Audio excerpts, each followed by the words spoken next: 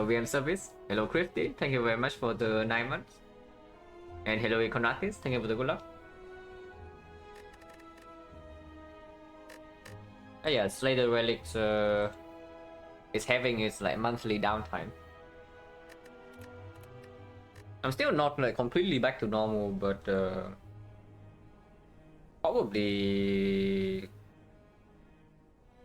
can talk like I'm normal.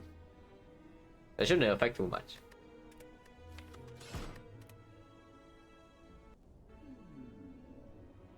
Okay, free rare relic.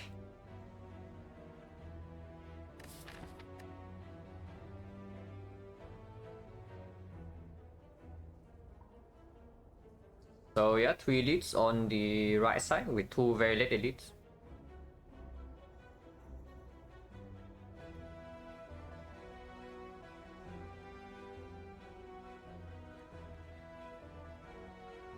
First elite is technically not forced, but if we are dodging, then we only have the super late burning elite here, which is the only one. So we don't do that. Hello MC. Hello Devo, thank you for the good luck. Frost 7 elite is forced early shop, but I guess it's okay if we are taking early elite. It just makes this shop slightly weird, so we have to probably do slime boss with no late shop. Sorry, excuse me. If we have to do slime boss with no late shop, then it can be a little bit scary, so better save some potions. But I mean, the Neo option here is extremely clear, right? We just take the rare relic, and then we see. Hello, Metaphor. Hello, Dark Demon. Hello, Epic World Role Playing. World Record Tracker outdated. I mean, it's not it's not like automatically updated or anything. It's like manually updated. So I guess just nobody has updated the combat. That's just it. Hello, Jay Duplinson. Thank you for the good luck. Okay, so we have a relic that's doing nothing. Act 2 we can play. And I mean, maybe it plays a little bit here. But yeah, not exactly what we want. Doesn't really change anything, right? In fact, it gives us even more reason to go to this shop before the early elite. So I guess we just do that. Now, if we say that we cannot take burning elite because the no late fire at all and still 2 elites back to back, we can still go here. Give up 1 elite for 1 late fire and potential flexibility for the shop if we are saying that we are dying to slime boss.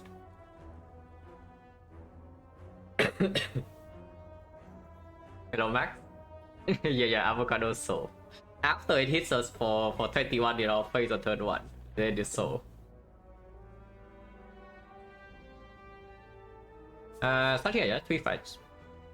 3 fights into shop into here is probably super clear. Only 4 HP. Do I bash here? Yeah, thank you for the good luck, Max. And thank you very much for the red like babies. Hello, Pharaoh. How am I today? Better than yesterday. Still not completely normal, but yeah, getting better. So like almost, I'm almost fine. I mean, the weather's also getting a little bit colder where I am, so like hopefully nothing bad happens in the next few days. But if it goes on like normal, then I should be fine. I mean, 1 defense super clear. With 3 strikes guaranteed to be drawn next turn, I think I want to bash over defense strike here. How cold is it around there? Usually in the winter, like where I am, it gets to... It's not so cold, but it usually gets to around like 10 degrees Celsius. So like no snow or anything like that, but it's pretty cold. As far as like Southeast Asia is concerned. Hello, DJ thank you for the good luck. It's not a fair comparison. Pretty scary how easy Huawei Avocado stacks up against I want the lead. Yeah, welcome to Act 2, right? You run into Act 2, you get welcome immediately, but the quote-unquote easy pull. But yeah, probably bash here. With 3 strike guarantee next turn, 60% buff. Okay, it doesn't buff. I trade another 2, right? Yeah, I trade another 2.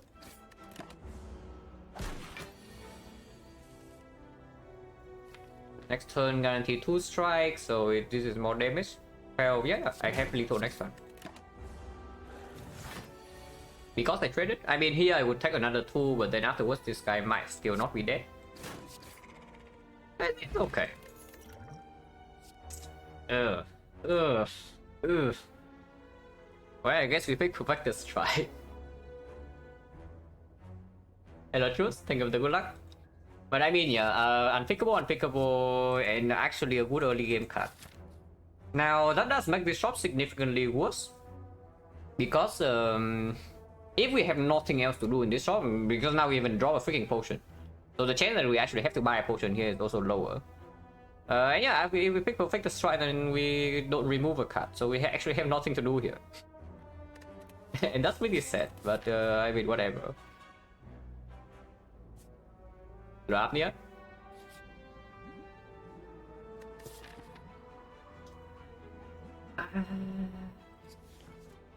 Okay, we just fought the Jogworm. We literally just fought the Jogworm. So the Cultist with Perfect Strike added probably take like 1 damage. The 2 lies, if we are... That fight can be like ranging from 0 to maybe even take 5 damage. It all depends on what happens on turn 1. But overall damage taken in that fight is not too high.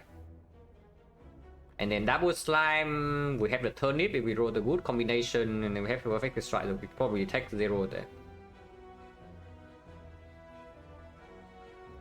So we can click this because these are still easy hallways, yeah. So on average we probably heal up maybe 5 to 10 HP here. Okay. I say that, and then we take 11 to the 2 lies, and then we take like another 10 to the bad slime combination, and then I cry.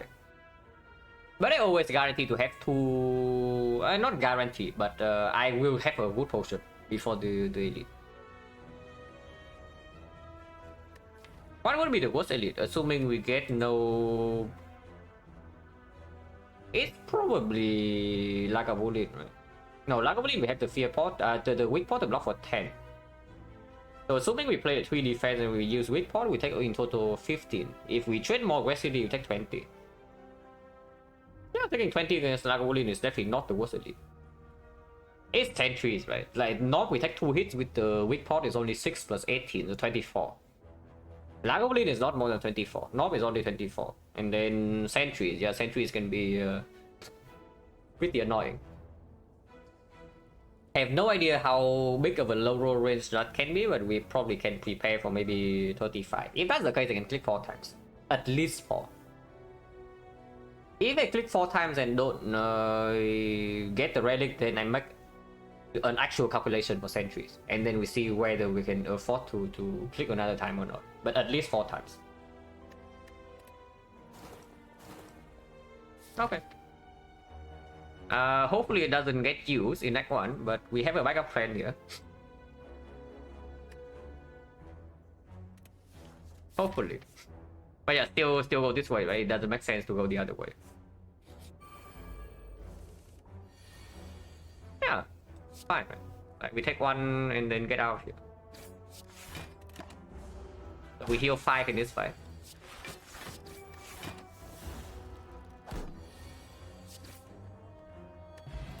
And they go no. No. No, don't. I really shouldn't. Now, of course you see that there's a second Perfected Strike here.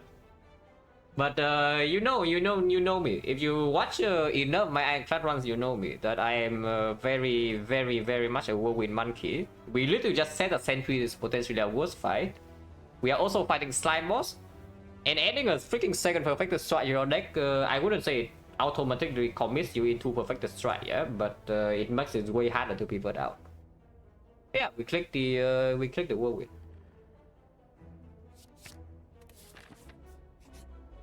And now I miss K-Max in the shop or what? Yeah, P-Strike would be better here, by the way. Yeah, he's trying to defend, it's clear, and then next turn we have 1 damage off, so hopefully we draw something good here. Yeah, if we draw whirlwind, it would be sad. It's fine.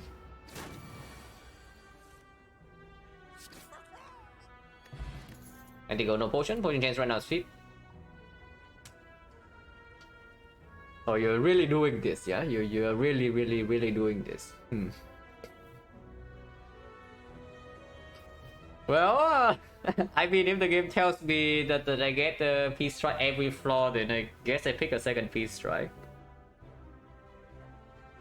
If I pick this second Peace Strike, I think the... Could have been, yeah, it could have been the third. We could have had 3 Peace Strike in the first 3 floors. But yeah, if the game tells me that I get Peace Strike every floor and nothing else, then sure, I guess I pick the Peace Strike. It is still performing in early game. I don't have to pick any other card. I have not picked other attacks that are not super effective yet. Like for example, if I have a cliff in my deck already and now I pick up like 2 or 3 Peace Strike, I'm really sad. But Whirlwind actually can scale. Whirlwind actually can scale. And I mean, this is way better than Skip, so of course we still click it. We are on floor 4. Running into floor 7 elite here, and it maybe allow us to take burning elite.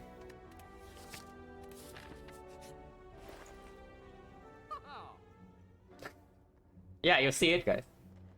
You see it. It's 0 cost and it says strike. Also removes complete garbage, yeah, so before we remove, we absolutely do something else. Yeah, it's like freaking 0 cost new 11 here. It's like, if we upgrade it, it becomes 0 cost new 12, maybe new 13. It's strong, it's very good. And we don't do other things, so we do maybe even Swift Strike and a potion. Upgrade Whirlwind, and then our deck is full of attacks and we take damage in every hallway fire or what. Oh, interesting. But I would love to add some block cards at some point. But yeah, I don't actually mind this. Like, I don't mind adding an angle from this spot. But if I take this, I would not add an angle. And that is my basically my early game damage, like so. Kill them before they hit, yeah, sure. And I mean, there's also nothing else to do here, right? So unless you say that we want to save gold for this shop, but this shop is -1 upgrade, which is already very good with the Peace Strikes. Or -1 elite. Both are very bad. And I don't do that.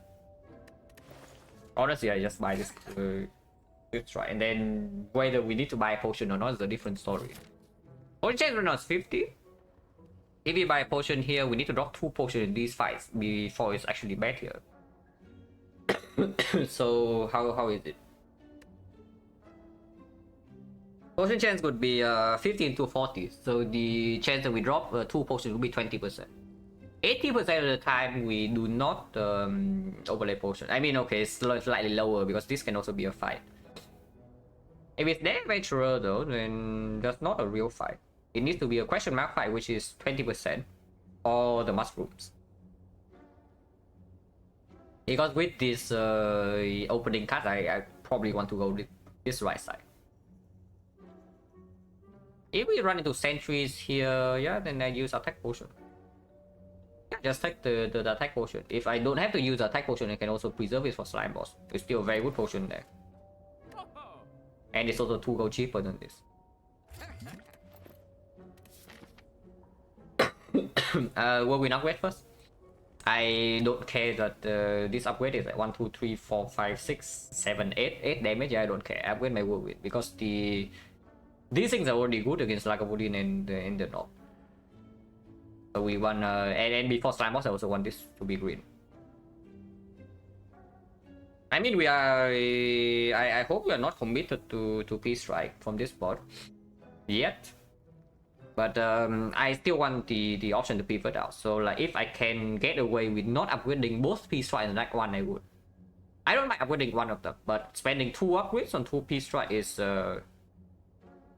It makes it really weird to pivot out.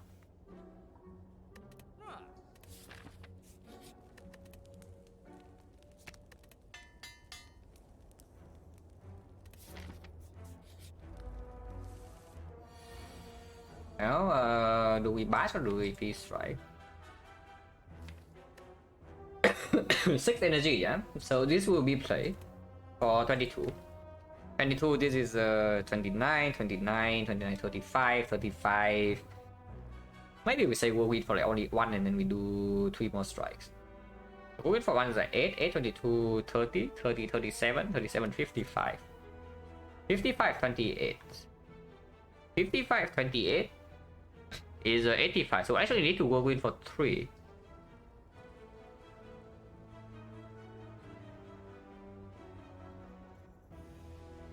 That's not very good. So the bash is dealing 11 immediately. The bash dealing 11 immediately, which means that the difference is only 11 damage. Yeah. So if vulnerable is 11 damage, next turn it's positive. So anytime we draw peace strike is good. Yeah, anytime we draw peace strike it's only 11 plus whatever from here is another plus 3. If we don't draw the peace strike, but we draw 3 strike instead, that's already 9 damage. So we only lose 2. If we draw the whirlwind and no peace strike, that is still 12. Anytime we draw swift strike, that's also positive. So we just bash here. And bash also gives us perfect information whether we need to use attack potion or not.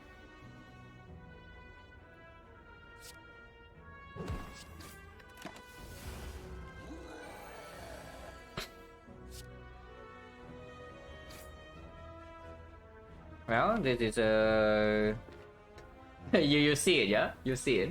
We are on damage off next turn. We have we have 12 here, so it goes to 26, and next turn we have 25. Yeah, okay, very cool. But I mean, we did buy the attack potion, so we can use it, like even now. If we get bludgeon, it kills. I mean, I should have done it before I played the peace strike, because if it's peace strike now, we still kill. Yeah, so it doesn't matter. But I do use it right now in case we get something like bludgeon and we can save it. Maybe iron wave. But yeah, next time we are 1 off.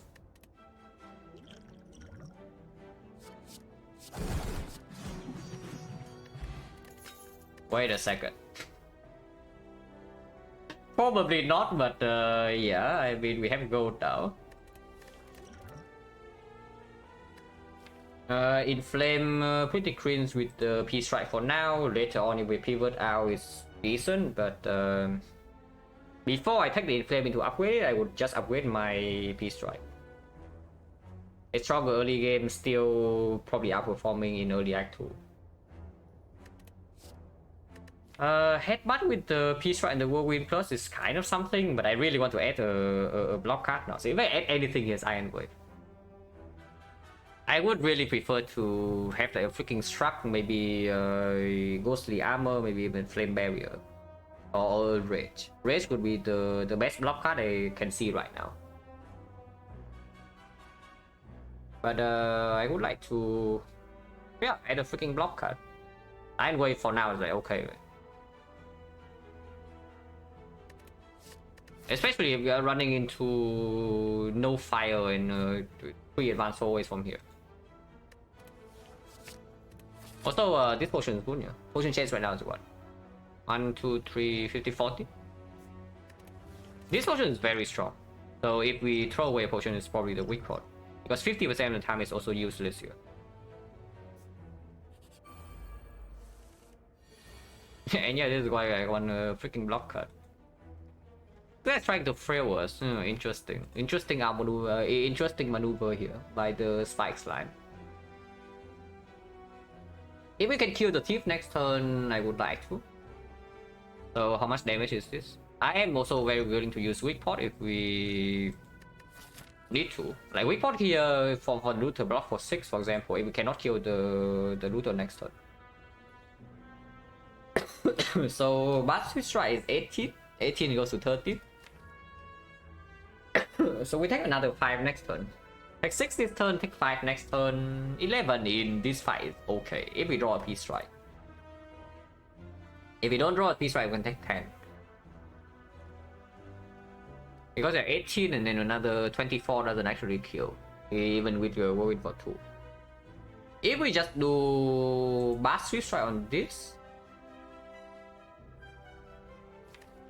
we still need to spend 2 energy to hit it next turn and then we take another hit here. Yeah, I don't actually see it. I see just doing Blast Swift Strike here, defend, and then we see on the tip.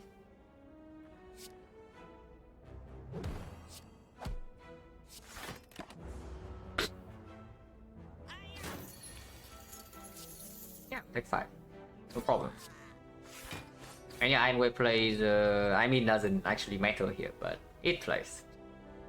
A little bit of damage. Hello, Taco Star, thank you for the good luck. Going to change 40. Ah, potion change 30. Oh, really? Oh, is this how it ends, guys? I don't know really. I'm really. I really don't know. Is this how it ends? Is this really it? That we win so much and then suddenly our our lot comes from this? Because I can definitely see it happening. Yeah, if I click this.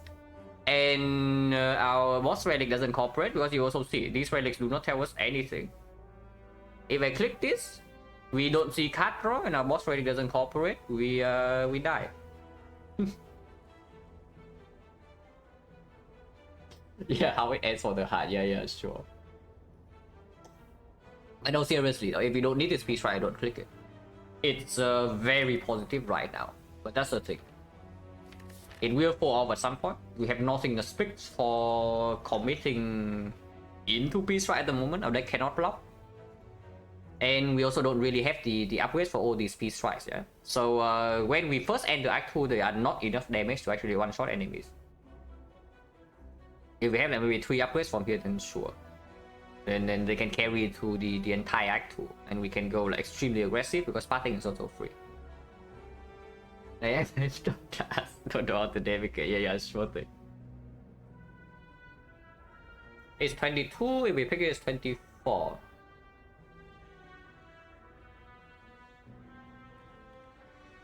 Was there a triple piece strike? I mean, I have won with piece strike probably more than most people in the chat. I will actually say that. Half of my Ironclad play time is probably playing piece strike on A20. So I know. Don't worry. I know that how piece strike can win. But I also know how piece strike can lose. And I am not very interested in committing at the moment. We just fought the dog. Against Lagavulin, I don't even know whether the third piece strike is positive. And against Sentries, we already have the Whirlwind Plus. Probably one more than except for one person. Yeah, okay, maybe that can be true.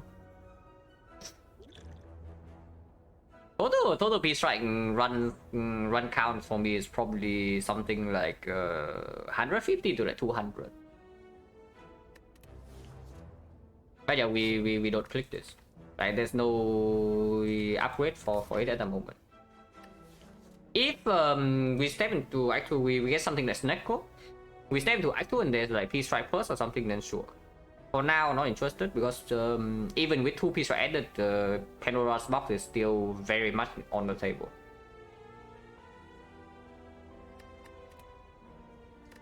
This potion versus Wick probably slightly better, I don't know.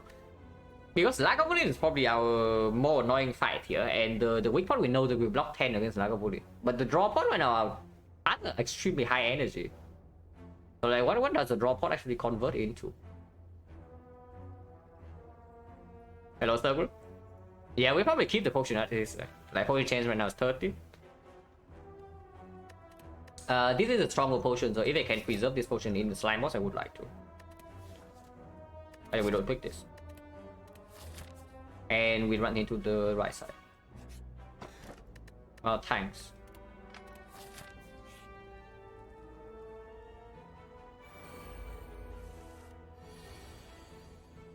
And yeah, Iron Wave actually plays fully here. We need to set up lethal on 2 of them next turn. Miss 6 HP, yeah, sure. We need to set up lethal on 2 of these, but luckily they draw very low HP. So here we definitely do 1 Iron Wave on 1 of them. Like what is dealing 24, yeah? So if you're extremely optimistic, you can spread 3 attacks on 3 of them. You say you draw Wowie next turn, they all die. But yeah, let's not do that. I prepare for the case where I draw like Peace Strike plus 1 attack. So probably Iron Wave on 1 and then Blast Twin Strike or Blast Twin Strike on the other. Is what we are doing here because the Peace Strike is dealing 22.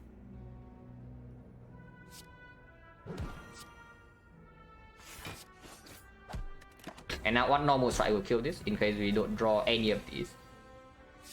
Oh, good for us, but we set up exactly like this. And now Peace Strike plus 1 attack kill this. We don't draw the Peace Strike, so we take 6. Yeah, okay, cool. And we cannot kill, we are 1 off. I mean, 6 is none, guys, like, come on. No potion chance for second Iron Wave is not what I want. I don't think we take this one. It doesn't even play into Slime Boss. Like, it's a decent fueler for Act 1 Advanced always. But we step into Act 2 with already force off. If we end up committing to Peace Strike for like whatever reason, this card is also complete garbage. If we get into Snecko, it's also bad. And yeah, here's a rare card, yes. Yeah, thank you very much. Heaven is also complete trash because it reduced the Peace Strike damage. So we skip, yeah? Yeah, we skip. Potion chance right now is 40. Like all in, yeah? Good thing we have this. Can open right now because the rest of the deck have like OR block. Or we can wait for the bash and try to do a bigger open. But this opening is pretty strong. The Peace Strike opening, we know that we don't draw Swift Strike, so the best possible opening is bash into Peace Strike plus Strike, which is what? 33, 42. This set is already 37. And then we know that the rest of our deck have like all the block. Yeah, I say all the block, it's not that much, but we are blocking with our face most likely. Yeah, we open now.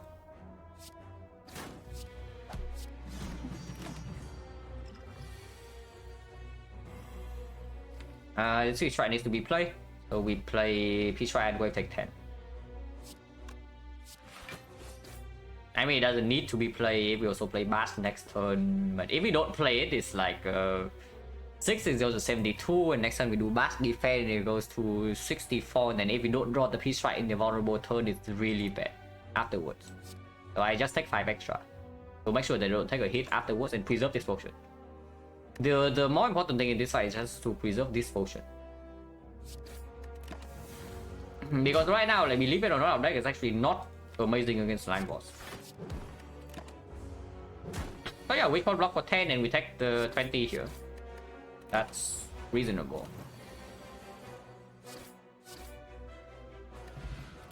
Potion chance 50. Okay, the Peace Strike wave is over, guys. Like now is the Iron Wave. Everything will come reward as a freaking Iron Wave and a Havoc. We just fought Lagavulin, so the value of Iron Waves goes down yet again. Centennial Puzzle is a very good relic, not amazing into the Slime Boss fight though. But yeah, again, evaluation still exactly the same, right? We don't click this.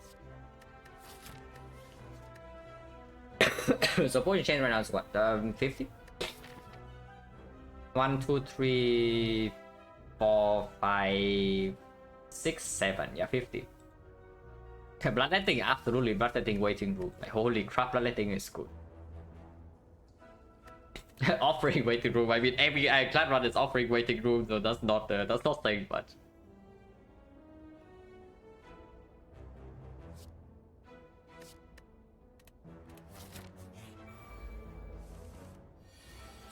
Take 1.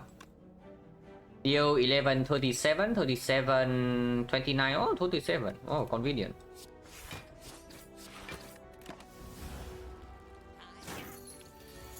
Yeah, convenient, right? I know this. Exactly so. No potion, 60%. Oh, did I say that the rage is the only bluff card I want? Like the best bluff card I can see. Because I see a rage here. And it's even stronger, right? Now that I have the Sentinel puzzle. Yeah, I click this rage. Even if it doesn't play so well in Slime Boss, and this might be a burning knock, we have 60% potion chance. Extremely high HP, and still 2 more fights to refill our potion. I mean, I need the freaking rage to not get owned in Act 2. Of course, we run into burning again.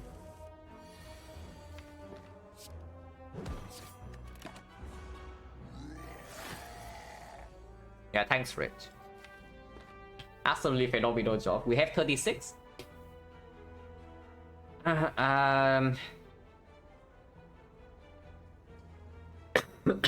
have 36, so it's going down to 38. 38 is 42, so with energy pot next turn we kill. But we don't actually take that much damage, by the way, yeah, because of the mushroom. We shuffle both piece strike though. This is how much? It's 29, 35. 35. We are doing so it's at 7, and then 11 the turn after it dies. We can preserve. And yeah, good player will draw Iron Wave here.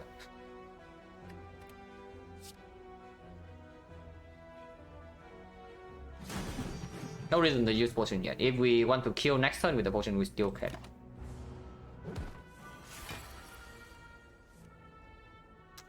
For 20 though, 20 is a lot. Yeah, 20 is a lot. And potion gen 60%. I do use it for 20 because if we take 20 here, actually still need to rest before slime boss. Otherwise, we can actually die to the very first hit. Like we draw energy pot doesn't guarantee anything because if we draw like 2 piece right on turn 1, for example, the energy pot doesn't convert into anything at all. So yeah, I guess we steal energy pot and just get out of here. Energy pot for 20. It's not 20, it's less because we can also defend here. But if we defend, there's no guarantee lethal next turn. And then it's terrible. Yeah, energy pot 20 immediately gets punished. Crin, we absolutely do not take Carnage.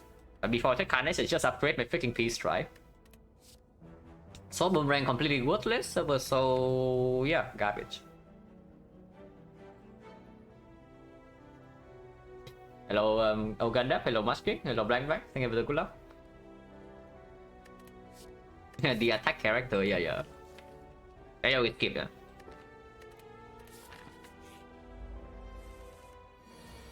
Thanks, Rage. Was that even good? It's probably good. We are not weakened yet. So full blocking and not taking puzzle, and we don't have lethal yet anyway. Okay, maybe it's not so good. Whatever, 13... We have the feather. No potion, the potion chance right now is once again 60. Okay, that one is good. Interesting piece strike deck. No, I have already turned down the piece strike deck. We could have had a third piece strike right here, but I have not added to my deck to keep the flexibility. So Science 6, 11, I think it's actually like 19 or 20 at the moment, but Kuro hasn't streamed for like quite a while. It's not 17, I know that much. But I don't remember whether it's actually 19 or 20. And yeah, we upgrade the Peace Strike over Rage, right? This slime boss fight is not trivial, yeah, but first hit at worst is only 28, and we also not fail. So it's still Peace Strike upgrade is still also better than the bash or the. It's not better than the Rage, but Rage upgrade into the slime boss is a little bit dangerous, and it's not like we are extremely good in the slime boss fight. Like if you think that the slime boss fight is trivial with all draw orders with this deck, like you have not died the slime boss enough. I play silent, guys. I know how to die to slime boss. We the best balance upgrade is still probably Peace Strike.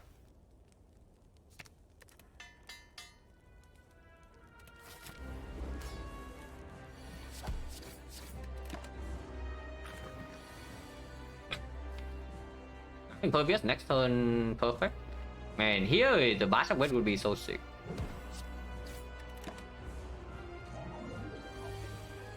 Okay, no impervious.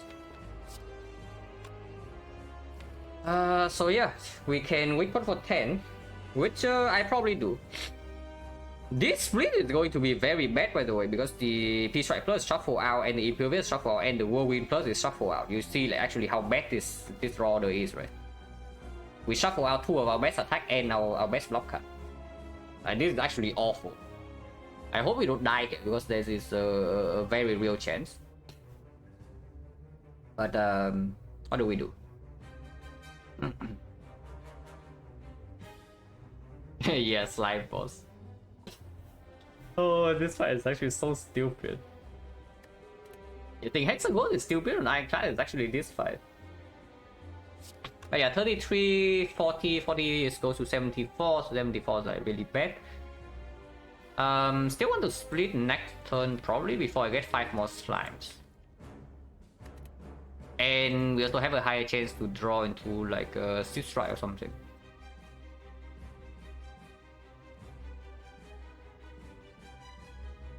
If we do Peace Strike defense, that's like 81 in the next turn.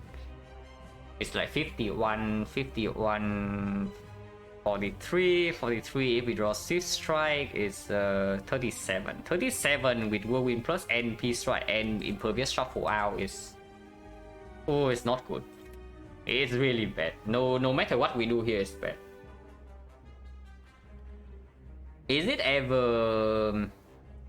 Top or 10? No, we always pot here. I'm just thinking what we do after the pot. We always pot here for 10. I'm just thinking what we are doing after, but splitting next turn is pretty awful, right? We draw 8. So the deck is what? The deck is 22. We draw 8, so plus another 5 here. So it's 17. 17, the turn after is 12, so we will not redraw into these things fast enough. And we have 5 slimes. It actually needs to be these 3, exactly these 3 cards at the bottom for me to be so scared here, but holy crap. Okay, let's try archetype. No, the dead to slime boss archetype is what is happening here. What the hell is this? Yeah, we never shuffle back into this if I split next turn. If I don't split next turn, we have plus 5 slimes. And we do not get a better speed like whatsoever, because the our best attacks are already here.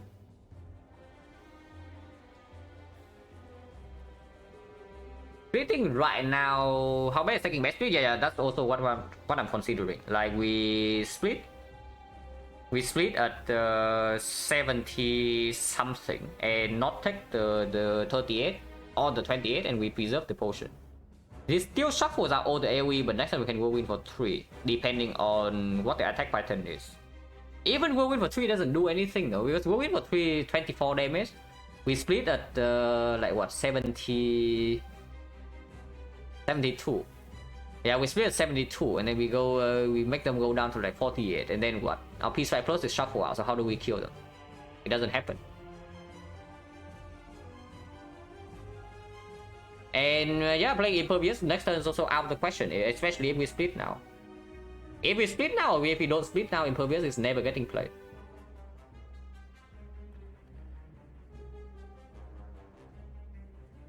So effectively we are trading what? Trading 23 HP and the potion. This potion is going to be worth at least 5 later. We are not real, so we are probably not targeting the... it depends. Maybe we still... Yeah, we still target the Great Slime. Most likely. If we can get it down to potential lethal range, because they are less aggressive.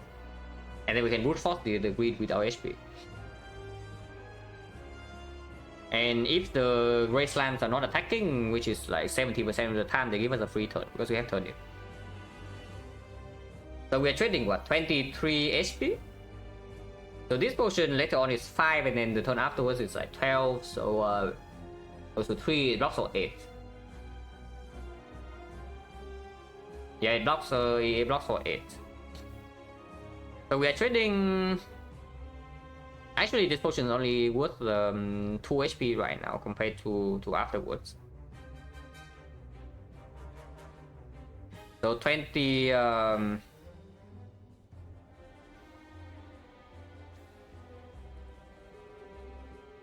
It's 25.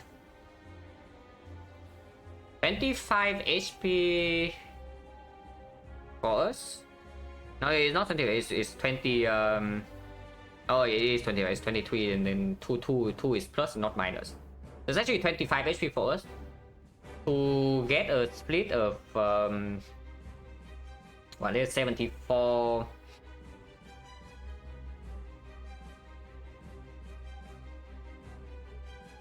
Yeah, Peace Strike 81, 81, 30, 41, 41,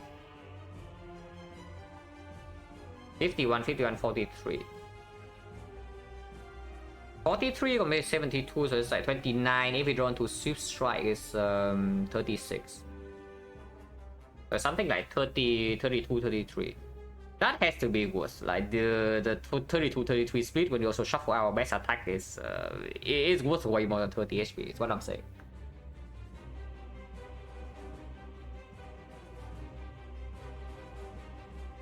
So yeah, the next question is just that do we throw this weak ball or not? It blocks for 10 right now.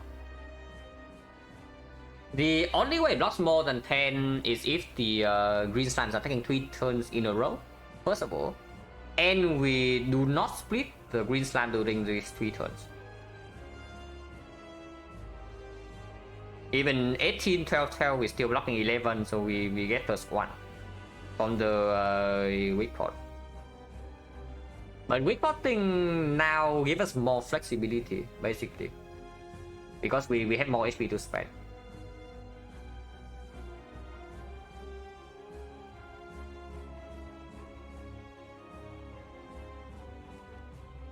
Yeah, let's actually do that. So weak pot Peace Strike defend, yeah.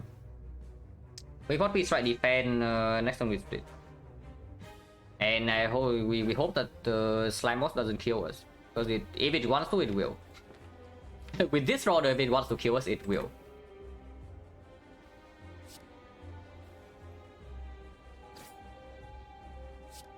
Defend, yeah, and then we go for 10.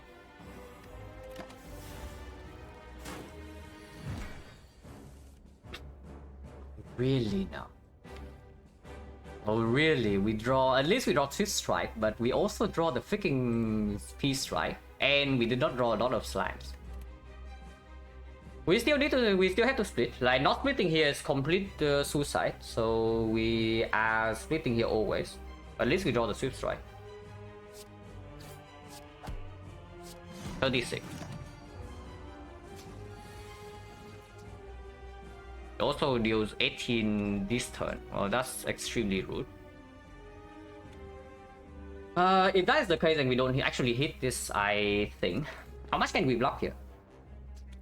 We block 6, we block 16, so we are taking 14 to our face. We're taking 14 to our face. We are going to 60. Oh, we are so freaking dead here. Because we still need to split this in 2 turns. This guy attacking this on this, we roll 30% on this this turn is just not it. Yeah, it is really not it. Like if we do not roll this 30%, then this fight is 5 because we ignore this. We don't ignore this, but we set it up to split in next turn. We ignore this guy, and then we never take this 18 to our face. But here, this is actually not it, because if we don't touch this at all, yeah, and we go for the green slime, this guy attacks us 18 this turn. He doesn't attack next turn at all, and the turn afterwards he attack for 18, and we don't have enough HP to face tank, so we actually have to split him. But then how do we distribute the damage to not die afterwards? Oof. This fight is so utter garbage. Like, holy crap. This is why I told you, right? I told you, like, I don't know how many streams ago, but I told you that the only Act 1 boss that I died to an Ironclad is the slime boss. Exactly because of this garbage. Like, if the slime boss decides to kill you, it will kill you. Christy Bacon, thank you very much for the 7 months. Hey, hopefully, hopefully we don't die here, because right now it's looking like extremely likely. Oh, this is bad in like, on like so many levels. I need to interrupt the gray 2 turns from now. That is absolutely what needs to happen. So I know that at least. But I also cannot take 18 to my face from the green slime, because I only have 14 HP now. I mean, the cards we play this turn is like extremely clear, yeah? So we always play that, always play these 4 and not the slime, but where does the damage go? I would say we need 3 strikes in total to actually interrupt this. So at the least 1 strike goes here. I do not think I ever interrupt this right next turn. If it attacks for 18, I just take the 18 to my face. Yeah, it's not taking 18 to my face when I block for 5. If I don't draw 1 block, or at least I draw 3 strike and I can interrupt this, otherwise I die. But if I get into that situation, I'm dead either way. Unless the exactly 1 card here is the Whirlwind Plus, or the Impervious. But we know that 3 strike needs to go here 3 turns from now. And we are not interrupting the green next turn, which tells me I should... But the green needs to be interrupted in 4 turns. This needs to be interrupted in 3 turns, and this needs to be interrupted in 4 turns. And after splitting this, we cannot take any hit from this. And we need to kill this instantly because we have no HP. So Rage... Strike on the 18 is okay. 18 is okay because we probably are at the time where we need to redraw Whirlwind quickly in the reshuffle. So splitting exactly 18, not a problem. Which tells me I should do... I cannot waste damage here. So I do exactly 1 strike on the gray. And then I do Iron Wave on the green. That is what's going to happen here. Probably.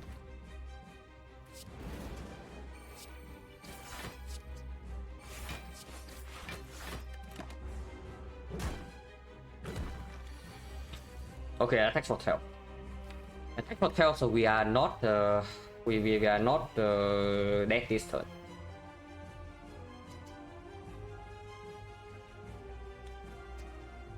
So we go to 4, yeah? Next turn this guy needs to be interrupted. At least 1 strike needs to go there. In case we don't exactly Whirlwind to Whirlwind for 3, I would play 1 strike here now. And if I do 1 strike and 2 strike here is perfect, right? It goes to 24 and this is 19. So as long as I draw 1 attack here, and the attack I can interrupt both next turn, so I don't die. If this attack again for 12 next turn, I still don't die because I can interrupt this with 1 strike and then double defense is taking only 2. If this attack for 18 next turn, and I don't draw an attack here, we are dead. That's just how this fight goes. And our draw pile has 1, 2, 3, 4, 5, 6, 7, 8 slimes. 50-50? Yeah, I know. But we oh, 50-50, you say this guy. No, this guy never... This guy always attack next turn. Yeah, not a lot of things to do here. Yeah? We play 1 strike and then 2 strike here. Goes to 24, 19. Yeah, the right one. Yeah, the right one is 50-50.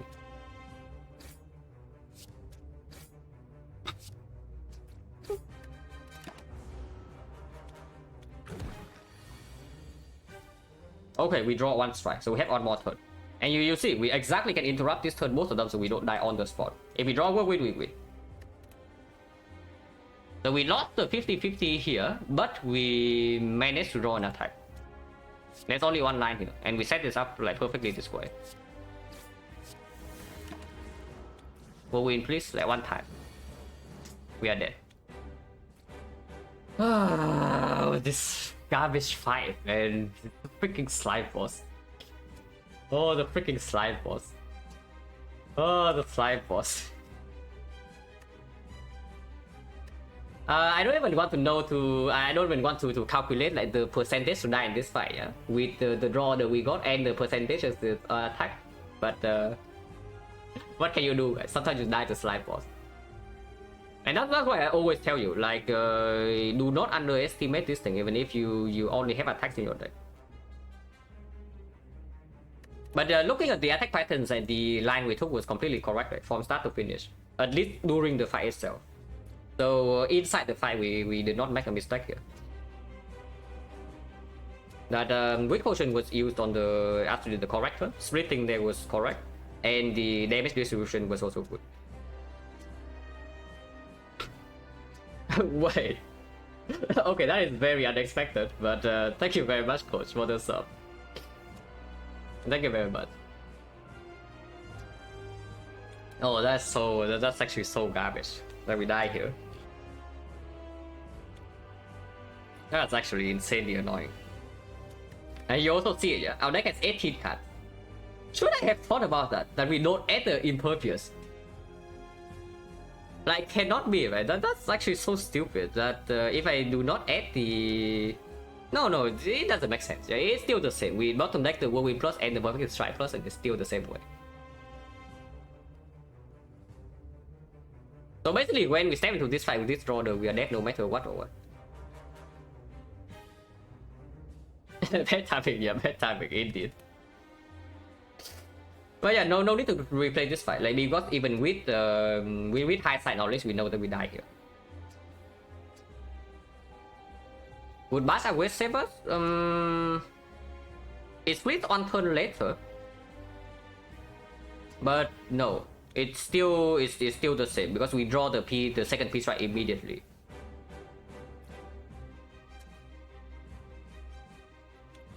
Draw a slime boss death? Yeah. I played Silent. I deal with this like basically every month.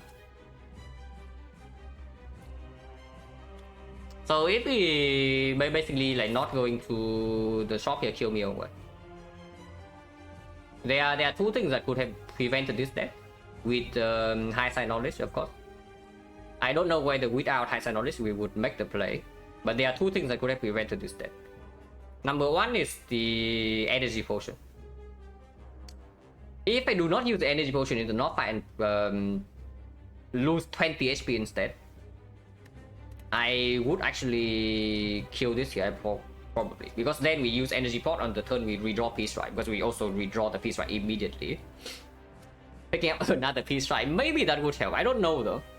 With this shuffle, I really don't know whether the third piece right would do anything or not.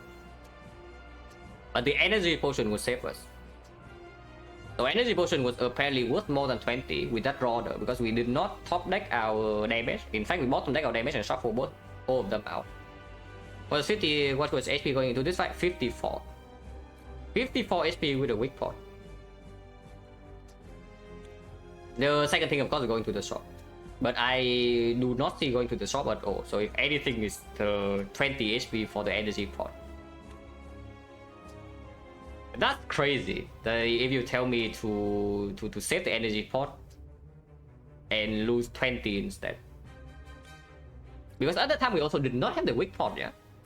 If we did not have the weak pot and we did not have Eternal Feather. So if I save the energy pot and we never get a weak pot, we don't get a HP refill, then we need to rest with Regal Pillow or what? Energy pot doesn't seem like would even get here with that 20 HP. No, with energy pot we absolutely kill. We kill it immediately after split.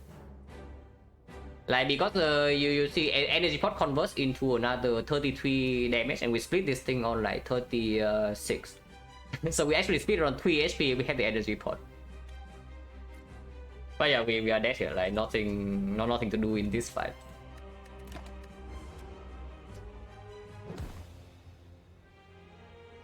So 36-4. I mean 9 Act 1, so yeah, two two runs per stream. At least this stream. I think a short break though. Like, don't think I will get tilted after this, but I do need a short mental break. Ironclad good character. I mean, I talked about this several streams ago. That this is the only icon boss I die to on Ironclad nowadays. Hexaghost can kill you very rarely, but if you underestimate it, if you don't underestimate it, sometimes it will still kill you, but it's way less likely than this thing. Because this thing actually, the Hexaghost, yeah, you go through your deck 3 times. Have I just fixed world record? Yeah, I do, but it doesn't matter too much. I'm just like slightly annoyed that I die like this in this run. But yeah, yeah, I need to find like no damage to die the Hexa you don't underestimate, because you go through 3 entire deck cycles for the Hexaghost, maybe 2.5, and you of course so any scaling potion beats it immediately, as long as you don't go into the fight like super low. If you have scaling in your deck and you have scaling potion, you usually don't die there because of lack of damage. But this fight you see, like you go through the first shuffle is like so freaking important. So if you draw like complete crap, sometimes you cannot do anything. Like in this run, for example, this moment we step into this fight, we are dead on 54 HP with 1 potion. That's crazy. If I have rested and save energy and took 20 to knock still with Peace Strike, I would probably, with the Eternal Feather, I probably don't rest. With Eternal Feather and the Weak Pot, I will not rest because we have 34 HP going into the fight, so I never die to the 38. But the position we were in the North fight is that Eternal Feather was not there, and we also have no other potion.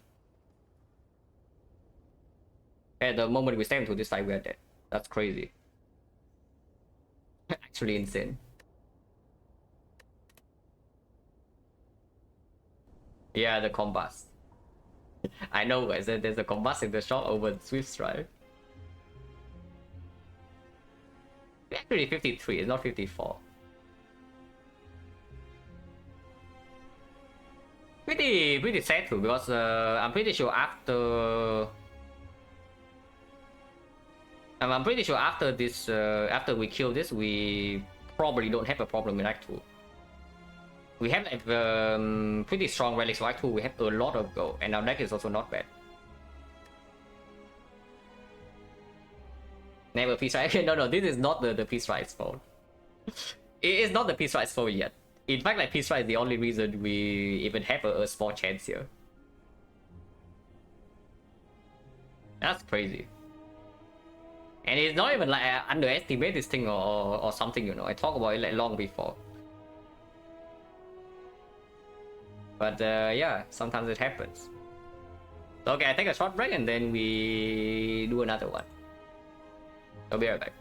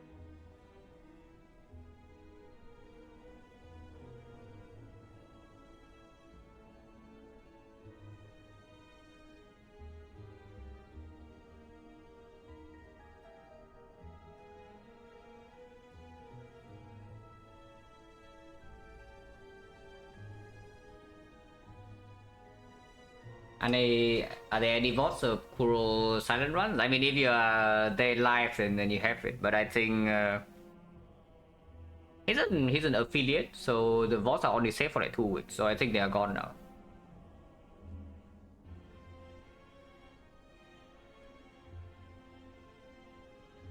I mean, I don't know whether I would like to do sorting math about what the percentage of this happening, but pretty crazy because we immediately have to lose the 30%.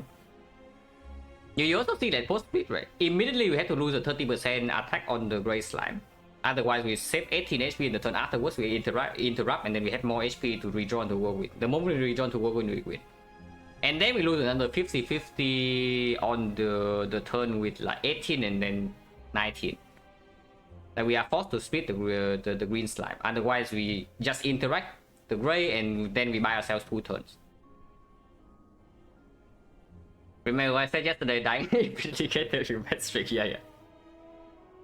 It's true. I mean, it's just like it's fated, right? Salty match before that run sounds like mistake. Yeah, definitely. So let's not do that. But actually, extremely unlikely that this can even happen in the first place. It needed to be exactly these 3 at the bottom, and we also need to redraw the piece right immediately with the puzzle. That's insane. I mean, at least we have 4 options.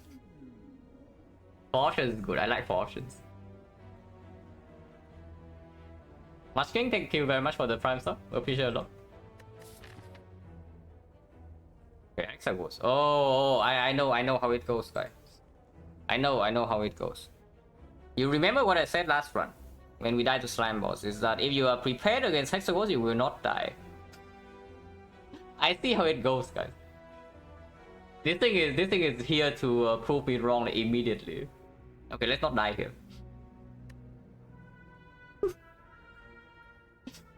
Yeah, Frosting City. There's a 2 elite path.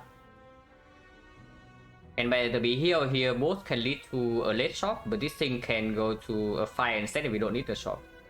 Of course, this elite is earlier, but it all depends on the potion situation. But basically, we always go to this node. Yeah, it's always this node over this node, right? And burning elite in here is also not the option to take 2 elites.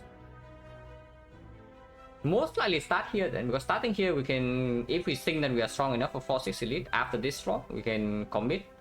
If not, we go here, get the upgrade instead, and take this elite number 1 into an elite number 2 either here or here.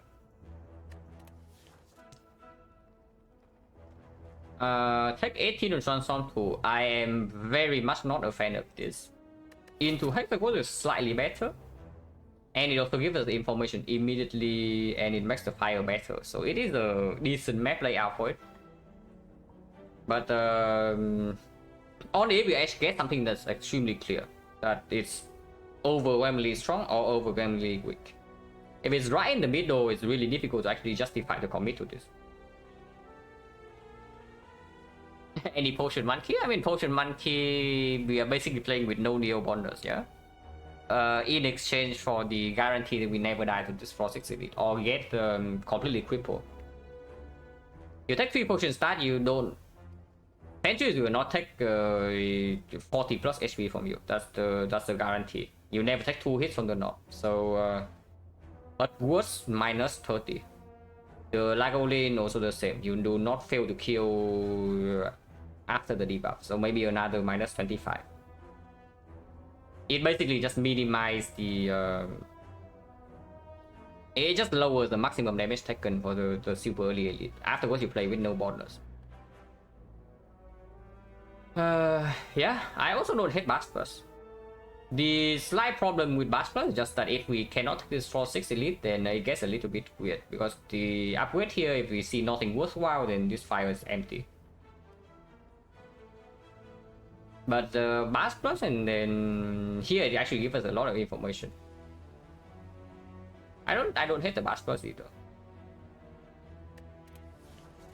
Because like before the Hexagons, unless we see Shockwave or something, Bash is always a strong upgrade. Just for the Hexagons fight.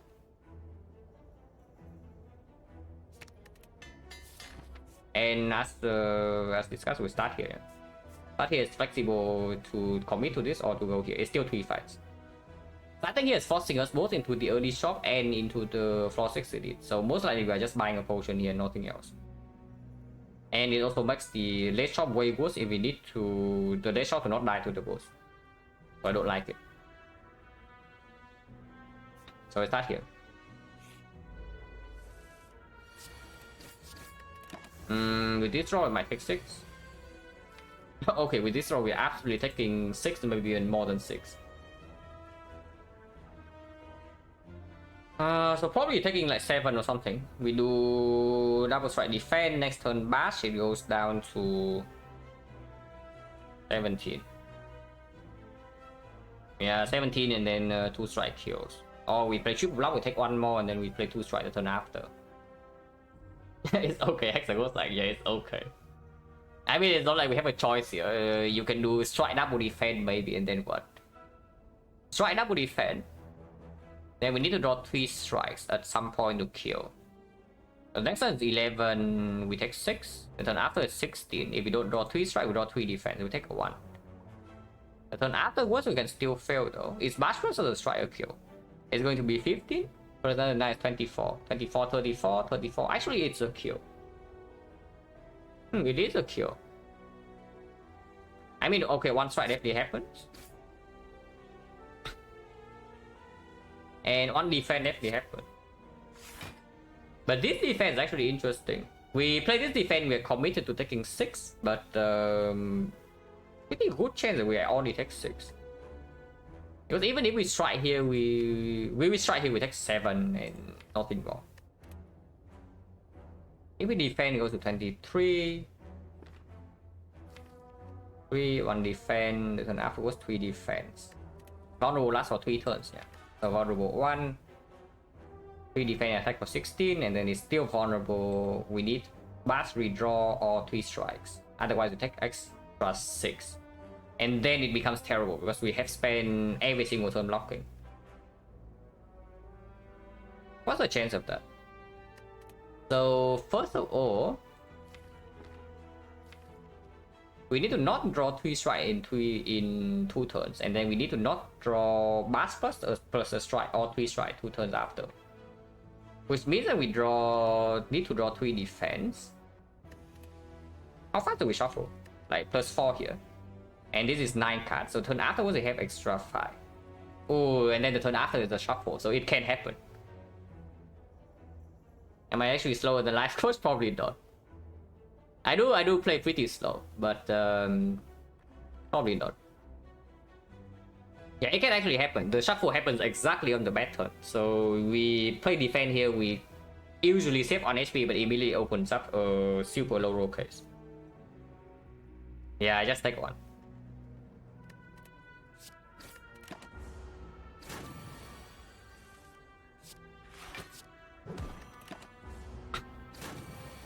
Yeah, this will not kill, yeah. So we would have taken... If we play the defense back then, we need to play the triple defense here now. And then the turn afterwards, if we don't draw 3 strike, we are screwed. And go no potion. Well, that's... Oh, that is bad. Oh, that is awful. Because no potion and no card means that we actually cannot go here. There's only 2 more fights. We're asking was a way Silent Boss available anywhere to watch. Right now, probably no. The boss expire after 2 weeks, and I don't think it's preserved on YouTube or anywhere. So if you didn't catch them live, then they are gone. Cannot take anything here, right? If anything, you can say maybe a flex because it gives us immediately a target to upgrade. But if we do not take the 4-6 elite, we are taking 4 fights. So yeah, 3 more fights to find something else to upgrade that is better than flex. And it's not like flex is performing in this fight either, without card draw and without remove. So it's a skip and then we go right side.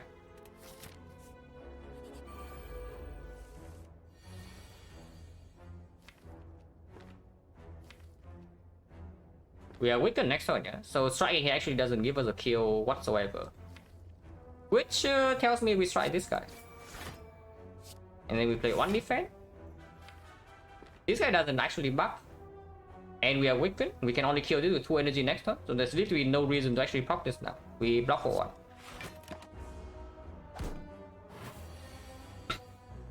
Yeah, so now we take 2. Otherwise, we take 3 this turn because we cannot kill this. If we proc this guy last turn, this turn we cannot kill this, yeah. So we take 3.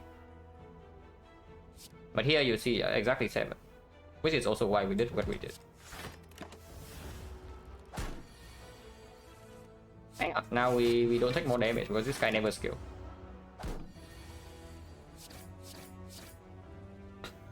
So +1, 10 gold, no potion. Interesting. So 10 gold, no potion into 10 gold, no potion. Hopefully we get a card this time. Okay, this is a card, I guess, but it basically just says that we go into the advanced hallway.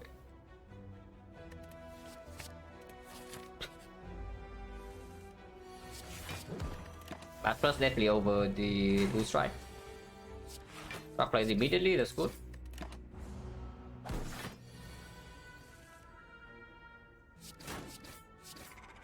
Not too bad. 14 gold, okay, still low roll gold, but at least we got a potion this time. Okay, are we doing this again or what? On the other hand, there's a rampage that is also a card that's decent here. Yeah, there's actually a rampage, and we are fighting Hexagons. The first floors are slow, and we know that we are taking one less elite than the maximum amount.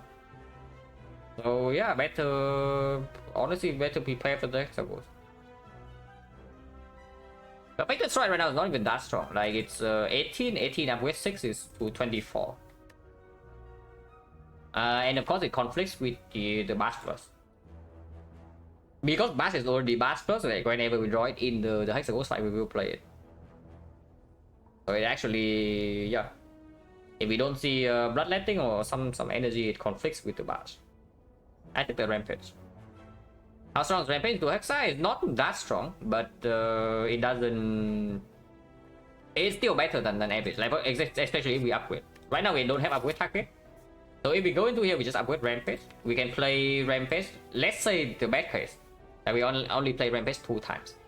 It is still 18 to 16, just like 12 per card. That's not too awful. It's not good.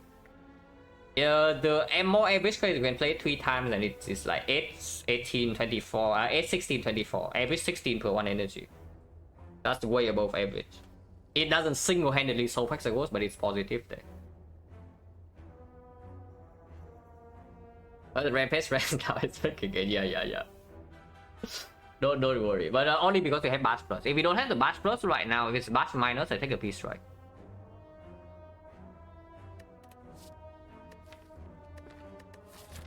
But yeah, not exactly a huge fan of Rampage. You watch me play Ironclad enough, you know that how much I hate this card. And we are running into advanced hallway. We have Struck, we have a lot of HP, we have Unpotions lost 50%. Elite is coming right after, so we don't really throw away potions.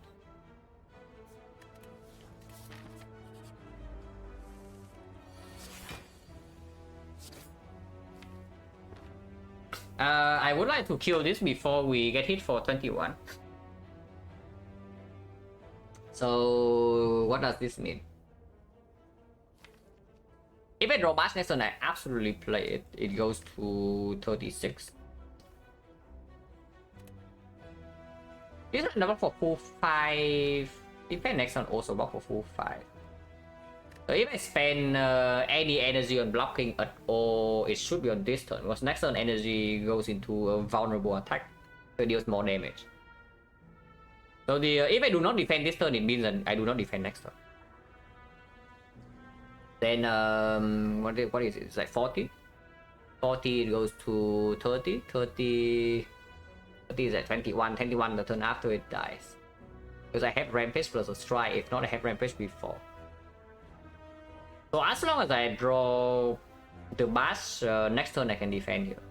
If I do not draw the Bash next turn, can I still kill or what? If I strike, it goes to 40.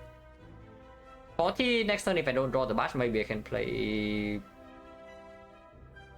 40, 28, 28, 18, no, 18, 18, 12. 12 is actually lethal.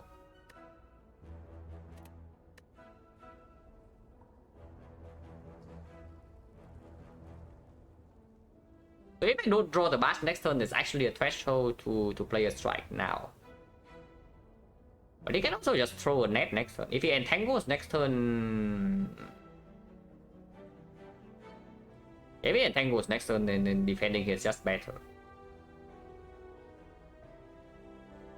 And best champ solution? I had a I had a pretty funny run against the champ, like with Rampage as a solution too.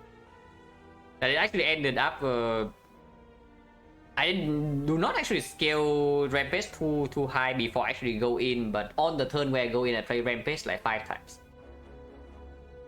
That was pretty funny. But yeah, the defense here can be played.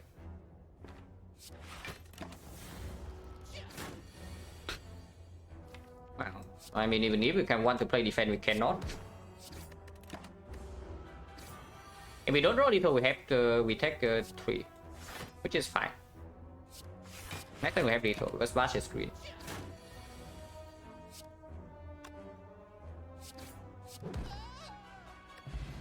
And go no potion. Oh really?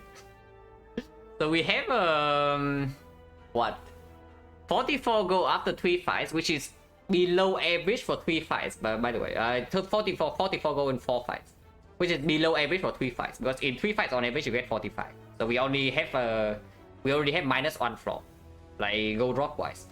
No potion, so potion chance right now is 60.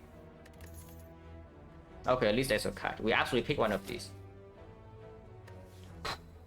Which one? This arm is very good against hexables. Maybe it'll allow us to survive Infernal, and then we can play Rampage one more time. Not amazing against advanced always, and terrible against elites. Unless it's exactly like a Woolly. Okay in Act 2, but we don't think about Act 2 before we leave this side. Because it's not like Whirlwind's bad in Act 2 either. How many advanced always are we going to? We take this elite probably still. Maybe even burning elite. Wait, why am I not running into burning elite? Upgrade? Yeah, we actually do have an upgrade. But yeah, why am I not running into burning elite from this spot? Like, it makes no sense, right? I definitely run into this burning elite. And then we still have the left shop here if we want to. So 1 advanced forward, 2. If we need the shop, then 3. If we don't need the shop, then it's also 3. 3 advanced forwards, fortune chance 60%. I take whirlwind. Yeah, I take the whirlwind. Yeah, this part also gives us like one upgrade. This is also 1 upgrade before elite, but it goes to the question mark. I guess it depends on what this is. It depends on what this is, but this option is very open. Going to burning elite. Oh, we are actually running into burning elite. Yeah, there is no way we don't run into burning elite. Now, the sentries we have the hourglass and whirlwind plus. The knock we have bash plus, hourglass and our HP. The Lagavulin we have rampage and the steel chaos. So I don't think we can die to burning elite. The only issue with running into burning elite, yeah, is that the second elite is immediately afterwards. So if we get owned in this fight and we get owned in this fight, we can die here, but then we can also rest. Whirlwind upgrade is slightly less important now that we have the hourglass to deal with sentries. But if I only take 2 elites in this arc and it's a freaking Hexaghost arc, I want to spend more HP if I can. And of course, getting burning elite is also getting more value. And yeah, potion chance 60, so we get a potion refill here pretty often.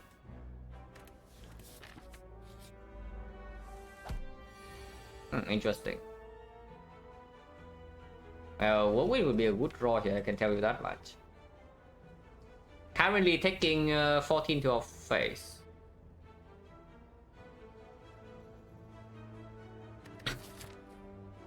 When back for 3 elite, there's no 3 elite. Like the only 3 elite part was we only passed it. Like here. If we want 3 elites, we need to go into floor 6. Yeah, nice third one indeed. Also P-Strike would do exactly the same thing here, yeah. Currently we're taking 15 and then the fight ends. Potion doesn't guarantee anything. Taking 15, we go to 46, 54, that's still enough. I keep my Distill Chaos. So we just kill this and then block once. They also need to roll the combination that deals the most front load damage too. It's pretty nasty.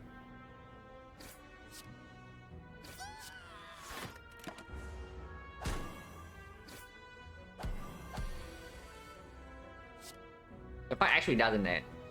Huh. Okay, I have to admit I did not think that I did not really calculate that much. Maybe I should have. I definitely should have. Like 10 more, but I guess the sequence last turn would also not do anything. If that's the case, it's true. Oh yeah, it's true. We are weakened. Like, of course, we are weakened. So the we need to spend 3 energy, and it doesn't actually kill anything. I mean, it killed this. So we spend 3 energy, and we take 10 more, and then we get out of here. The Steel Curse now saves 10. It actually saves 10. It doesn't always. It needs to hit struck or the bash first on the correct target to save 10. Probably just go win for 3 and then get out. Yeah, we'll win for 3, take another 10 and then get out. Pretty bad. Potion at least. 13 gold against a low roll gold, but potion is 50%. Yeah, here's a rare card. At times. We absolutely skip this. Doesn't play with anything we have whatsoever. Only somewhat reasonable against Lagavulin, complete garbage against the other two, and also not good against the Hexagoals. Sleep we don't need to take when we have Hourglass and potentially Whirlwind Plus.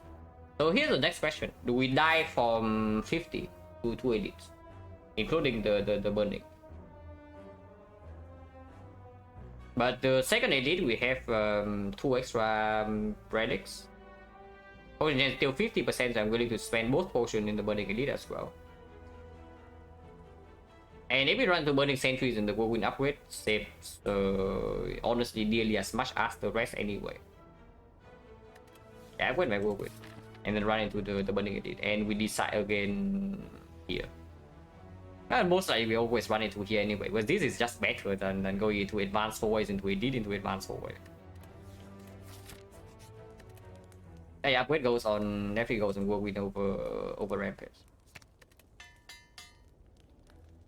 Potion change right now is 50. Rank Lagavulin, that's pretty tame. If we don't open right now, we get to build Rampage. We get to build up a Rampage, but of course we don't have the bash yet. Not too bad, the block cast in here, but not amazing either.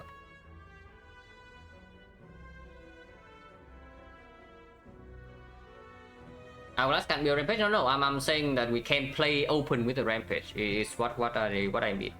I know that Rampage immediately wakes it up. Like this, if we open with the bash right now, we redraw Rampage at most once. And might not even do it like before it's too late. What is the Rampage upgrade? It goes up to 8 per times play. It doesn't increase front load damage at all. So pretty bad upgrade. Unless it is good in... unless it's for like super long fights. I can also see Bass Strike here and then the Steel Curse next turn. That's possible. Because the Steel Curse is the best in this fight. And we have a decent chance to actually land on Whirlwind. Any block plays, yeah, in the steel curse in this fight, and any attack also plays. In the north fight, the steel curse it's most likely used on turn 1 only, and against the sentry is only used in the first cycle.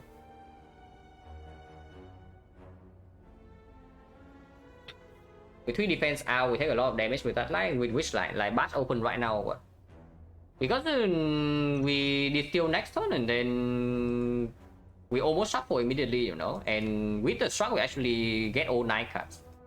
So we potentially take the 7 next turn and then we shuffle.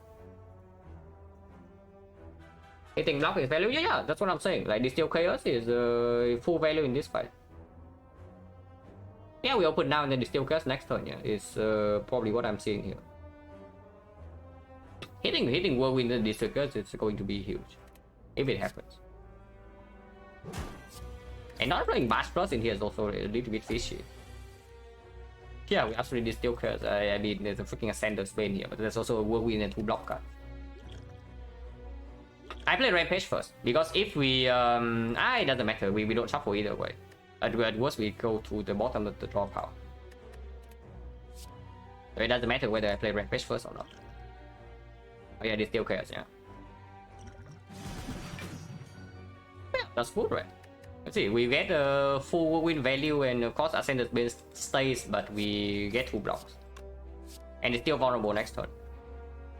Unfortunately, it's like 37, so if I don't strike here and we redraw Whirlwind, we are 1 damage off. Does matter? Yeah, it's true, it's true. It does matter for win energy. I mean, it doesn't matter because it doesn't matter for the positive sense, is what I should say. Because we don't shuffle. If I play strike here and we actually can kill with the redraw Whirlwind. Otherwise, the only lethal next turn is redraw Rampage plus 2 attacks. 5 extra. 14 cards, so 5 out of 14 already. 5 out of 14 to save. Next turn, the attacks again for 22, yeah. Usually we draw 2 blocks, but one of them can be struck. So 10 on average is probably like 11, 12. So 5 out of 14 we save like let's say 11 HP. So expected value is still better to defend here. Rampage is 19, so we need Rampage plus 2 attacks still. 37, 19, 18, Rampage plus 2 strikes exactly to right now. But XecnaR is only plus 3. I'm saying that if we redraw Whirlwind immediately next turn, we kill it. You see right here, if I don't strike, and next turn Hourglass push this thing to 37, Whirlwind is 1 off.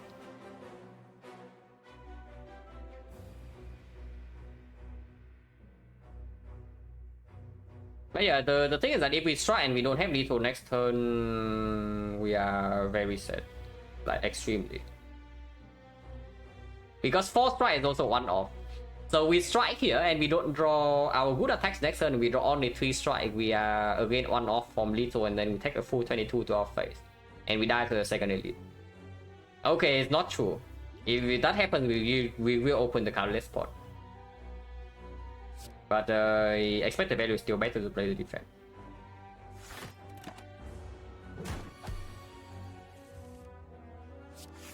We did draw the Rampage, but not with another strike. So if we play strike last turn, we have exactly 2 here. But you see, we only take 4 this turn. If we play strike last turn, we take 5. So here we have lethal, but we actually lose 1 HP over playing triple defense. And we actually play triple defense with our glass ticking down. Oh yeah, not bad. Right? How much damage did we take here? Turn 1, we blocked 13, and turn 2, we blocked 18. So we took 4, we took 9, we took 13 damage in total. Yeah, Burning Elite, floor 8, we took 13 damage and 1 potion used. That's a good outcome. Oh, Marchio's got right before the chest. I mean, I'm not celebrating this relic, it's still pretty bad, but at least it's the best time to get it. Right before the chest and not after. Potion refill, by the way. Many as the Iron Wave. Not amazing. It's good in Hexagons. It's definitely positive in the Hexagons by itself. It's one more card to block the rampage, but it's positive in both the sentries and the north fight.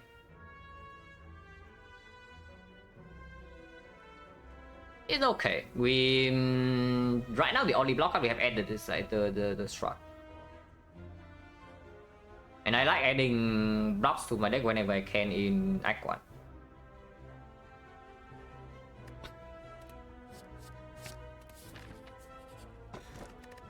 Well, thanks. Yeah, Matryoshka Relic, the strawberry. Doesn't, I mean, we cannot key this, so we take it. That opener, not amazing right now, but can play a little bit with the potion, can be built around. Yeah, sure. I don't key that opener, even if it's slightly below average at the moment. Potion chance right now is 50, and we have 2 potions, so I would like to run into a little bit because we have enough HP to not die here now. Hexaghost is still not Soviet by 80 bits. So maybe after this flop, things are bad, I go to the shop. Because none of these relics right now are actually doing anything to Hexaghost. Yeah, sure, this helps a little bit.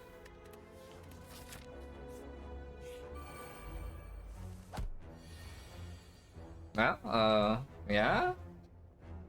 Do we take 10 here to go with for 3 or what? Don't think strawberry is terrible, it's like okay.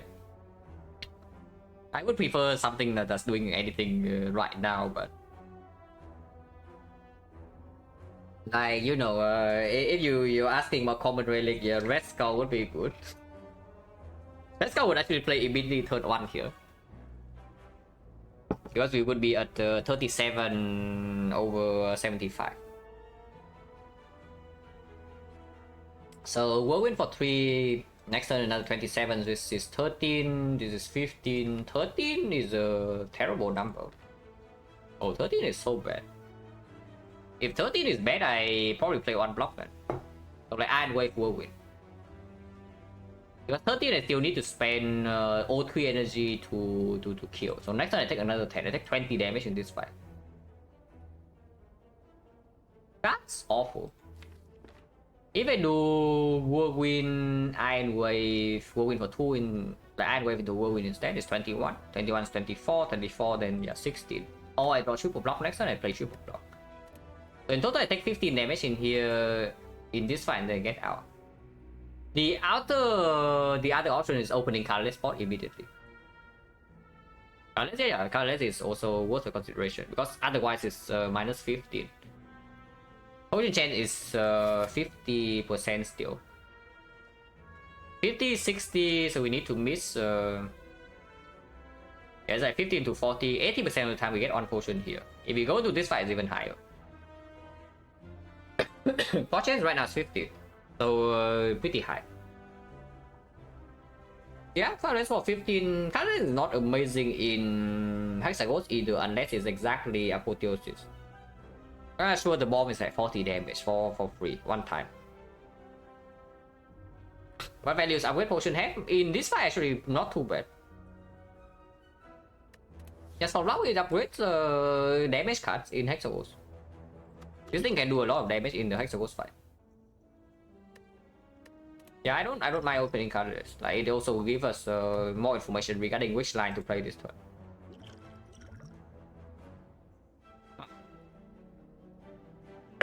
When we take Panic Button, we take 10. Or we take Apotheosis and play Iron Wave Whirlwind for 2. It is a weird problem better, yes. This is just stronger than the thing, right? Because with the Defense Plus and the Shock Plus right now, we are just full block next turn. And we actually do not Whirlwind for 3, yeah? Defend to block 1 more over dealing 7 damage is probably a little bit stupid. In case we still cannot full block next turn, then we can spend 2 attacks and then 1 defense. So this still Iron Wave plus Whirlwind for 2, which is 16, 23, 26, 26. This goes down to 40. And this goes down to 16. It is still 2 strikes, no matter what, which means we go for the high HP one.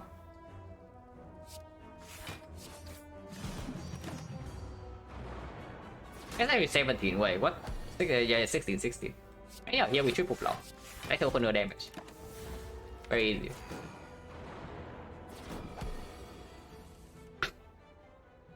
This is slightly trickier, but Strike alone is full block, so I think we just do kill this and then hit this once. And Strike withdrawal is good, right? So I actually do it like this.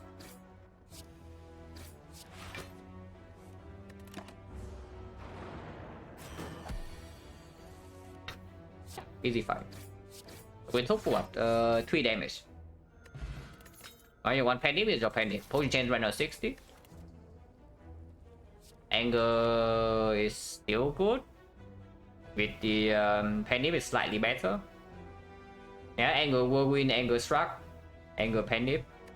A lot of synergy still. We can pick a second whirlwind into K-Max in the shop. But if this drops any damage potion whatsoever, we probably don't go to the shop. With the upgrade potion, the Hourglass, we get 1 more potion from this fight, then we get 2 upgrades with the pendant. I would think it doesn't attack. If it attacks, we get 4.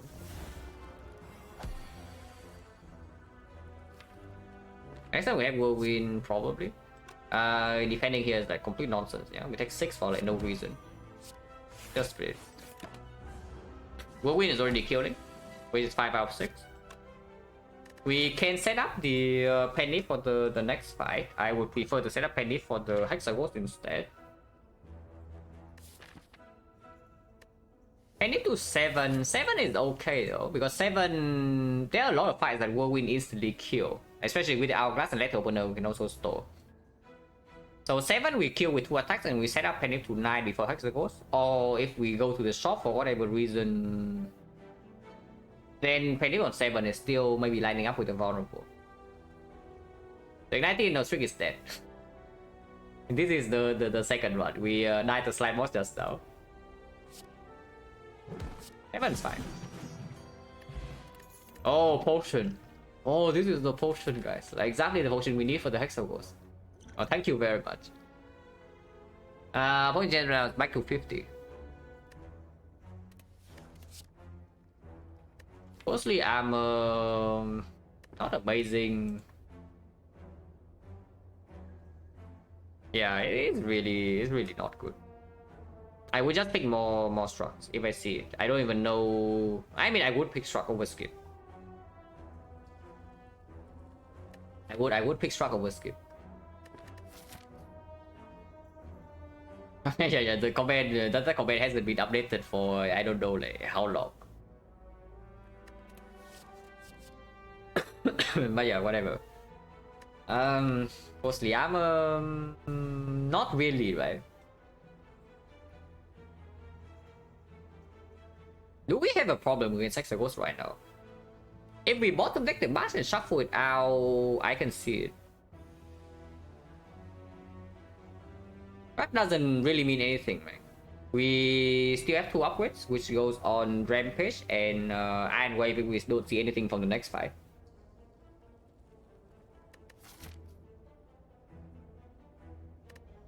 Maybe this is also a fight. No reason to add heavy blade and Clash is a complete trash. Ghostly is only the Ghostly literally is only for one thing. The Ghostly is literally for one thing. It's for surviving Inferno. That's basically it. If we pick the Ghostly to have a small hope to survive Inferno. And that seems pretty stupid. Yeah, honestly, that seems pretty stupid to me. Because we don't have enough draw control to make sure that it lands on turn 2 of the Hexaghost or even the Inferno. We have enough HP so that even if we have to face tank the turn 2 entirely, we probably don't die to 9 times 2. And if that is so, then taking the Ghostly Arm will just increase our chance to not kill. And it's not even amazing in the advanced always. At least in the very short term. Because we have the Pendant, Whirlwind Plus, Hourglass, and Substruct. And yeah, we take the fight. Right? No reason to go to shop now. Especially when the potion drop is also empty.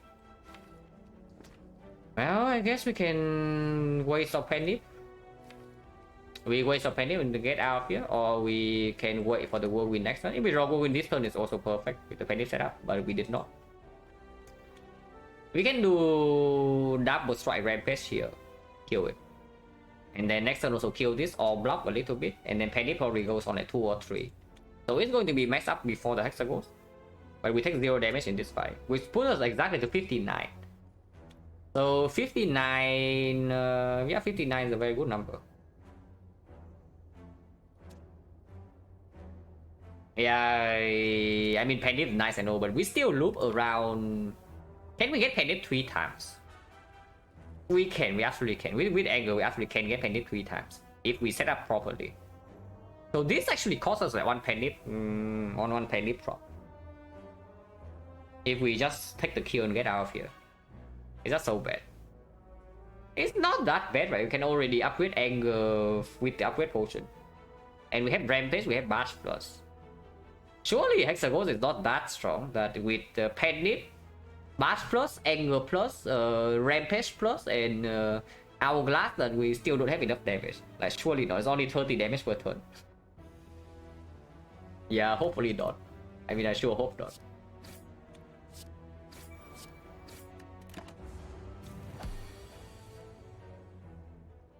So yeah, we just kill now then. So strike whirlwind, yeah? And do the 2. We can take 1 damage to advance it by what? And it's like strike into whirlwind. It goes to 11, so it will die to 2 attacks. Which means we put Penny to 4. So we pay 1 HP to advance Penny by 2. 58 instead? With 58? 58 minus what? This 5 times 6. So 28. 28 we are fine. At 28 we are fine.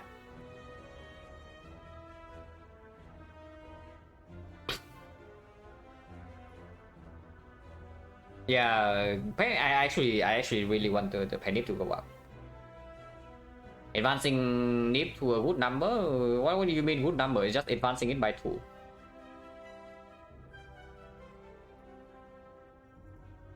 Yeah, it's basically just trading because Hexagons is a very long fight.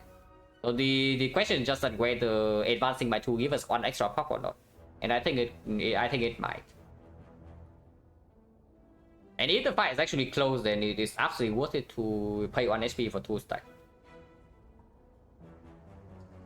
So I do that.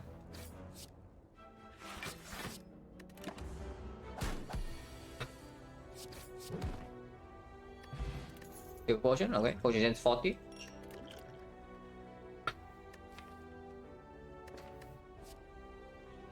If we are dying to Hexagons, I could click this.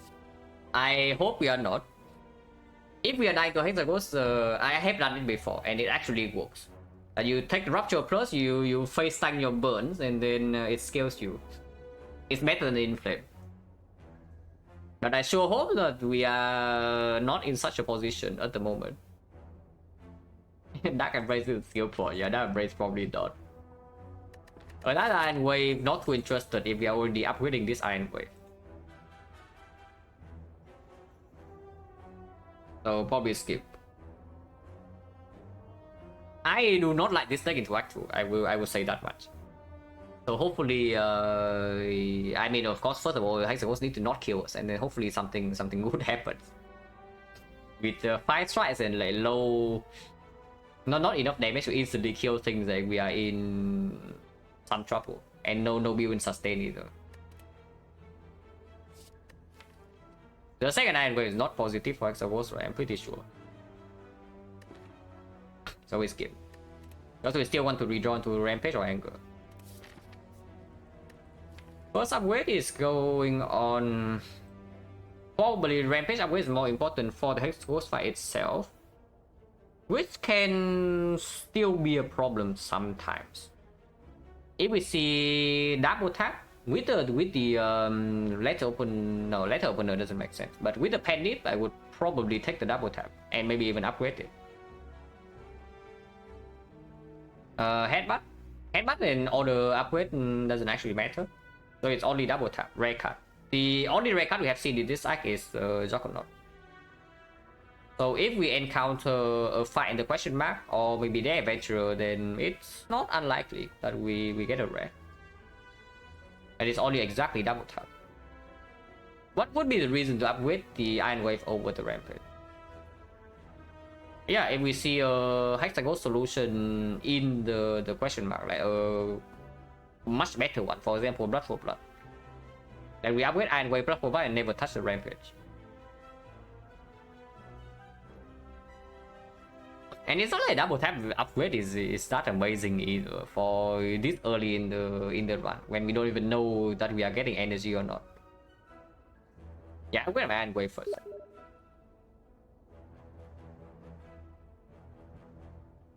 Yeah, wait my Iron Wave first. Wait, sorry, give me a second.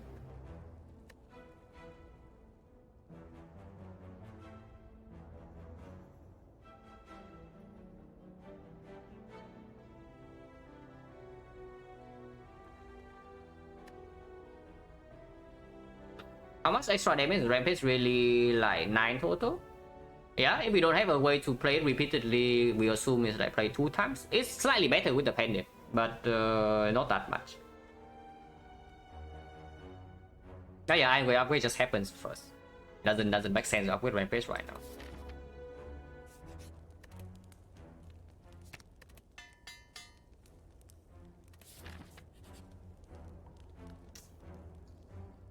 Well, nice Exegos HP setup.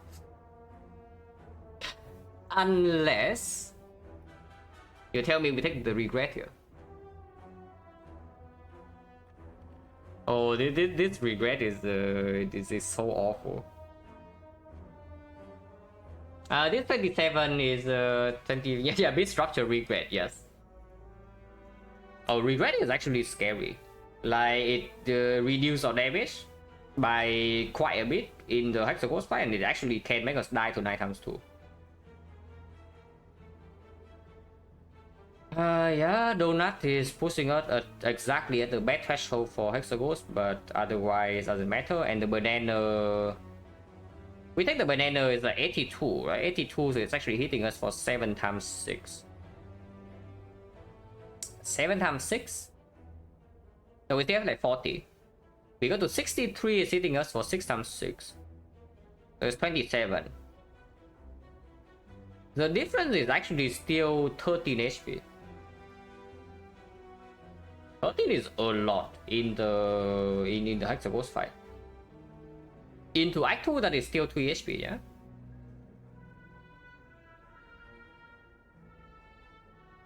I take the banana.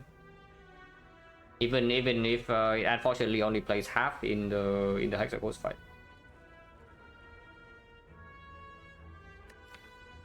But yeah, I take the banana and still it's probably still a Rampage upgrade over Anger, right? Because we can get into a position where this is actually our Act 2 boss answer. And then we would appreciate the upgrade.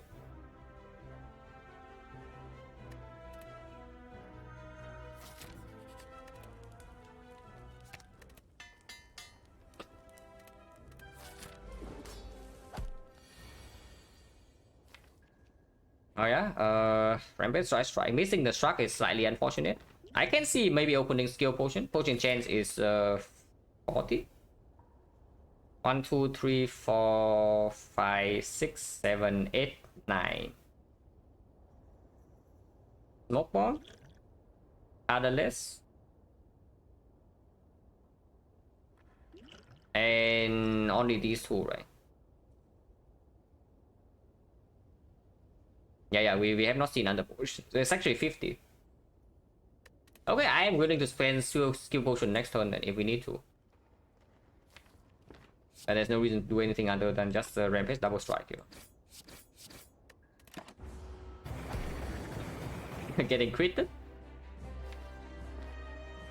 Impervious or disarm or shockwave. Any block card. Flame Barrier also deals 24 this turn.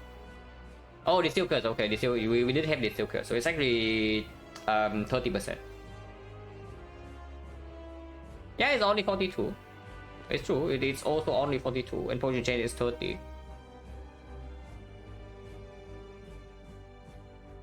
Penny is wasted next turn no matter what though, because we also draw Whirlwind this turn.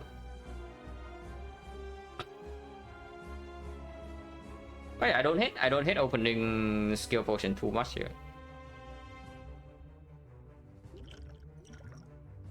Oh. Well, we do not get a double tap from we actually do not get a double tap from the thing, but we get double tap from a skill potion or what. If we take the double tap here, our damage is probably not a problem because it's vulnerable forever. But then we of course we waste penny on the anger, but then we have double tap rampage. The other line is taking True Grit. Yeah, anger to double bash is more damage, yes. The other line is taking True Grit, blocking a 7, maybe exhausting some burns later on. Which is fine, but double tap is just stronger. It basically means that we don't actually need to play the bash in the second deck cycle, which is pretty big.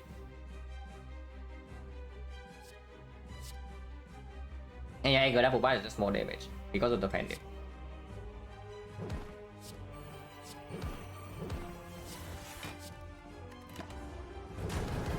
They actually do not spend this potion.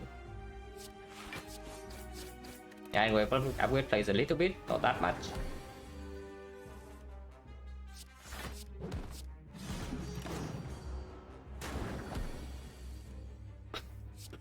Yeah, you say it doesn't happen, guys. Like, come on, you say that it will not happen. But you see here, like, you see exactly what's happening. And of course we are doing it. Because the next turn already die times 2.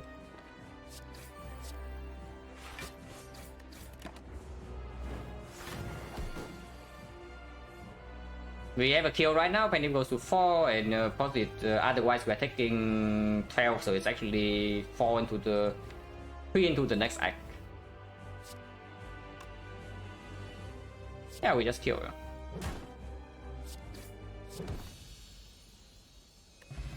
Right, no potion. Pervious versus Feed Fire. Feed Fire Rampage. Feed Fire Penny. Impervious with a deck that doesn't actually block super well. Later opener slight concern, is a slight consideration, but not really that much. Advantage of the Impervious is that it doesn't need the upgrade as much as the Feed Fire.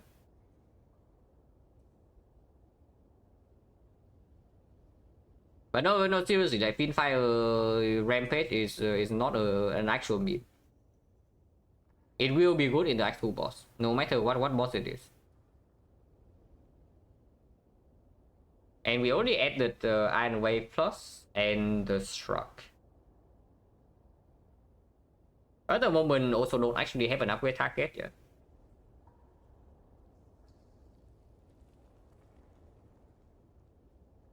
We take Feed Fire though. If we take the Feed Fire over Impervious, the first fight of Act 2... If it's a fight that actually deals heavy front load damage, we are probably trying, because Feed Fire minus doesn't actually kill them. It needs to land the bash on the turn after. Because we actually don't have any drop. Like, Struck combos we did a little bit, but maximum is only 28 damage.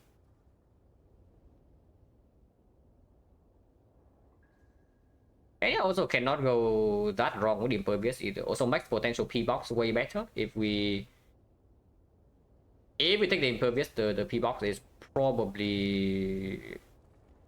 Yeah, it's probably outperforming. Like P-Box plus Impervious compared to P-Box plus Feed Fire. And Penny is also not set up right now for the Feed Fire immediately for the first fight, which is another consideration.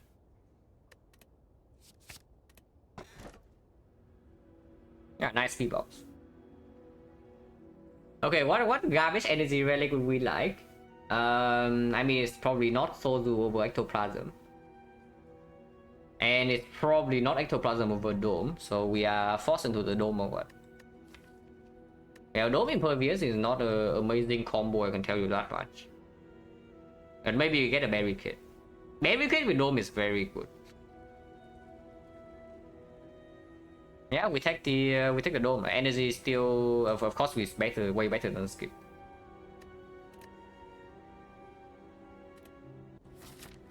Okay, at least the Dome is free energy for the automaton fight, mostly. We don't know what the minions are doing, but we know exactly what the boss is doing. Oh, cringe. Oh, this is so annoying. I cannot go to early shop and farm max elites here. In fact, I cannot go to the shop at all if I want to farm 4 elites. Do I think Sozo is worse than Ecto? Yes.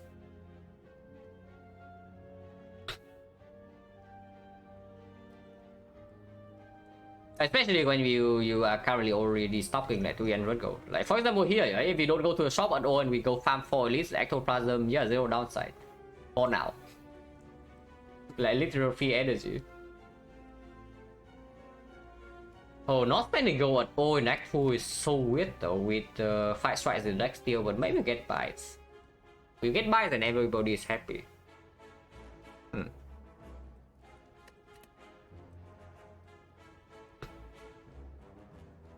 Because the part that actually used the shop is not getting any fire, so no plus upgrade at all. Minus 2 elites.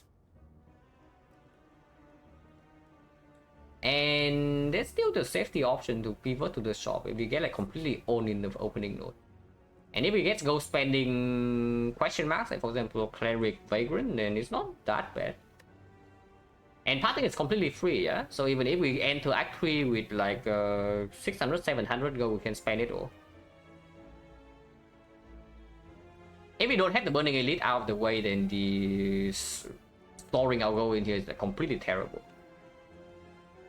But yeah, minus 2 elites, it's too heavy, right? When there's still the deck is not good enough, and there's still no clear direction to do anything. We need to farm more elites. This is just quickly better than this, so we start here. I'll probably still convert it to the same path anyway.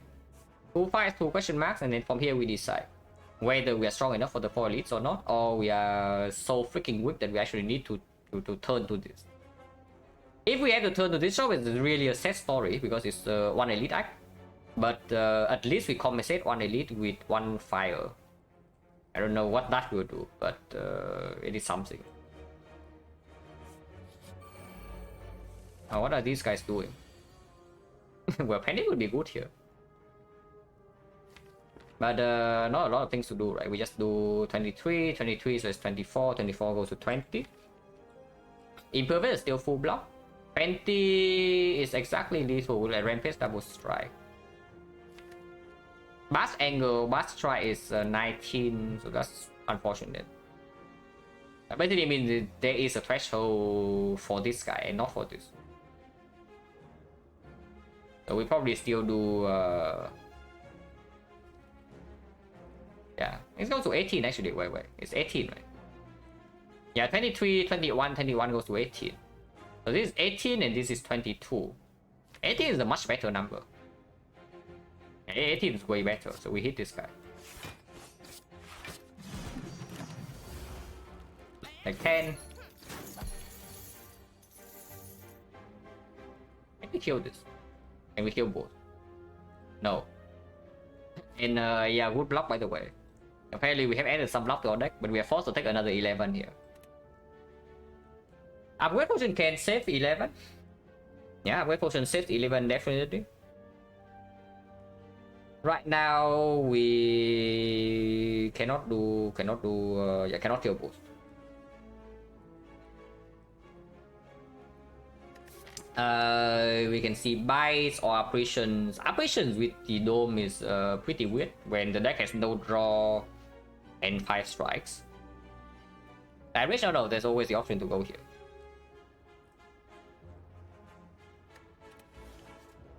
This draw is pretty crap, I can tell you that much. But sure, we take 11 because the buy trade potential is very much present. So this is going to be 16. 16. There's no clean kill on here, right? So we probably still just do 3 strike and then rampage here.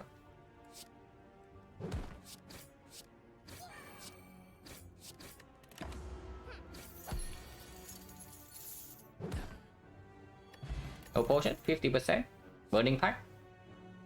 On 4 energy with no card draw, with a rampage in our deck. And the letter opener. Absolutely better than skip, and the other two are also unpickable. And I wonder what this guy is doing. Good for us though that we have the Impervious in our hand and not the Feed Fire. And I guess we do Burning Pack away the strike, yeah?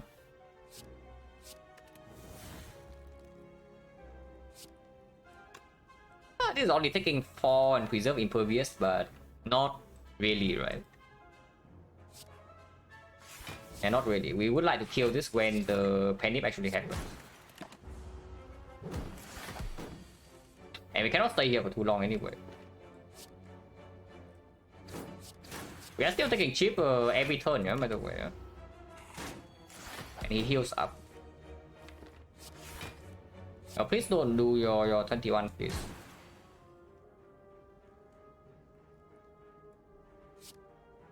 It's more damage, but 1 less pending. We have to angle copies. Oh, I even said please, man.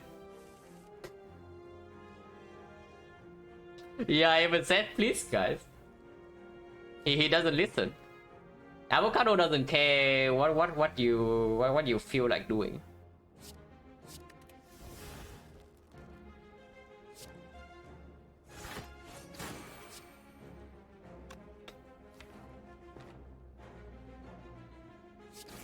You need to do that, and we take a little bit more chip here, and then kill this turn. And yeah, you know, you see what I mean when I say that I don't like this Act into Act 2, right? You see exactly what I mean when I say I don't like this Act into Act 2. I don't like this Act into Act 2. But yeah, here's a Battle Trance. Battle Trance helps a lot. Flex Plus is cute. If we already have a Battle Trance, then I would actually consider the Flex Plus. But yeah, no. Right now we absolutely take the Battle Trance.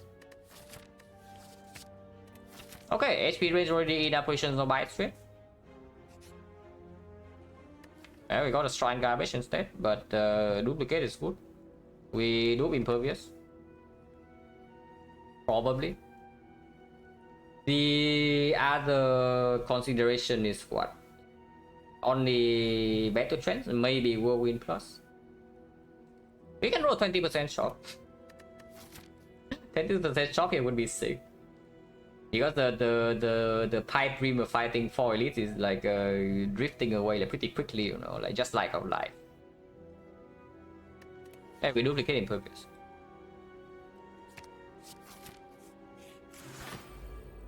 Oh, he bought a friend now. Hopefully we don't die here. Oh, dying here would suck. Yeah, dying here would completely suck.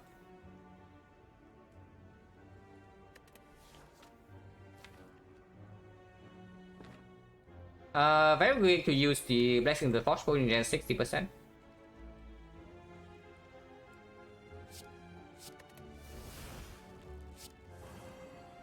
Okay, I guess we are just taking damage to our face then.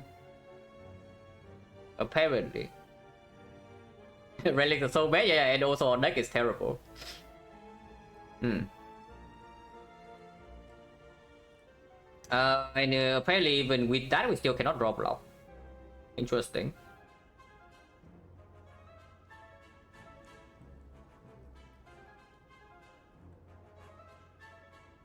That's really bad. No, seriously, that's extremely bad because now we have actually something that guards us from safety. We either need to take an elite or we need to take an advanced 4-way fight before we actually get to our quote-unquote safety node. Because right here, this turn we can immediately take 20 to our face, depending on what this guy is doing.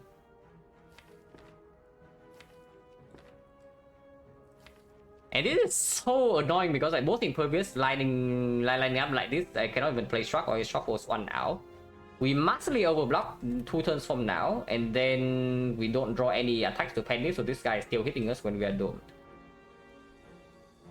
Oh. As I'm catching a stream, it looks like it's a set day, yeah. We are getting like completely wrecked here. Draw is garbage, but our deck is also bad, right? If your deck is bad, usually you don't draw that well. I hate Red Fish so freaking much.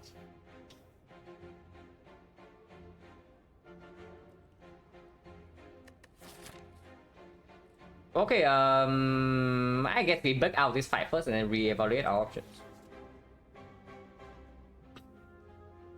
But no impervious in hand, so we cannot try to kill this yet.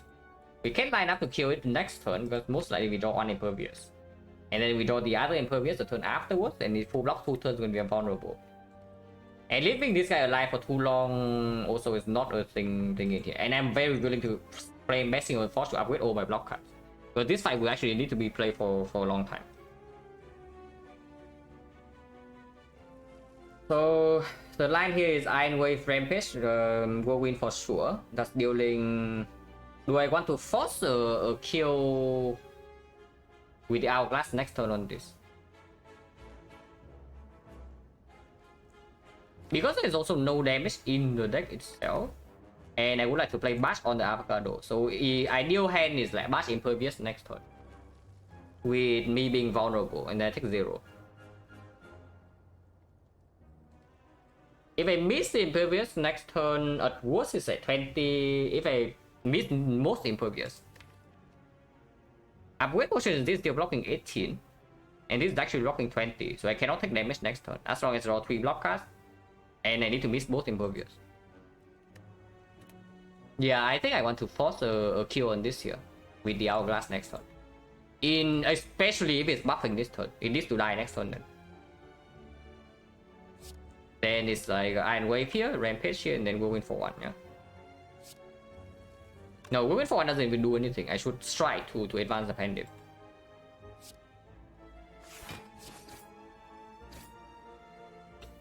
I should strike into Whirlwind. And then to 6.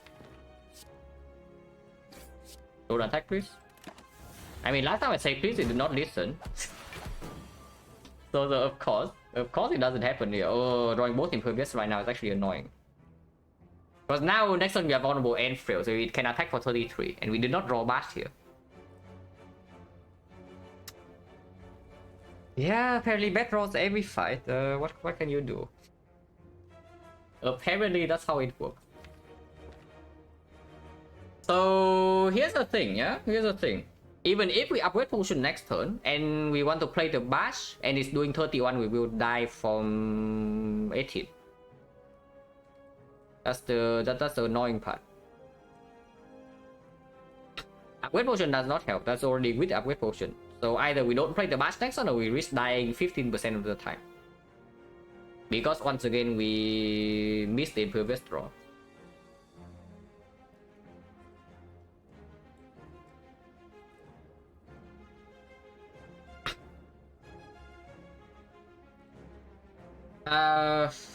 Skill Potion Act 1, if we preserve Skill Potion from Hexagons, it also would not help, unfortunately.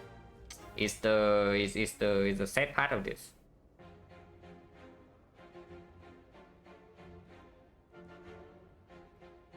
Yeah, it saves like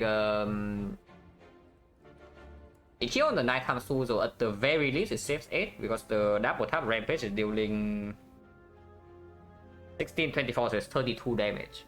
It probably saves like 4 to 5 HP actually. And here so far, if it gives the save card, it would save 7. The true grid. I don't know, is there any way out of this fight? Because we have the dome. Yeah, do I click Ectoplasm or what? No, really, do I click the Ectoplasm or what?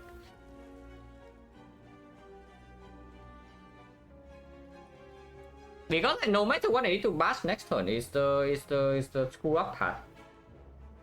No matter what happens, I still need to bash next turn, otherwise this fight does not end.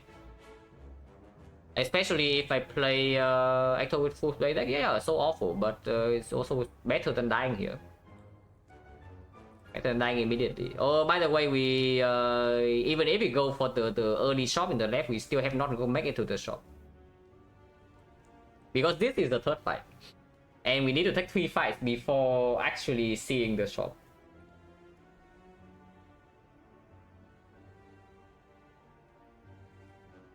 Upgrade potion right now doesn't do anything.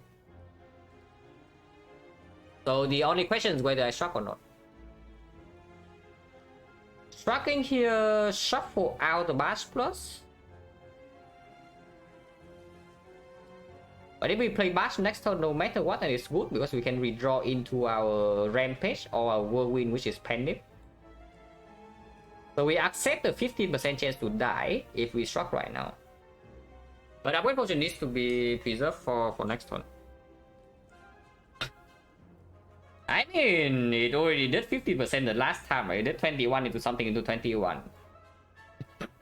If it's doing it again, maybe accept that I die to the 2%.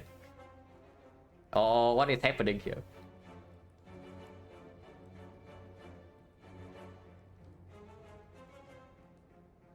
But struggling also makes the upgrade potion slightly weird. Because first of all, we don't shuffle in the anger plus.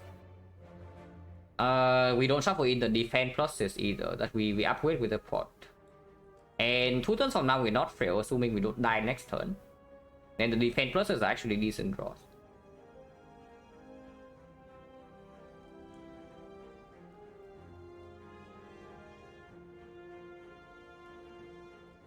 Pendip anger next turn. What happened to our ISP? Yeah, bad deck happened. Bad deck happened and slightly bad draw order. Okay, very bad draw order. Not slightly, and also bad attack patterns. So it's a mix of everything. Deck is bad, draw is inconsistent, we drew badly, and we draw terrible attack patterns. And harsh fights. When the 4th loss happened, just now. Maybe 5th loss coming, like 15% next turn. We will die if we don't play triple defense and it attacks big.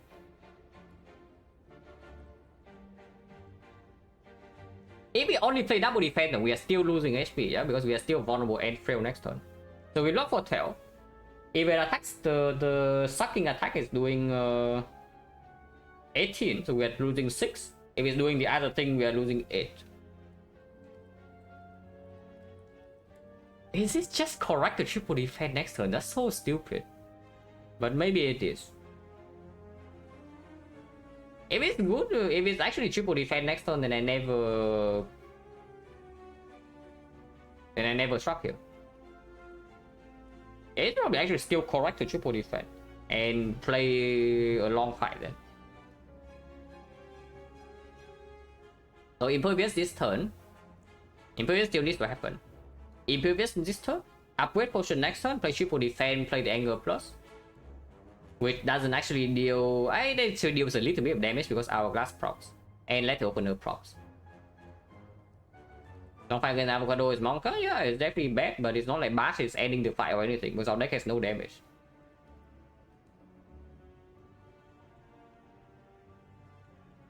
Penny to 8, do I want Penny to 9?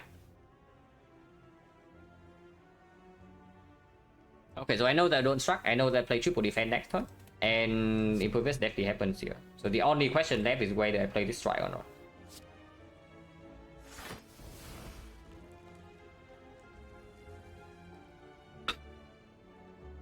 Playing strike goes to 8, so with the Penny it goes to 9. Vulnerable is not down.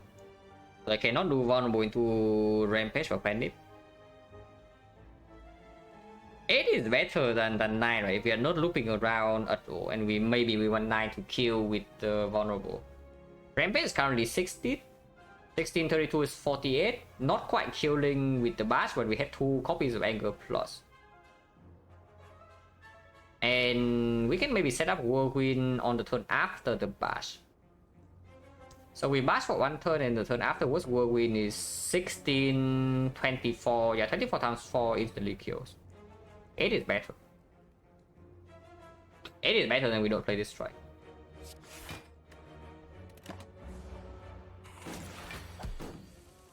And yeah, we do upgrade potion, triple defense, anger.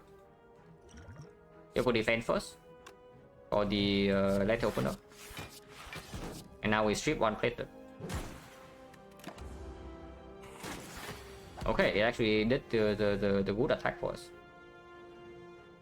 Okay, so hopefully we don't die here now. We can panic our rampage. Next question is whether this fight goes into the next deck cycle or not. Because if it's not, then we just play the impervious here. Otherwise, we can take 6 this turn if it's doing the bad hit. No matter what, I know that it's always Iron Wave into Rampage. So we can do that first.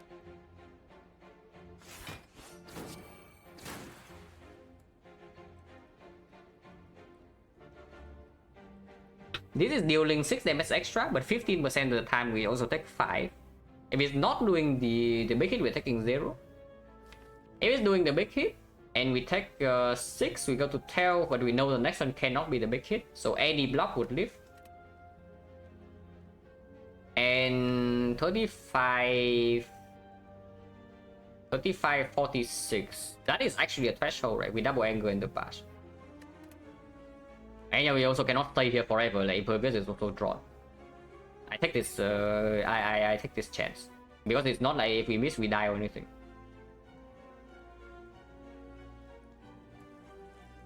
Hello, Myron. you arrive at a day where Ironclad is getting like completely old here.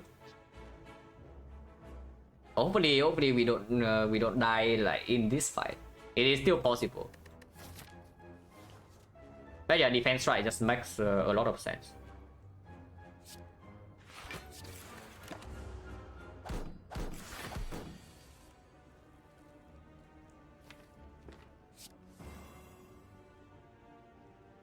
Yeah, now we definitely bash, right?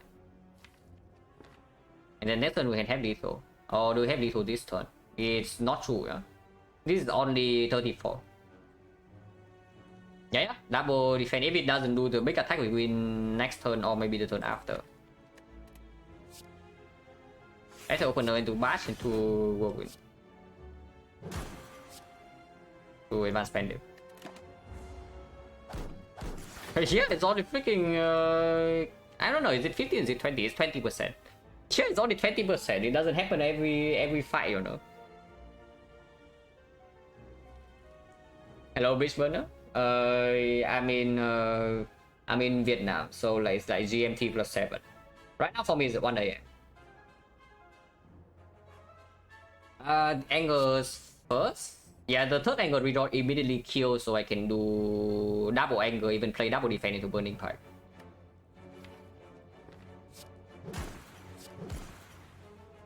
Or I can also just burning pack this away, but a normal strike will not kill. I need a normal strike and let opener prop, which yeah, actually I draw 2 cards though. Yeah, I draw 2 cards, so I always get let opener or full block or lethal. Just burning back this to increase the chance of killing. No potion. So our potion chance right now 70%. Here's a shock at least, or seeing red. Seeing red gives our best turns. Seeing red makes our best turns better. Like let's open 1 extra prop, will win more damage. And it bigger. Does when attack work last card in your hand? Yes. Or when you take another struck.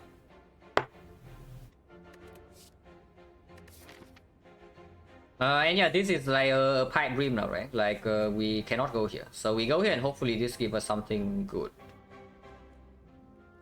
And then we see whether this is doable or not, because it is still possible that we do elite into hallway fights, into elite, into the super less shop here, and we spend all our gold in this shop.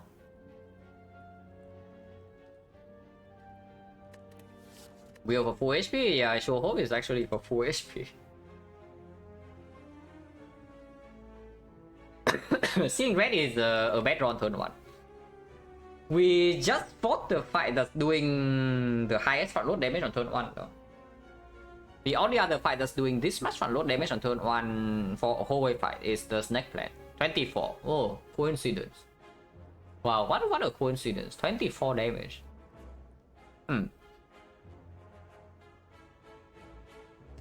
Probably still take a second shot. With just the burning back minus, it's not enough card draw to effectively use this yet. With 5 strikes at the angle.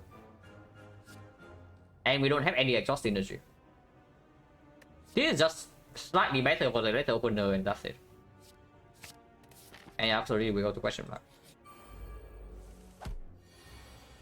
So what did it say about 24? We really see a freaking fight in this question mark. Like, are you kidding me?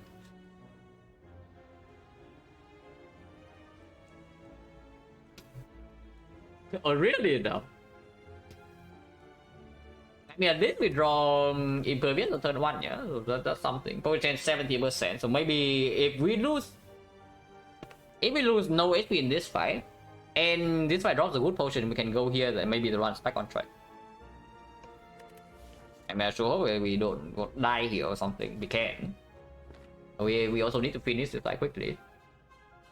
Yeah, I sure wish I have a freaking ectoplasm right now, you know, instead of this garbage dome. Like, not even kidding. How much HP has this dome costed me already? And yeah, right here it can cost me like an insane amount of damage, because if I know that it's not attacking, I just do Anger Strike, Whirlwind Pendant, and then kill it next turn. Instead, I am forced to play Impervious here, or I get old. So hopefully we don't roll the 33% that is debuffing right now. If it's debuffing right now, I think we are pretty likely to die. So I sure hope it's not doing it. And still Anger will win. Yeah. 10 to 9. Okay, thank you. At least for attacking. So we can take 12. If it doesn't attack, we take 0. Or we can try to Burning Back into Impervious. But if we do Impervious, we cannot bash, and then we cannot kill our tool. Not killing your tool insanely terrible, so I would just take 12 here. If it's attacking. If it doesn't attack, the next time we draw Impervious, and then we can kill afterwards, it's perfect.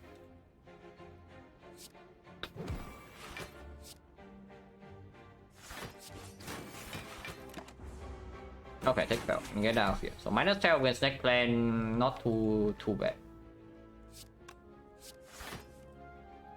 No risk. So I advance the whatever, 3 attacks already killed.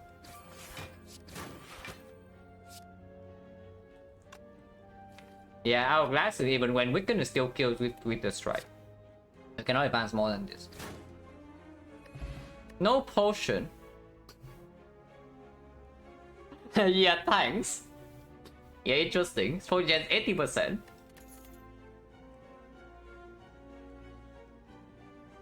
Angle plus probably not. There's a pommel strike, but we are never upgrading. Like we are freaking resting. With no potion, 18 HP, Penip not set up. There's no way in hell we are running into the edit, because Slavers kill us at turn 1. If we have Penip set up and we are extremely desperate, then maybe we can run into edit, because Whirlwind turn 1 instantly kills. I can't wait for the lead farming. Yeah, me neither. But do we still pick Pommel Strike?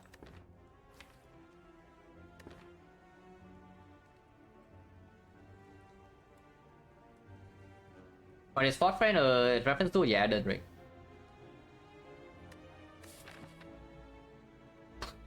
Yeah, Pommel Strike is probably still positive, right? If we don't actually get any relics at all in this run, then we need to play around something else. Yeah, maybe Matryoshka give us a freaking sundial. Maybe we can buy a sundial in the shop, and then we can do some Pommel Strike with the Burning Pipe. We already have it there, actually. We already have no. Yeah, Burning Struck packs. But Burning Pack Struck actually works, right? Or does it? Does it not? Like if you only have 2 cards in the deck, there is Burning Pact and the Struck. Like, is that does that actually give you energy? It does, right? Because Burning Pact still shuffle twice. Yeah, and then we deal damage with Lethal Opener. So we already have infinite if we run into the Sundial. Which means if this combo strike is never upgraded, I should not actually care about it too much. But it is still somewhat positive. Like even unupgraded, it's not so bad, especially if we see 5 energy.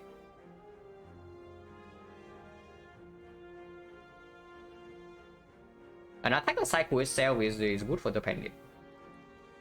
And if we run only run into the one elite part, maybe we can, depending on what we see in the shop, maybe we don't need to rest here.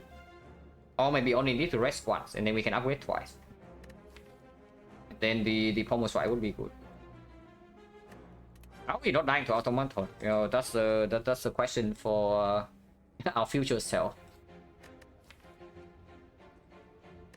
Now, unless you tell me that we are so insanely desperate that the only out is Sundial, then we can take second wind. If we try to exhaust down to an infinite, like second wind stronger.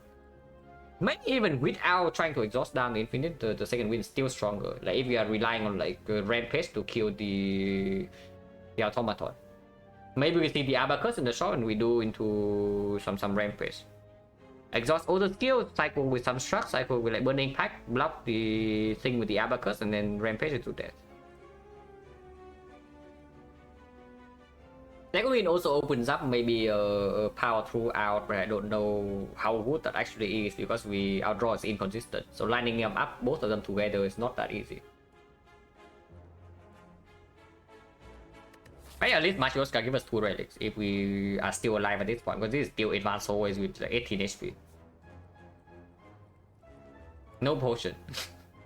We fought 2 pretty nasty ones already, so surely nothing bad can happen here, right? And then we run into Centurion Mystic and we get one shot, we get killed turn 1 because we draw no block. Yeah, that would suck. Besides Centurion Mystic, no other fight kill us on turn 1. So at the very least, we have it until turn 2.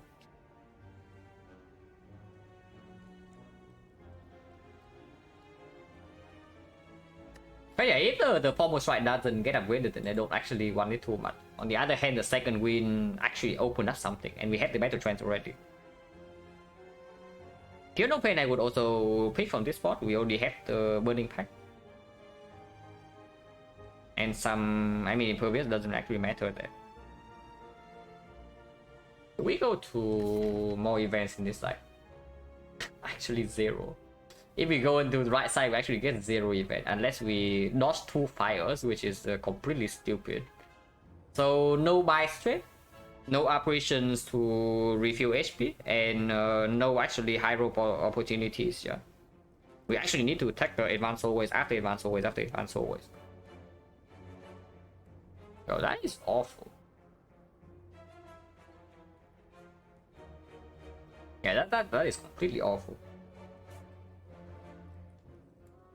But it's true. If we have to win this run with no relics, then the second win is a better card than the pommel strike. On turn 1, second win is probably a slightly worse draw.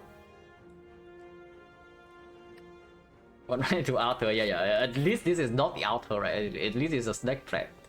Snake trap is actually better than the altar here, so at least there's that.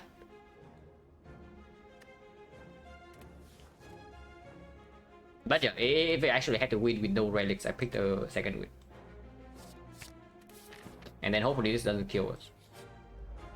Oh really? Well, this is the only fight that can one-shot us turn 1. We do not get one-shot at turn 1, but apparently we also don't have damage to force them to not attack turn 2. And let the shot draw to something. Let open no though. Yeah, let open no is good. We actually deal 23. So we take 0 damage turn 1, preserve the impervious, and force her to heal turn 2. If we draw no block on turn 2 and she's buffing turn 1, this thing one-shot us. But we cannot do anything about that. have to keep calling the fight. Yeah, I really don't want it to happen, you know.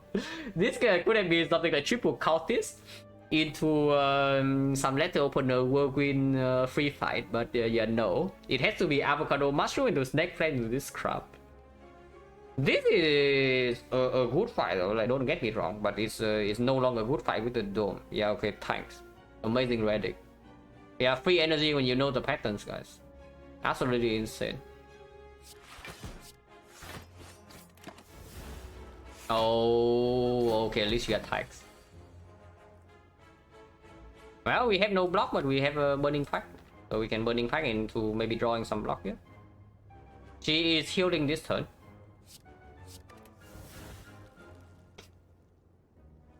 Okay, some block. Yeah, interesting. Some block. If Centurion attack is only for 14, so we take like 11 here. This turn at most. Centurion can block again. Pretty unlikely, but it can happen. It happens like wait, what? 35, yeah, 35%.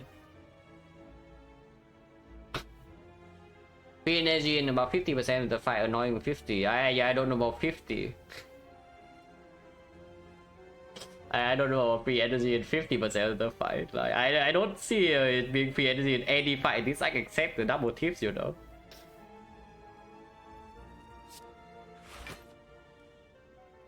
Going for 2 or do we want the pendip now? If we go in for 2, she's healing them both back to full, so next turn she can attack because our glass procs after, not before. 16 goes to 45, 65. We still cannot kill easily, but maybe next turn we have some bash impervious.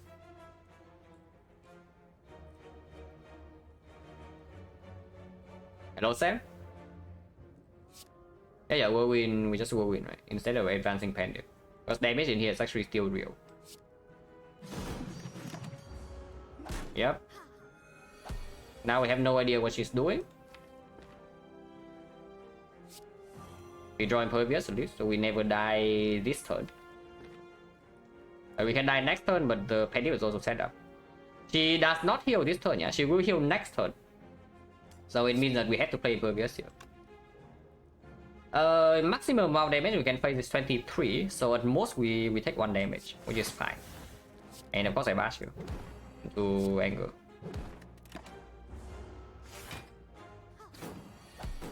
Okay, Centurion better die this turn. She will heal this turn. We have no idea what the Centurion is doing, and we cannot block. But we have the Pendant set up at this. So this is yeah, we have lethal here. Doesn't matter what we do. She is not attacking this turn. Knowing the actual attack probabilities, yeah, it's true.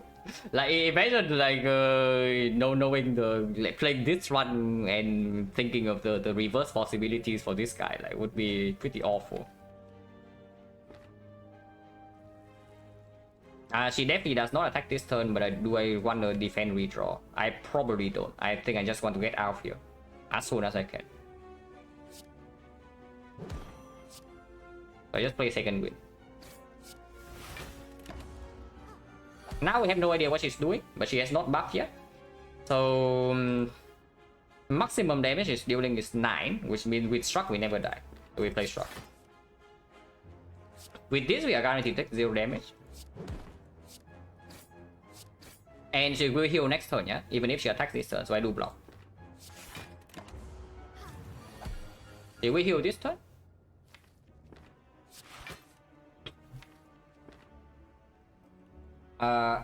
Iron Wave Strike is 13, so to 14. 14 is 31. 14 is 33. 33, so she doesn't heal next turn, but 33 goes down to 30. 30 is a whirlwind for force lethal. So I just do Iron Wave Strike and then get out of here next turn.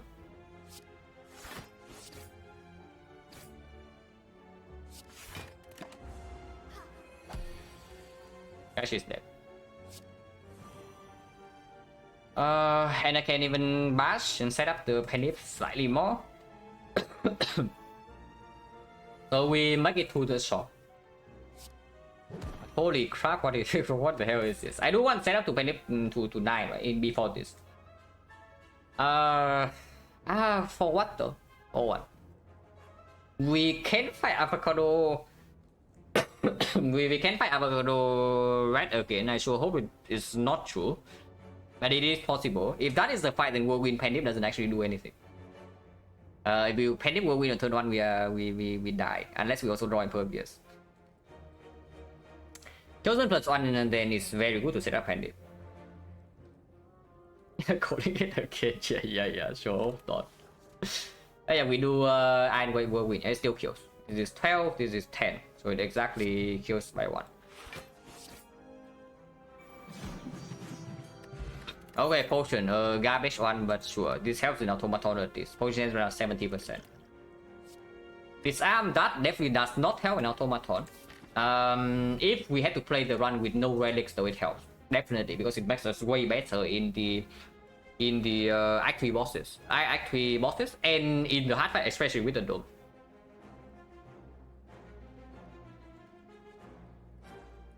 And yeah, of course, 1 out of 3 will also face the book stopping, and it plays there. It has so cheap for much eventually, yeah.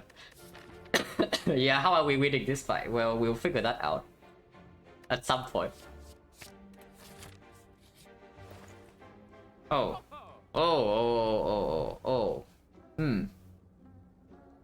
Oh, is it time? Okay, I take a short break and then we talk about this shop. There are things to do in this shop, so I'll be right back.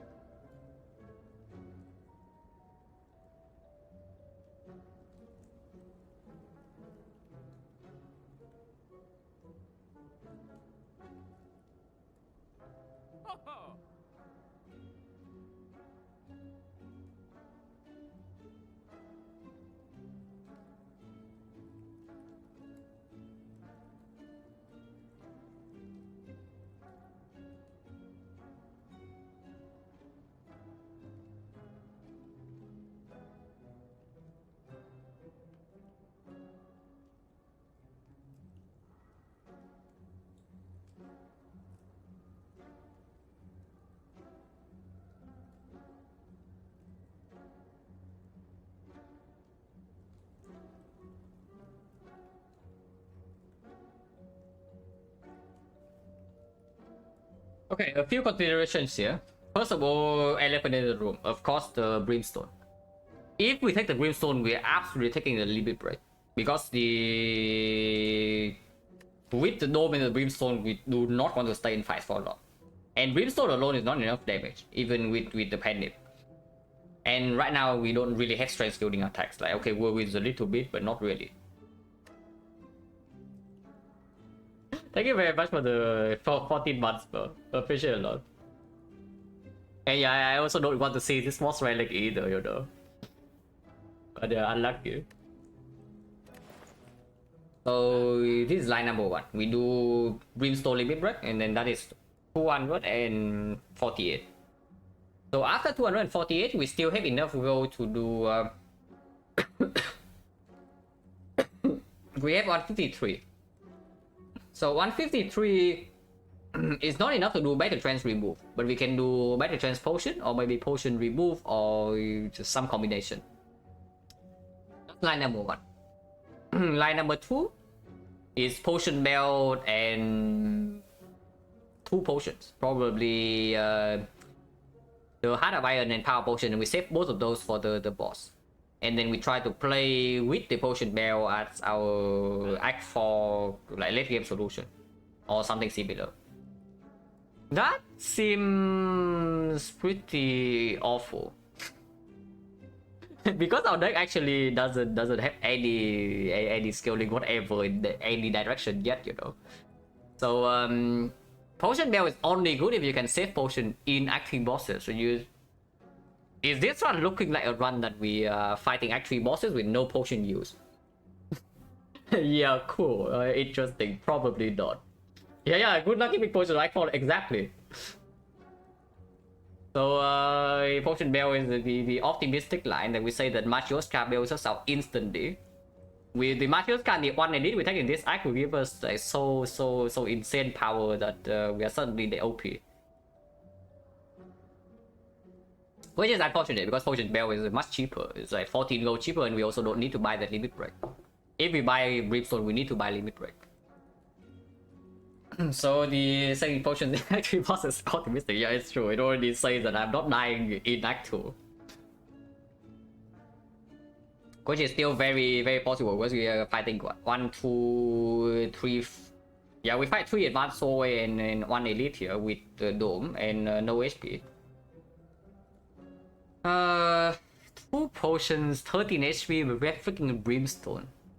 I really do not want to rest first, you know. I really do not want to rest first here because with the Matryoshka, the chance that we get something like Regal Pillow or Eternal Feather also increase here.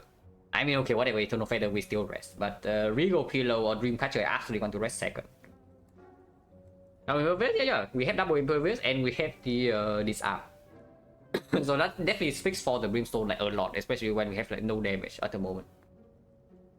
Because brimstone with dome completely sucks, but we are not in a position where we can choose something that doesn't suck like whatsoever.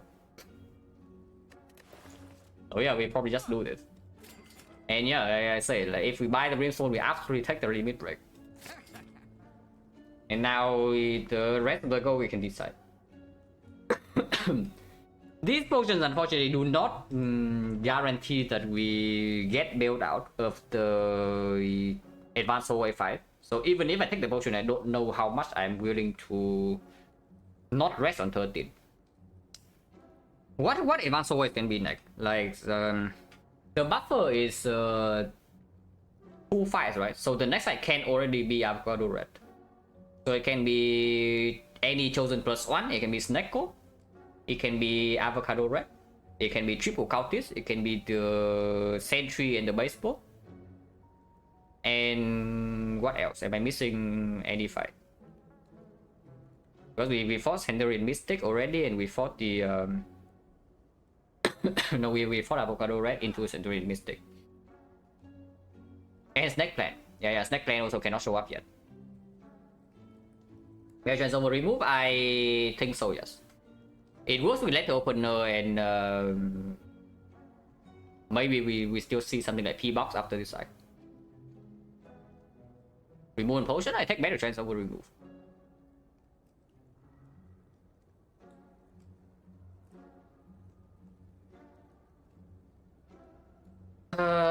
I do buy a potion probably. Potion change 70%, yeah? So if I buy this potion, I'm effectively throwing it away. Because if I buy this potion into resting, I'm probably not potioning in the hallway fight.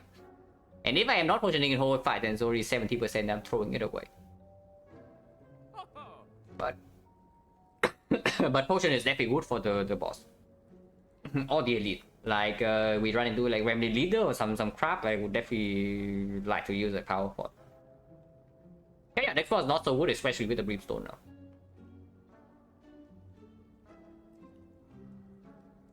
I really don't want to rest. So what's the chance that we die to the first fight?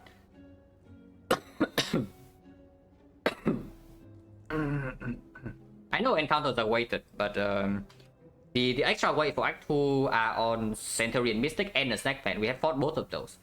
So the other things are roughly equal. So yeah, like Avocado Mushroom, turn 1, if we don't draw Impervious, we are probably dead. These potions will not save us whatsoever.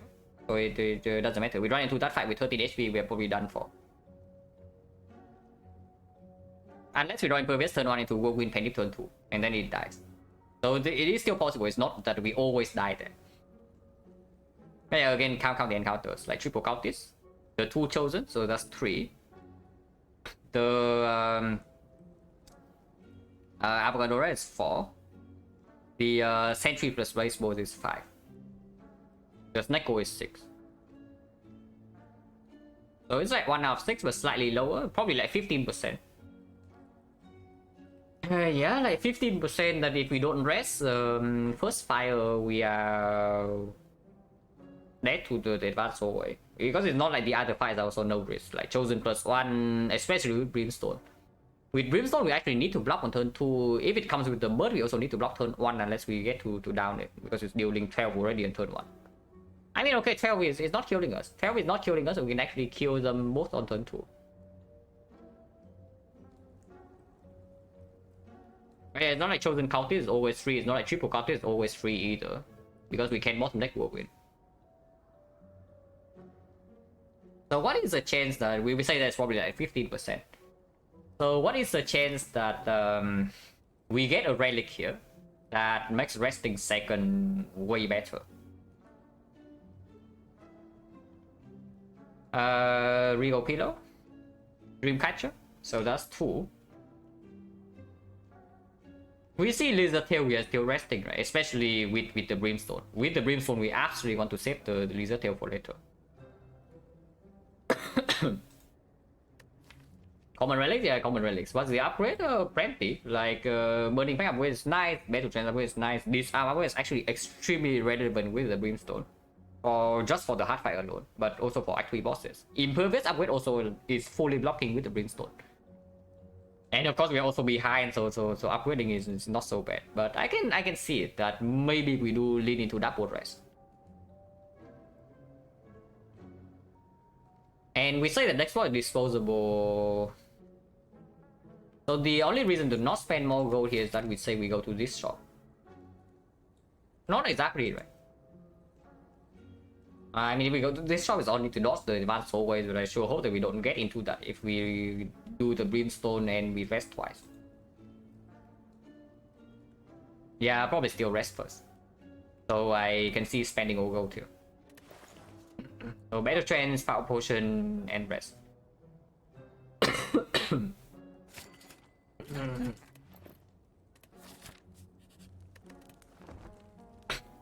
Yeah, any max HP from like the pair or whatever also makes the rest stronger after. Oh, Pantograph. Pantograph's good. Warpaint can play. Warpaint can play. Like a lot of good upgrades here. Like 1, 2, 3, 4, 5, 6. Even this is good. So 7. 8 actually. The entire block. The entire block here are all good upgrades. And afterwards we have even structs are not too bad. So we actually have like 10 good hits and then 4 bad hits. Okay, 1 good, 1 bad is fine. We actually do not key the Pantograph. Especially with Brimstone. Like with Brimstone, this thing is exceptional. Oh really? Oh, you have got to be kidding me, guys. Well, this we rested. Well, yeah, this we rested. That much I can say. I mean, okay, that's not too bad though. We draw Impervious Plus on turn 1. So we know that this turn we full block, and Penny is still in play, yeah? So if we draw Whirlwind Plus next turn, what happens? We have 4 strength. we have 4 strength, so the Whirlwind is going to be 12, 12, 24, 96. It kills all of them. And probably, yeah, we can. We absolutely can potion. But if we draw Whirlwind, they're already dead. So I do not break the Pendant here. I just do Impervious and disarm the Avocado, and then yeah, maybe we draw Whirlwind next turn. No need a potion yet. Also, Shin-Chan is not even 100, it's 70. I have to open up.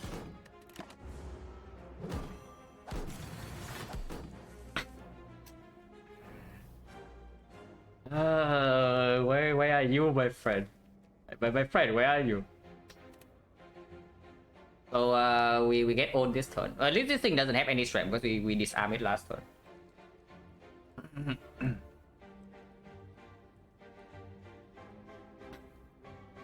We can still wait. Like we don't need to break the Pendant yet, but that seems very stupid to me. Because this way, next time we draw the thing, we still kill.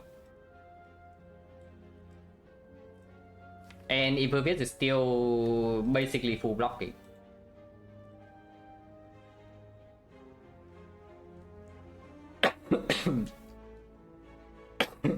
Do I deck spot for 2 HP? Poison Gen 70%. And deck spot is not useful in this fight anyway. Slavers, Bull Stabbing, Remedy Leader, whatever. We don't block here, we kill them. And I can definitely see going all in on the Avocado here. In case we don't draw Whirlwind and we draw some Bash Angle instead, we can kill it next turn. Next spot for 2 HP is honestly completely fine with me here.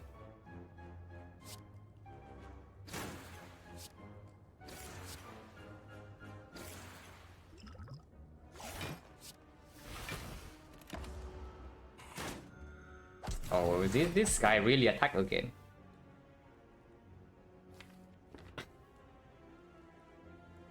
So this guy never attacked this turn, but we can be attacked for 22 right now.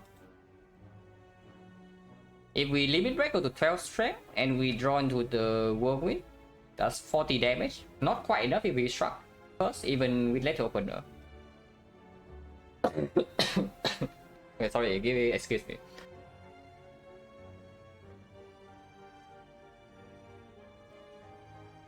Yeah, I need more water.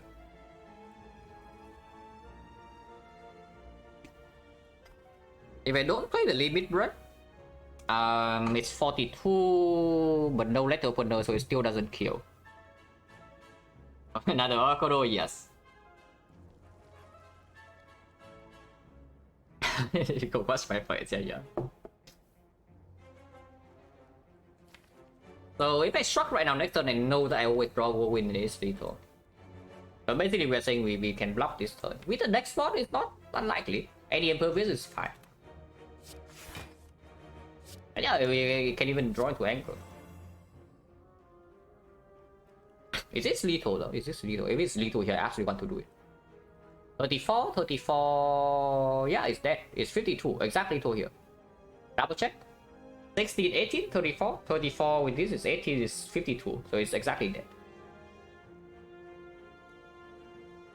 You know what can happen? Yeah, the buffer for each act is I think 2 fights. So you face Avocado Red number 1, and then you face 2 more fights, and then fight number 4 can be this again. And that's exactly what happened in this run.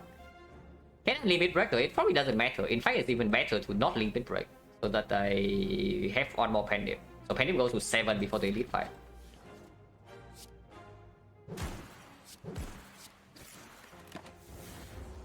Never attack. And it always dies here. We can bluff actually. That doesn't lead to anything though, because if we bluff, Letter Opener plus the Outlast will kill it, even if we go in for 0. So we cannot advance Pendant here. It's over-headed. What killed me? Slime Boss. I haven't done the math, but the chance that we actually die in that fight from that position was probably extremely low. With bad order, no, even worse than that. If it's just bad draw order, then it's okay, you know, because if it's just bad draw order, it means that our deck is maybe not up to par. But it's both bad draw order and bad pattern and bad reshuffle. Like that's it's ridiculous. Okay, sweet potion is good, and yeah, potion refill. Don't want any of these. I would like witness at some point, but not this. Yeah, definitely not this. And yeah, 28. We can rest again. Yes. 28 is still very much in death range against slavers, unless we because we might even need to face tank turn 1, and that's already 37 damage to our face. How's Thunderclap? Like, no kidding, how is Thunderclap?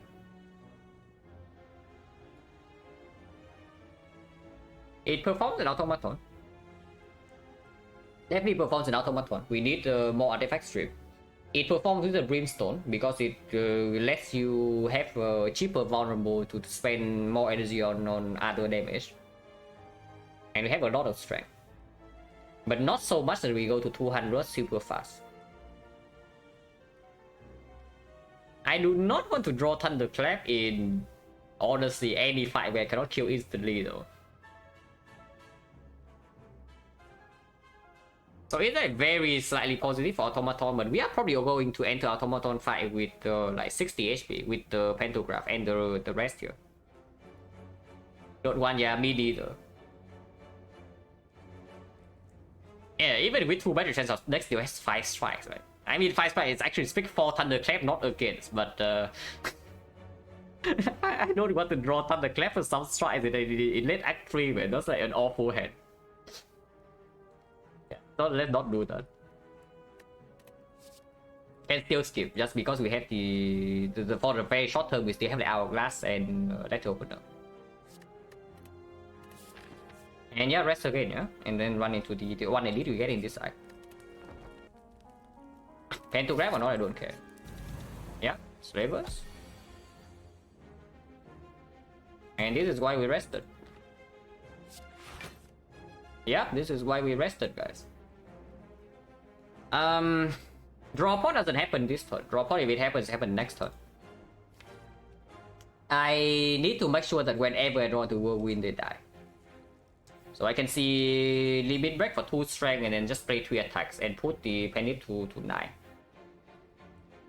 And it's still a backup plan in case I don't draw whirlwind next turn. I can kill this and then play a little bit slower because I can still block maybe 2 more turns with the impervious.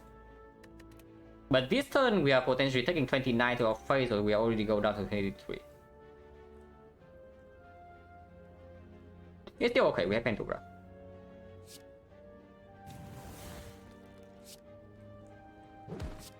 Still hit this guy first.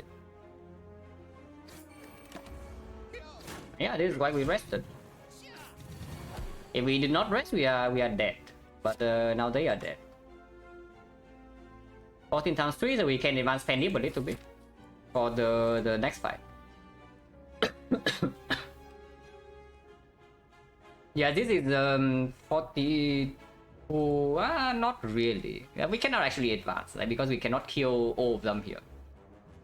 If we want to advance, it needs to be something like Iron Wave here into defense plus into Whirlwind for 2, which will kill this and then leave this alive. It's no risk, right? 28, so this goes to 20. Next turn we have 8 strength, and it's only doing 11 damage next turn. So we either full block or we have a kill. Let's do that actually.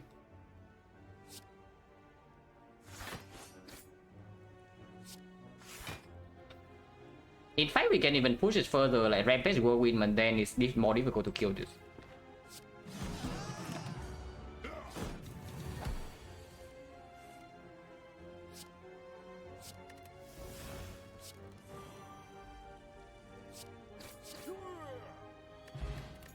Oh, thanks. I mean, it helps a little bit. Not in this fight, unfortunately. Because if we bought a whirlwind, we do not have whirlwind pendiff to kill the minions. Well, Struck is like a little bit of something. It's not amazing. With the Brimstone, Struck is actually not super good. It's still okay. It's not awful. But it's not good.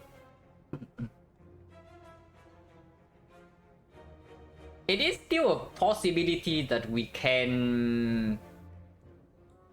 There is still a possibility that we can blend into like some barricade entrance though. Even with the Brimstone. It is possible even in the hard fight.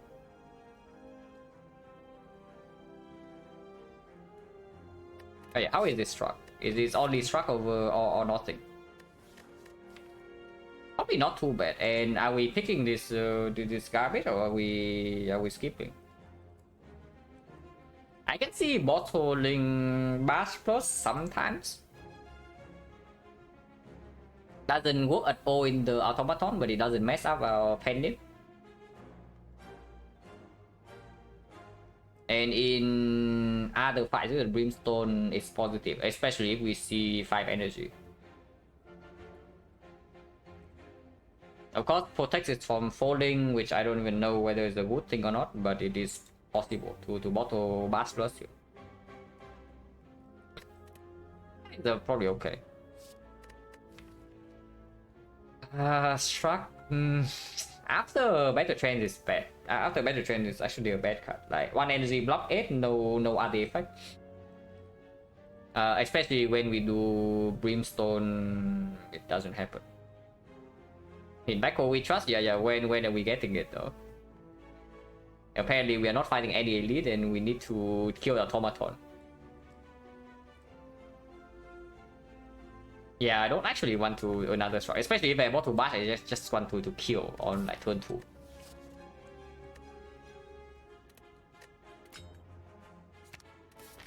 And yeah, we take 2 more advanced always. Yeah, cannot be avocado red, but it can be snack plant. Okay, let's not say that. But yes, it can be snack plant again. It's not like we have anything to do in the shop. So if we go into the shop, basically we are conceding 1 floor when we are like severely behind. Potion chance right now is 60. Oh, this fight does not draw a potion. This fight does not draw a potion. So it's 70 again, right? 70 here. We draw a sweep pot. And so it goes to 60 and now it's 70 again.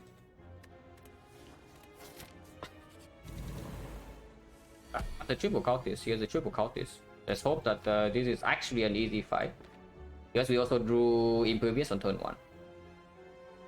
Can shock first. If I draw to go win when I just play it, yeah. So no problem with that.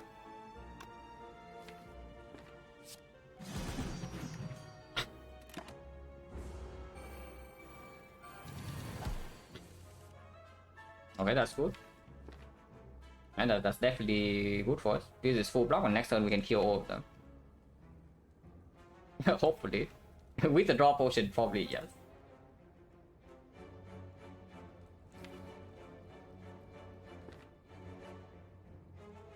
Is there any point to limit break? Limit break right now goes to... I guess it is. Like 14 damage immediately kill this with the Hourglass next turn. So worst case scenario is not even bad. Of course, the downside is that if we do limit break, Penip is maximum advanced to 7 instead of 8. With Bottle Bash, that is actually a small problem because it doesn't allow us to do Bash Whirlwind immediately. So Penip 20 on 8 is stronger. Not good enough for me to not do it though, because there's no guarantee that we even have a clean kill next turn. And yeah, like drawing 3 attacks next turn is not easy either with this crap.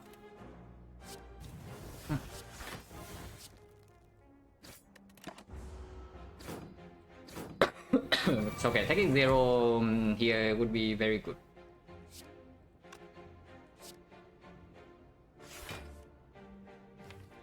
we can have a break with this. Okay, no potion. So potion chance right now is 80. Complete trash. Unless you tell me we actually won. Clip is just worse Thunderclap. Why would I pick the clip if I turn down Thunderclap? Makes that 0 sense. So we skip again.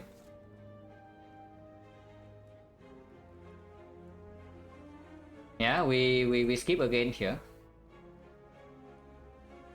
If we get to upgrade before Automaton, I guess we'll think about it when we actually get to the fight. Oh, really? Oh, interesting. So we actually fought Avocado Red and Snake Plant twice in this act, yeah? Chosen +1 give us like one free turn, so we probably own them pretty easily. This fight with a Brimstone, it needs to freaking end next turn, or we need to draw into Impervious both this turn or next turn. I'm pretty down to draw pot, honestly, even for 5 block. Maybe 8 block. If we draw into Impervious, it's exceptional. Because then we keep the Penny block a little bit here and then have Penny vulnerable for next turn. And potion chance is again 80%. Oh, thanks. Oh, insane. Oh, that is so amazing, guys. Thank you very much. Oh, absolutely phenomenal. Yeah, amazing. Oh, that is very bad, by the way. You don't like you think it's bad because you draw no block. Is even worse than you think, because now we don't even have attacks to have lethal next turn. So question: do we pen him immediately or do we wait? I mean, at least Mortal Bash is doing something, because maybe we still have lethal next turn. If we pen him immediately, we can do 18, 26. Yeah, 13, no, 27. 27 is 39, 39 is -7 is 32. So it's at 32.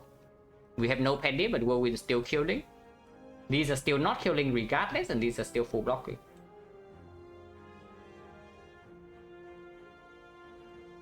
So yeah, we just pendy right now.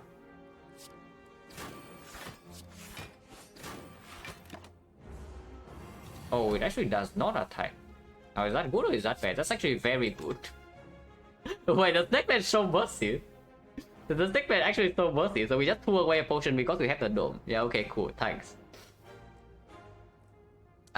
So Penny is messed up, but we save a million HP here if we just kill. And I mean, yeah, saving a million HP apparently pretty good. Yeah, no panic setup for the automaton is actually spooky because we cannot do. We have no chance of even doing big whirlwind to kill the minions turn 2 anymore. The good happen is not impossible. Yeah, impossible indeed. I mean, we can struck first, right? If I struck and then I draw anger or rampage, it's still a kill, right? Yeah, we overkill by 10, so yeah, it's definitely still a kill.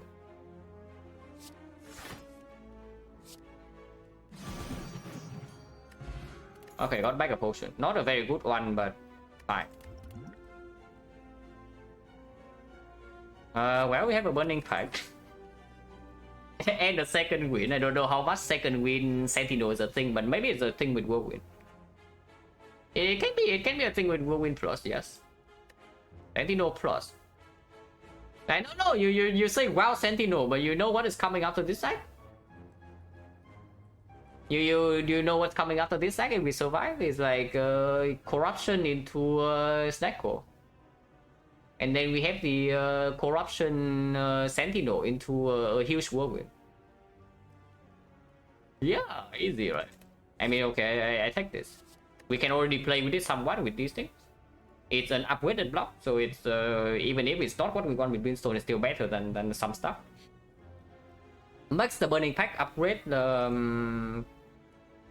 It's not really. We need a second burning pack for the burning pack upgrade to actually be impactful. for the Sentinel to actually be impactful.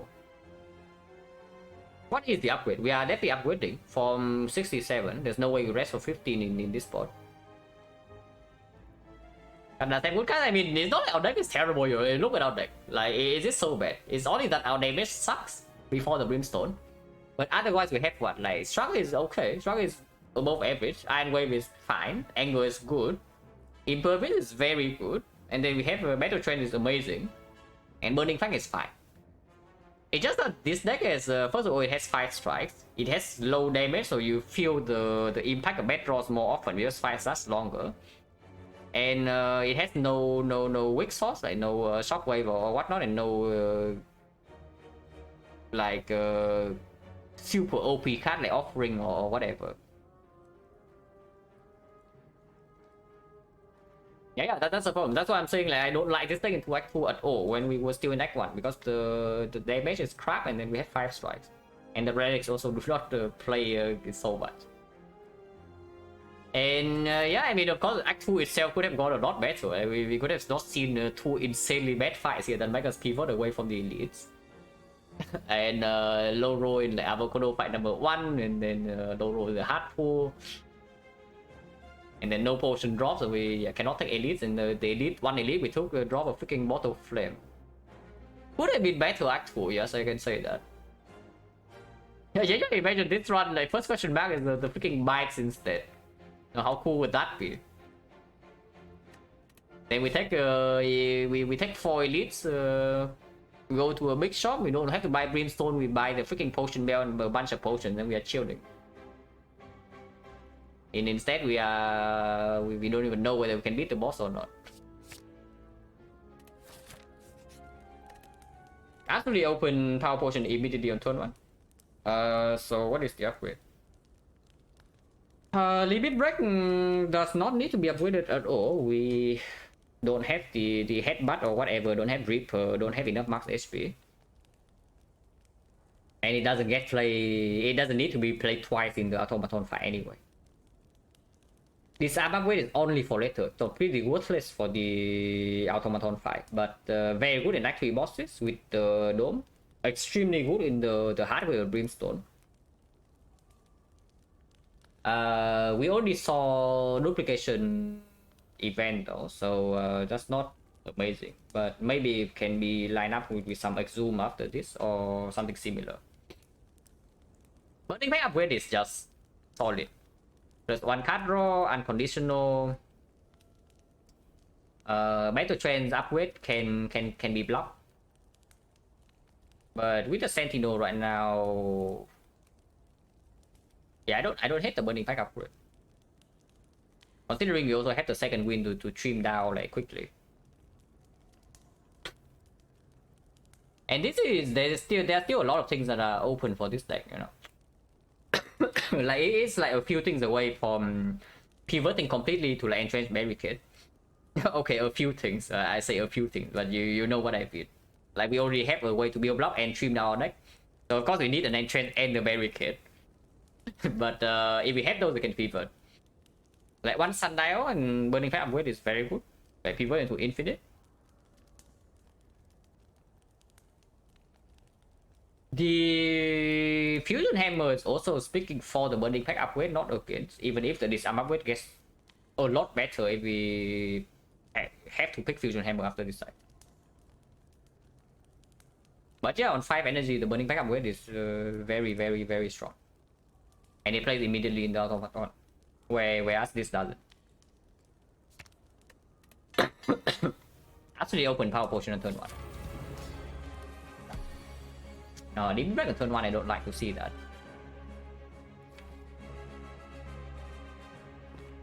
Yeah, this is the worst time to draw it, basically. Is there any reason to potion before the battle trends? No, right? So we can trans first. Okay, Barricade. Yeah, even Barricade plays here now, like we exhaust everything. Okay, energy doesn't actually play. Oh, there's only Demon Form here, so we pick Demon Form. Not that Demon Form is bad or anything. It's good.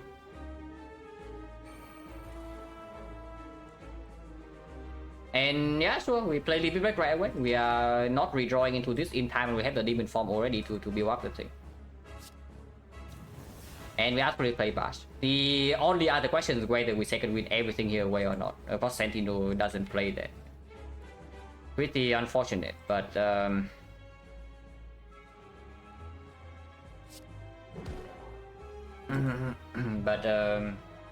we don't redraw to this, and with the demon form and the brimstone building up, we kill this before hyper beam, which is what we need to do either way. Even with the 66 HP, we are not blocking hyper beam ever, and it also deals 5 damage immediately. Yeah, your second win everything here away, right? Yeah, floating 3 energy.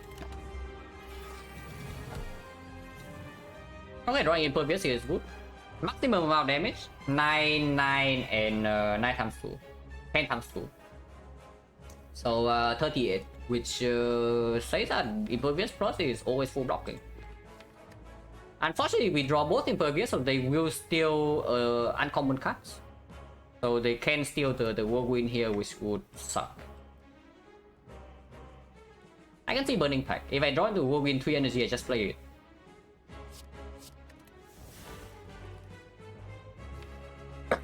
Well, if not, then impervious plus, maybe impervious minus. Yeah, impervious minus, probably slightly better. And do I focus automaton or not? I do. For now I do, because I don't know which one is stealing. And if they're not stealing whirlwind, which can happen, even if both of them are stealing, whirlwind can still be missed, and I just kill all of them next turn. Is it stupid to not play impervious plus? Like, go back from run streak over Digger record, yeah. It would be a pretty sad loss as well, like. This one would be cool. This one, if we actually win this one, would be like extremely cool. So let's try. I mean, the both attacking is the good case, right? Because if they both attack and I kill both of them next turn, the automaton never kills me with the times 2 attack, and then it dies by hyper beam. So impervious minus, it's fine. And if I keep impervious plus in the deck, I can still block hyper beam sometimes. Yeah, I don't hate it. And then here, absolutely strike to the automaton, advancing pendant. Okay, still rampage, like. So yeah, impervious minus perfect, and here we just kill them both. I hope for 70 plus, yeah, it's 100 though, Byron, so it's not like set in stone yet. I don't know, maybe I get like 66 like this in a row, and I don't know how much I can win. Do I bet to trans? I probably do. Next time we can just face tank, like no problem. Oh yeah, we even have a struck bottom deck, that's very good.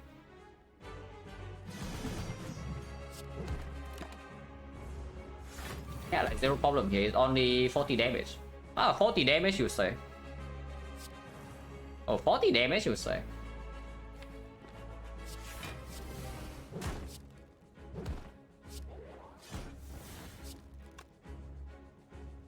It's exactly 40, right? And then it's dead before hyper beam. So, I mean, burning fight or struck, it doesn't actually matter.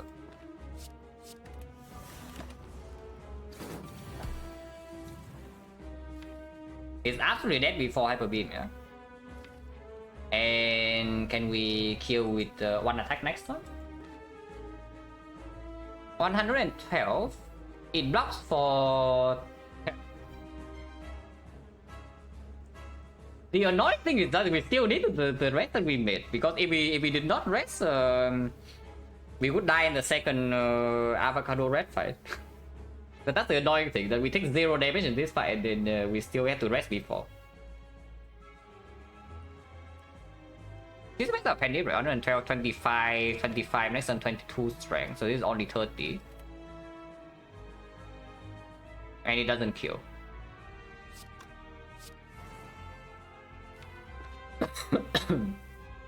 If that's the case, then Panic kills regardless. Yeah, maybe I redraw to Whirlwind next turn.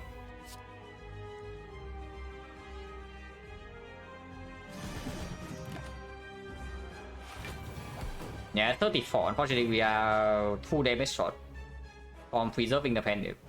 And there's no letter opener here because I exhausted all my skills. I exhausted all my skills, so we cannot get a chance to prop letter opener here instead. So I waste the Pendant. Which is actually annoying. Like with the Brimstone, you just want one shot fight.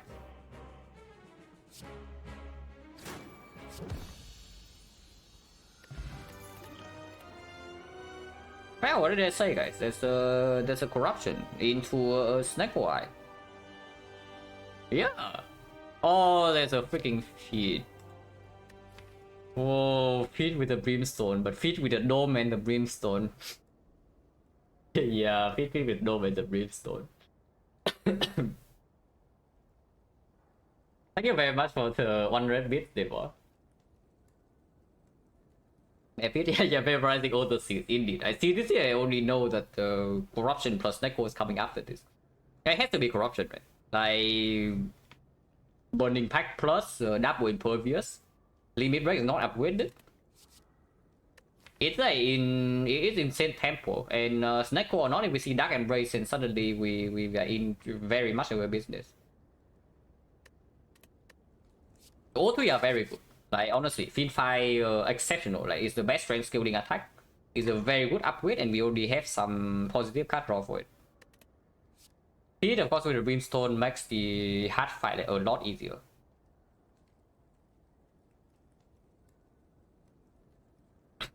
Confirm, yeah, and lose this run. Like, don't drag this crap into this, man. Yeah, just wait. I am in the middle of like the sample. Maybe if I do 200 and then I preserve this win rate, then you can say something. Oh really? Oh really now? Oh interesting, guys. What did I say, guys? It's just corruption into Snecko. And of course we pick that over the P-Box, even if P-Box is pretty good. Like we have 5 strikes for defense, P-Box is quite strong. But of course we bring a freaking corruption. And then Snecko.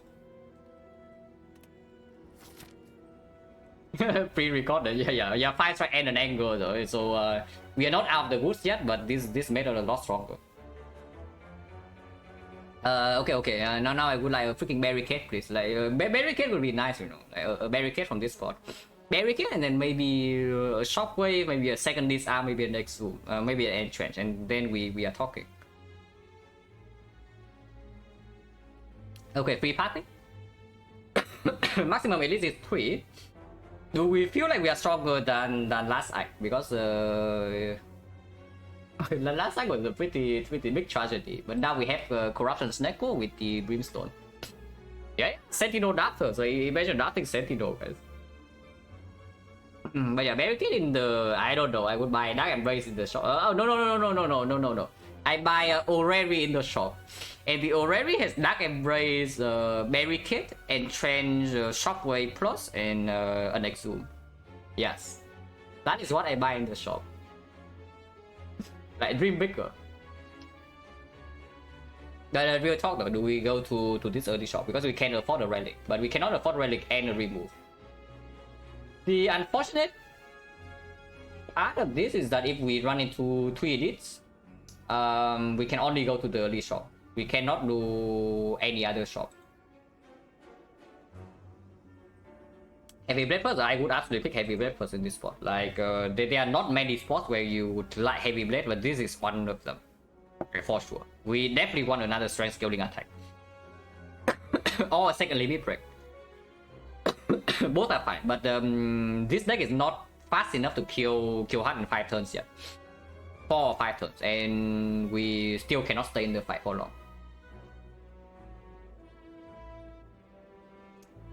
Not being able to remove any card is like it's so annoying, guys. But if the shop is something that's stronger than the remove, then we are probably also not Who unhappy, right? If the shop is nothing, you can double remove instead. Oh, sure, we can go to early shop. And we don't have anything that's big for question mark anyway. Like no golden idol, no red mask. So yeah, don't need to do that yet. Upgrade wise, it's completely worthless now, yeah. So we do probably disarm upgrade, maybe impervious upgrade. We can of course still rest, but we'll see.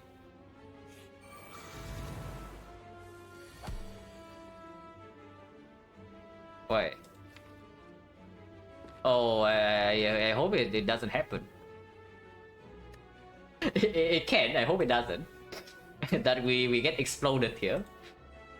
But yeah, these guys always attack.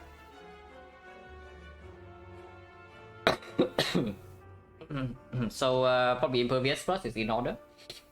Because the spike also like 50-50 attack turn one. Afterwards, if we do this for 226, then if the spike attacks, we are taking damage, and the whirlwind also doesn't kill this, so I don't think we do that. It's probably bash whirlwind then. We definitely can whirlwind for one. It goes to 33, 33. It's still full blocking. These guys are only attacking for like 9. Wait, what are they attacking for? Like 9 or 11? I know it's not 13. 13 is the other thing. It's probably 9 go to 10, right? Or 11 go to 12. Yeah, it's 11, okay. So 22, this thing is for 9, so it's for 10, it's 32. Yeah, I think there's 0 damage. If I do this. Oh, it's also killing this immediately, but I don't want to do that. Because killing this with the Hourglass Nexus is way better, I don't waste damage.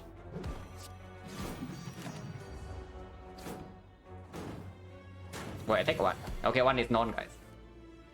This guy cannot attack this turn? I mean, I think so. So we can do just rampage. Try kill this.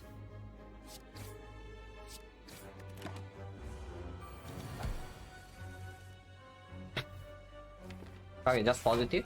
Because we play corruption now.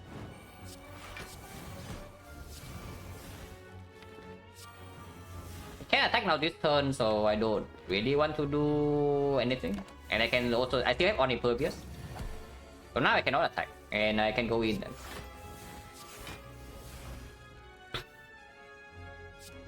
We kill with 2 attacks no matter what. Oh, I guess we just kill them.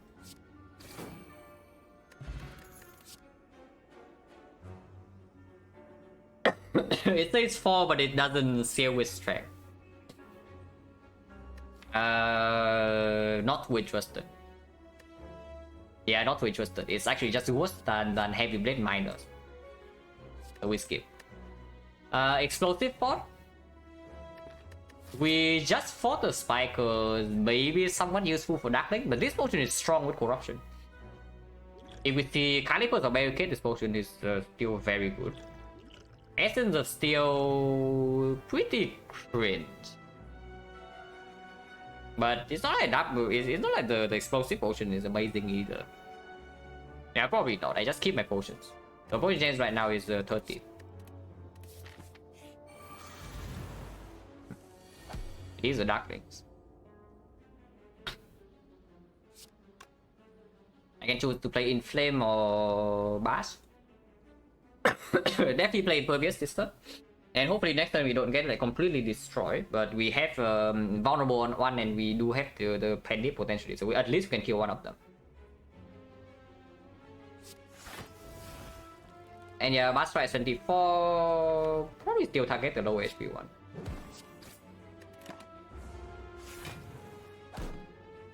Okay, but let's play fully. Ah, Sentinel Raptors. Yeah, Sentinel Raptors, yeah. We do... okay, it doesn't actually do anything here, unfortunately. But it could have done something if we draw Whirlwind. Or we draw more expensive attacks. Unfortunately, we draw old skills. Yeah, let's be strong. And that's let me strong and still play Iron Wave, so it's plus 3 block. It's okay.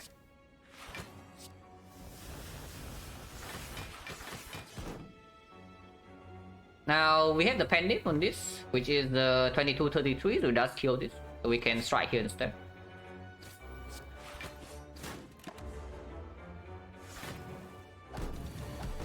Oh, we're not even attacking.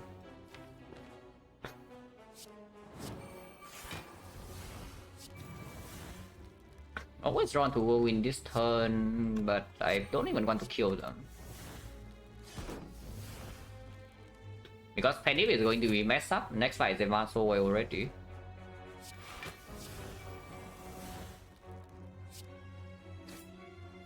And we have limit break and corruption in play, so cannot be so bad.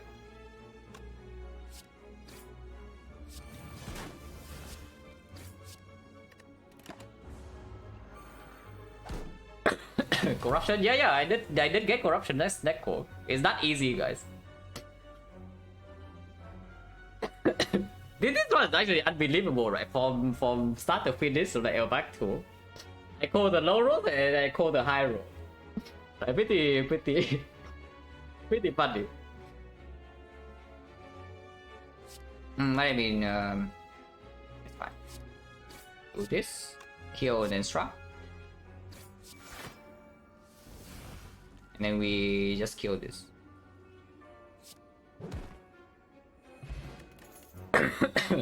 Drop potion again. So last act we dropped 0 potion. Last act we dropped 0 potion, and now this act we dropped 2 potion. First 2 5. These are not it, man. I have freaking corruption snack code. Give me some skill, please. Or give me like a freaking heavy plate. Like, where the hell is heavy plate? Like when you know one it shows up like every single floor, and now it doesn't show up. Like really. We cannot take this. Like these are all bad. 3 potions definitely has to be better than the essence of steel, and with the corruption, this is still stronger. So potion chance right now is 20.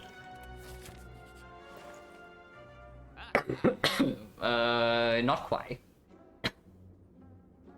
That is not what we want. I can tell you that much. Is it not? is it not? It makes the Sentinel really weird. Unless it's exhausted with second wind. But it can get back the disarm, can get back heavy, can get back the impervious. It's still really strange, right? Yeah, I mean, I know it says strange spoon. But the alternative is also not bad. We can do flame barrier and to remove the anchor.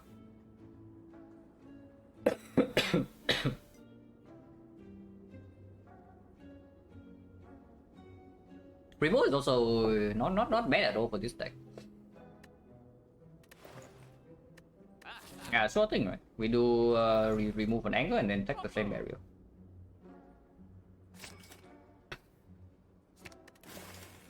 Really need more damage at some point. These are all bad. If I couldn't afford the Crystallis, would I do it? Probably not. Even with the corruption.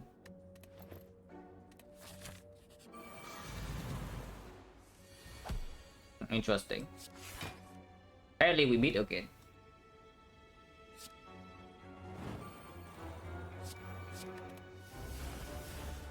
Oh, drawing whirlwind now is not what I want to see. But these are good costs at least. Can I kill this turn? I do have a penny on whirlwind. 14, so these are 9, so they are 10 each. So it's only a 20% that this thing actually attacks. And even then, I actually take 0. Yeah, I take 0. So I cannot play anything whirlwind because this costs 1. Yeah, it doesn't actually work. So this is what, like 11 go to 12. This is 10 each. So 32. So I will take damage if I play the whirlwind here. Yeah, I guess we can play around Letter Opener, and corruption is in play. The entire deck is block cut. I can play this fight a little bit slower then.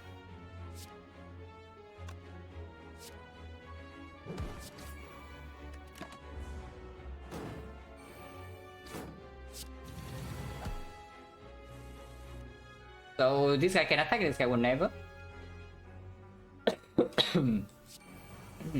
Yeah, nothing in here. Maximum damage you can face this turn is 15 and another 11, so 26. We need to block for 20 only.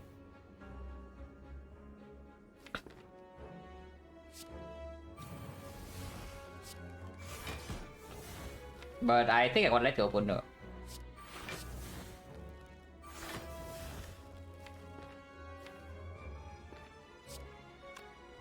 It's 18. This is fine.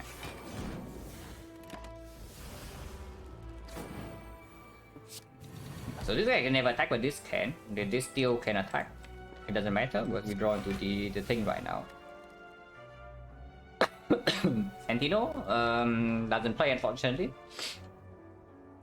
But it allows us to panic the rampage, kill this, and then strike here. It still is like let the opener damage. It's not so bad.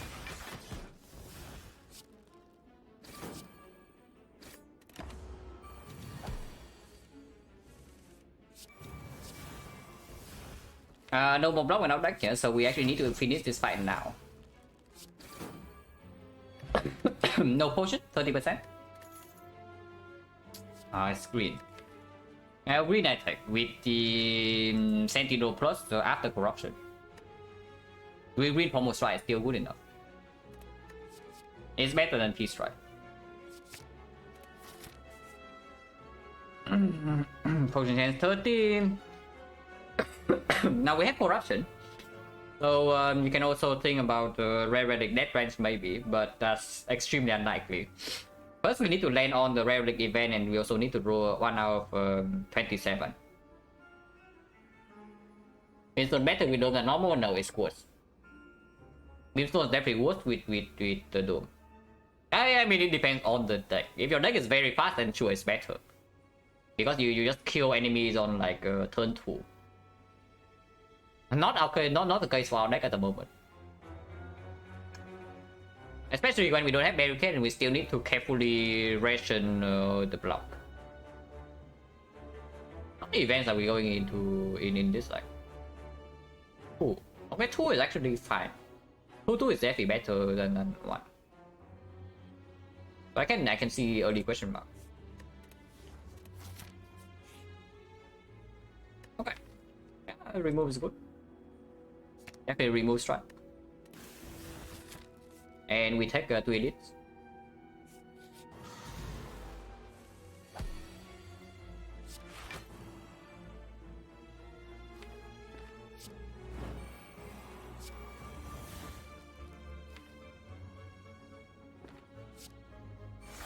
Not an amazing first draw. Burning back is good for later, right? Yeah, burning back is very good for later. When we exhaust down to basically play a 0 cost and then shuffle immediately with the burning pack to reroll them once again. I don't want to play any of these skills basically at the moment. So we just bash and then end our turn. Maybe taking 1. The break now is probably good enough.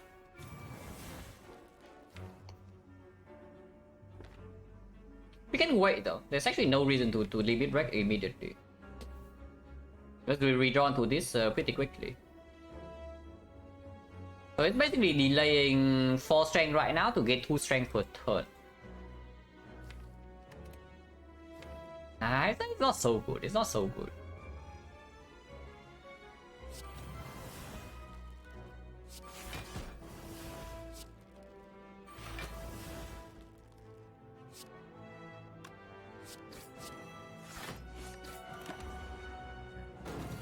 Okay, it never attacks this turn. Oh, Sentinel will win. And it also lands with the thing.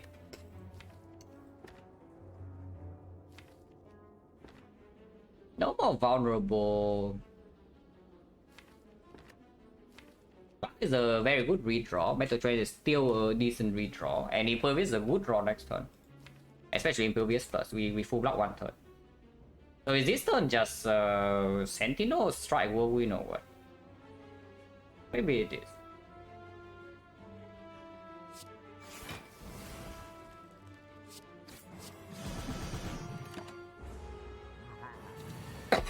We are wicked, but no problem. We take 0 damage now.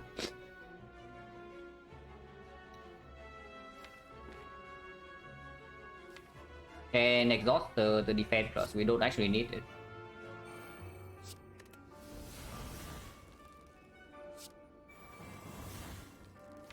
Did not draw bash. That's slightly annoying. Maybe for that I keep the Impervious Plus in my deck then, in case I need to block next turn.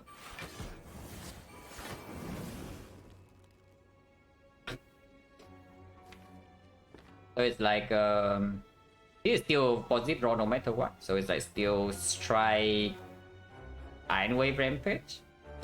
And if we immediately, it's fine.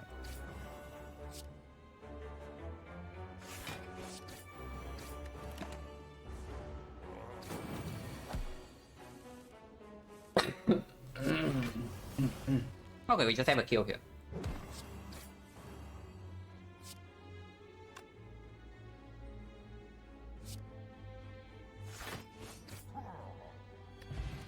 Oh, thanks. Yeah, amazing guys. Exactly what we did here. Another whirlwind. No, this one I don't hate too much. This one actually don't hate. Actually dumps the entire turn on the card that scales 4 times. And K-Max is still potentially in the shop. We have gone to... Let me go to Act 1 shop in this run. No. So we have gone to 2 shops in the entire run. So it's like 1 hour 15 that we see K-Max in the Act 4 shop. It's okay, because if we pick the whirlwind, we also have an upgrade target immediately before we step into the second edit. Which right now, like, no upgrades are actually super good. Well, this upgrade is okay. This upgrade is very good, but we have it in Act 4 regardless, and we have another one here. I don't mind this. Regen potion not as good as that's what we have currently, right? With the pantograph. We can drop a number potion. So 1, 2, 3, 4, 5. 4, 5, 3 potion point chance again is 20%. Also, another whirlwind can also help with maybe Retromancer here. Upgrade whirlwind. Yeah, plus 3 on it, even with Brimstone is still a strong upgrade. Or we can upgrade the disarm first.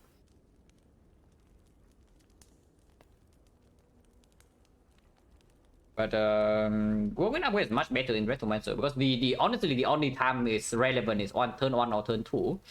But that is when the Retromancer can hurt us the most. But I can also see upgrading disarm first. Because it's only 50% that is Retromancer at all. And if we draw whirlwind minus on turn 1, it still kills with the hourglass.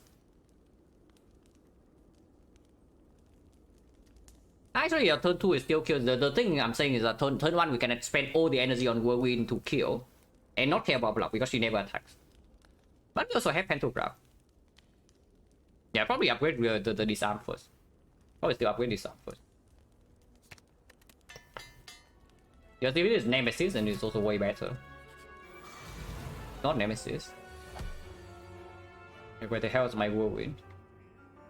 Please. Can Burning Crack away the strike? Okay, no whirlwind this turn. We can kill one of them at least. 9 damage. Limit Break is not proccing Letter Opener. So Limit Break plus Bash is not killing this. So she will attack next turn guaranteed. Which we might or might not like depending on whether we draw Corruption or not. If we draw Corruption Impervious and some whirlwind, doesn't matter what she's doing next turn. But then immediately we also take 10 more this turn. So I just bash Rampage kill one of the dagger, yeah. Ow.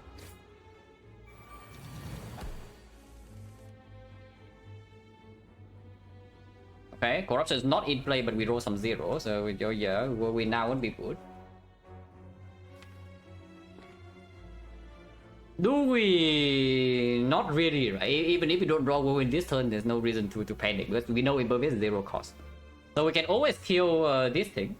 Like Letter Opener plus Strike is already killing this thing. So at the maximum we take 20 here and she attacks for what? 36. So we only need to block for 56. We block 46 already. At most we take 10. There's no way we spend the sweep potion before the battle trance.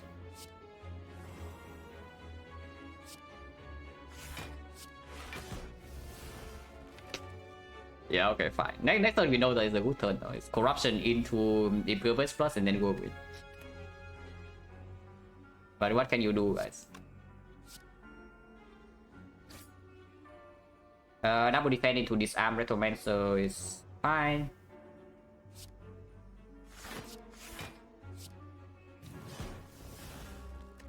And we take 0 this turn. Oh, this summons again. Now this turn she will attack, but we know that we draw into all the good cards. So there's like 0 problem whatsoever here.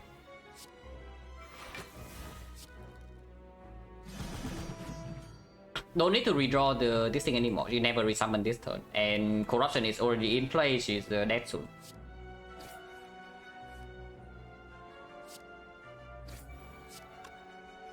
And then Panip this to set up the Panip a little bit more.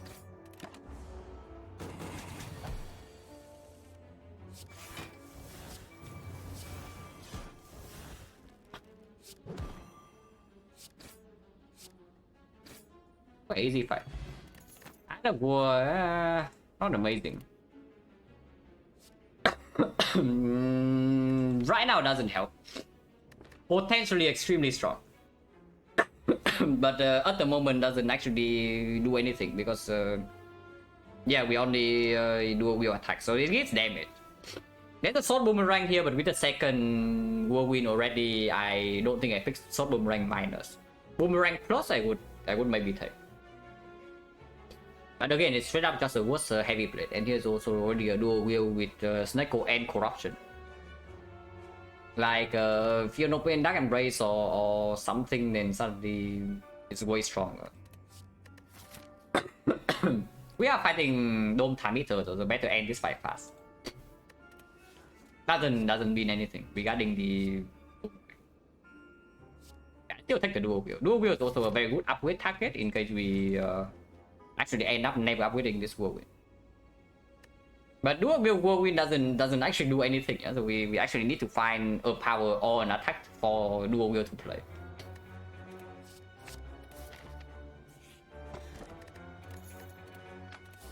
We only talked that's fine. We took Pantograph over it. Okay, so that's good. And Letter Opener. Letter Opener has played quite a lot as well.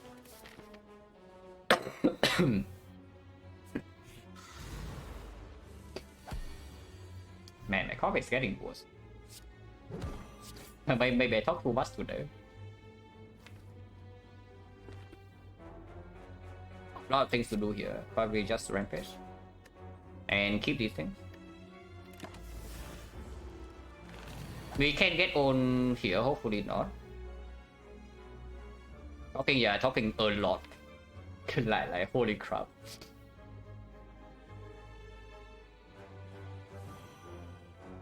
Oh, we can pen this whirlwind. At least dead.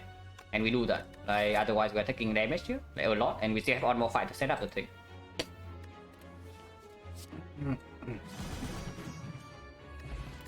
Oh, this fortune is insanely strong. We absolutely take that. Oh, power through. Second grid. Not quite for this, but it's still very good. And the other two are also like complete after garbage. Nightcore is very strong. Probably over Speed Force, right? We don't have artifact. We don't have artifact, and we also don't have barricade. Yeah, draw 3 has to be better than the speed, because the speed is only strong after corruption is down.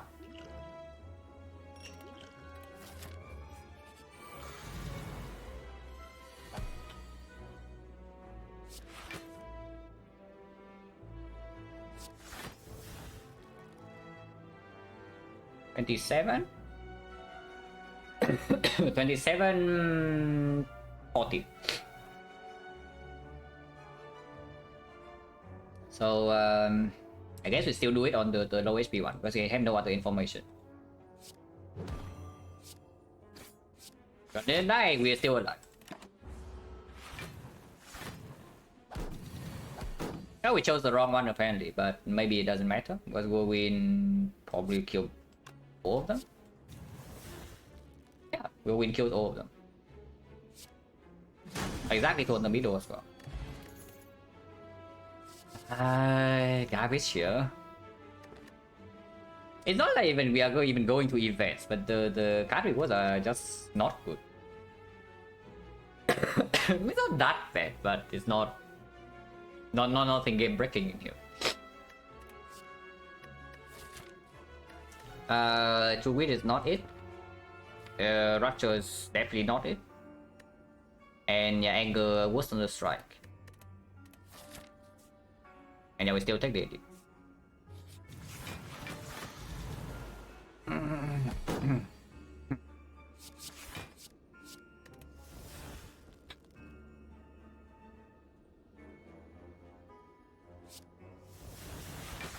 We have no idea how much they are doing. Hopefully it's not the 51. And probably Whirlwind for 3 is better than playing Bash.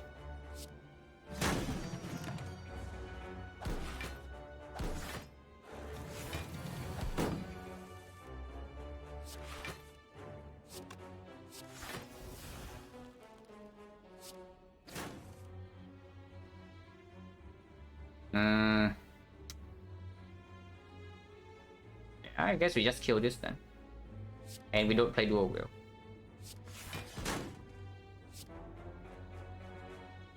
You cannot take damage here. It's actually perfect top if they both attack big. And Penny on 8 with bottle bash is better than on 9, right? Probably. So we just kill.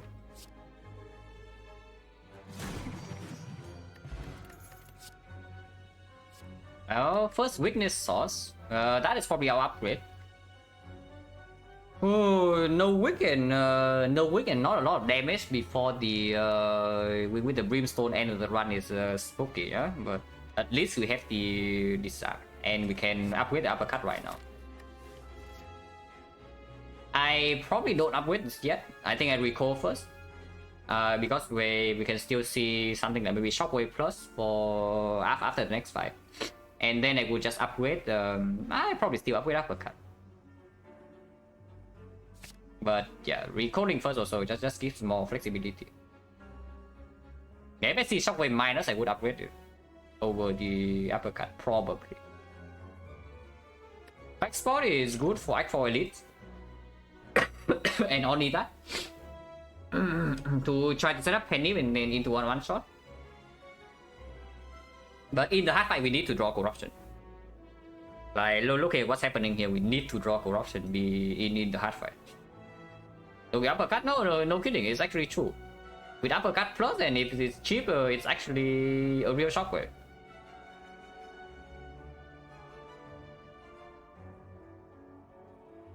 Yeah, we still keep these, right? Especially when we have one more relic incoming.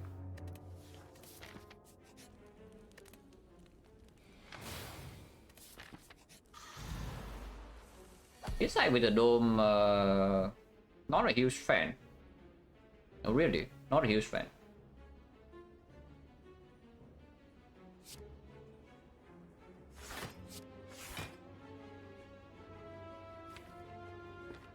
But not a lot of things we can do here. Yeah, good value, but I could try to not be attacked for an unknown about. Probably still bash into Pandemic Strike, right? Setting up Pandemic before this is also good. This fight needs to end as soon as possible. Like, we cannot stay here for long.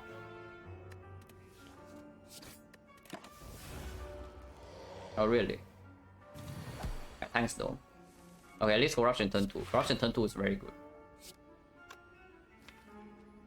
No Dive Race, or do I really want to redraw Defend Minus? No.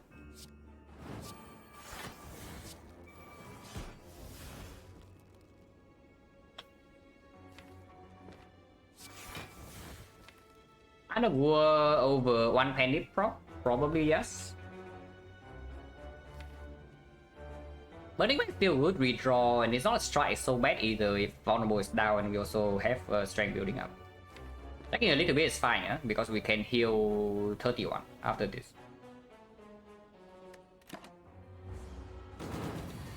They have no idea what it's doing.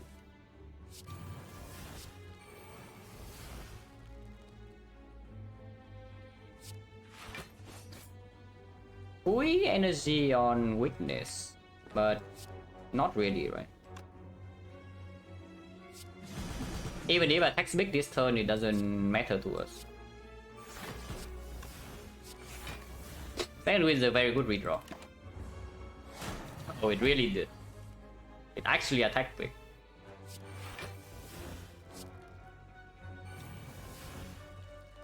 But yeah, no problem.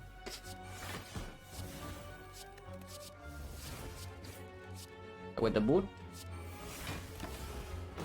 And now we have penny to 7. Yes, both wall, yeah, thanks.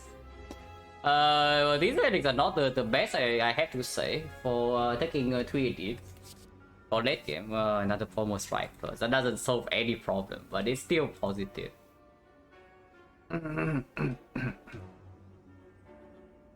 Man, currently this is like the classic Brimstone run into heart and then die, or maybe even die in Moscow dead. But hopefully we have Pantograph. And that can bail us out. But yeah, sure, I still take this over the other stuff. Upgrade the uppercut, yeah.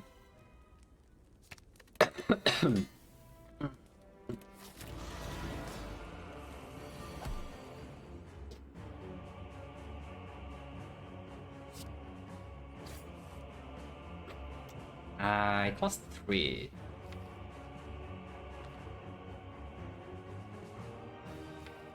Weakness for this turn and next turn, so immediately it blocks for.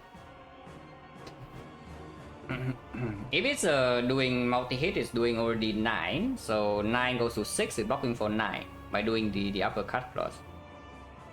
The big hit is doing 33, so it also blocks for 9. So it just blocks for 9 this turn, and it blocks also for like 9, maybe 10 next turn. 3 block 20, deal a little bit of damage, advance panic, extend vulnerable. Probably has to be, and also doesn't advance the clock. Probably has to be better than playing barrier defense, even if this blocks for more this turn. So this also set up for a nice maybe panic on the whirlwind next turn if you draw a cheap corruption or a cheap impervious. And it can even debuff us this turn. It didn't.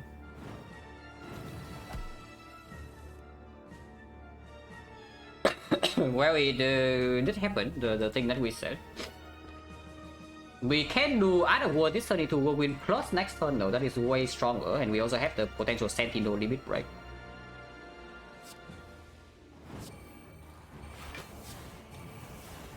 Because Panic Ritz right now is only 81. If we wait, it can be a lot stronger, and we know that this is already full block. If it debuffs us this turn, next turn we cry. I know, no, seriously, the only thing we can do is cry. Even if we block a lot through fail, we are still crying. Because then we waste the panic on the vulnerable. But otherwise, maybe like 50% more higher than that, then we draw to Whirlwind plus next turn, that we can pen it. Another War can play.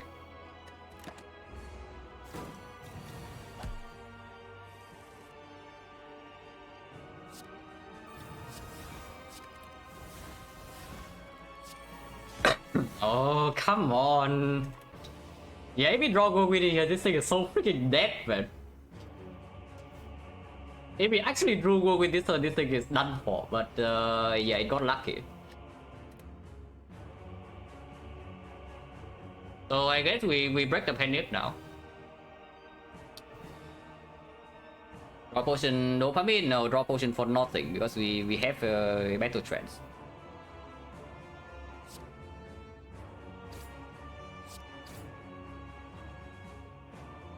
It's no longer weakened, it has no strength though. If it debuffs next turn, this turn, next turn we get owned. That's the short version. But it's fine. Keep our 2-second win in is fine too.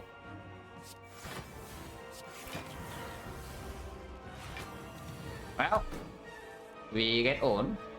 Pretty hard in fact.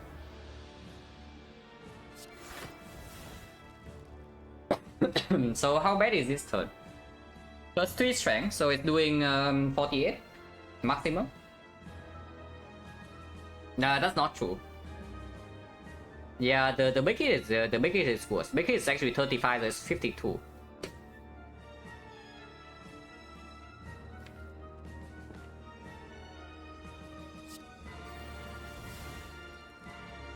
Okay, at least this is fine.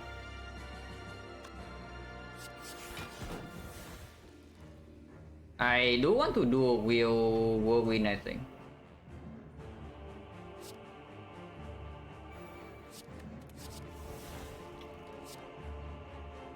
The boot.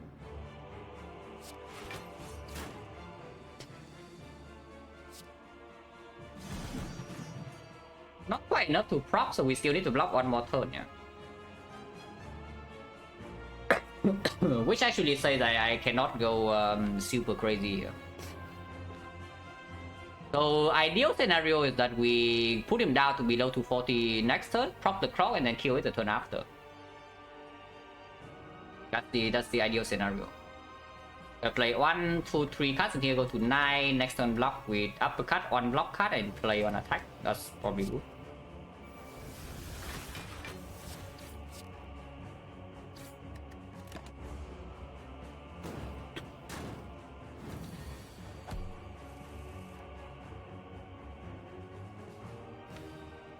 Well, I guess not.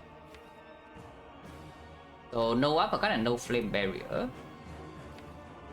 But we need to play the bash here. We actually want to kill it. No strength killing attack in here though, so it's not super likely unless I play bash into pommel strike. In which case it has plus 6 strength. So it's doing what? It has plus 6 strength, so it's doing 42. And I block for 8, so I take 32. And then next boss fight I get owned over. The other option is doing combo strike. With 0 is not even a good thing for us, like if it's doing 0, because that means I actually need to play fairly after the debuff. But I have 3 whirlwind plus in my deck. 2 whirlwind plus, or maybe it's okay. And Penny is also coming up. How much strength do I have? 18. 18 with vulnerable. So how much damage is this? This is 34. 34, 68, 100. 100 and this is 28. Doesn't quite kill, but I have Sentinel and no draw debuff.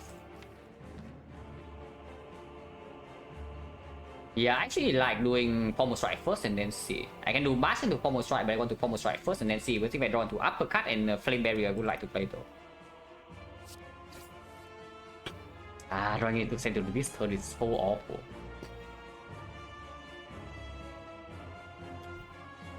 Oh, that is so freaking bad. I mean, we don't need to split. We can play one more card, take a bunch of damage, and then play the fight fairly afterwards. But then it means that we don't have debuff.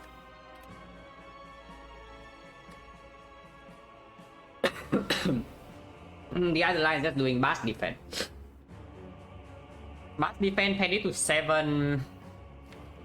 So if I can play some attacks next turn, if I draw into the Sentinel or the Whirlwind, I can kill with the Pendant. But this turn immediately I take 34 damage to my face. So I go to 13. 13, 19, 19 is 44. Is 44 enough for the second fight? I mean, I don't know, but it has to be. Because we don't actually have a lot of options.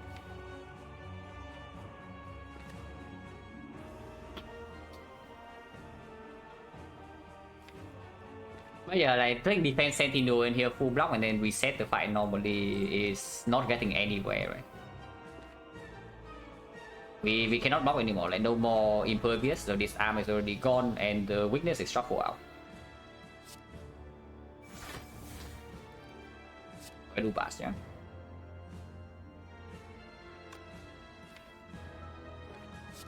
If we cannot kill next turn, we can still set up the Penip for the turn afterwards.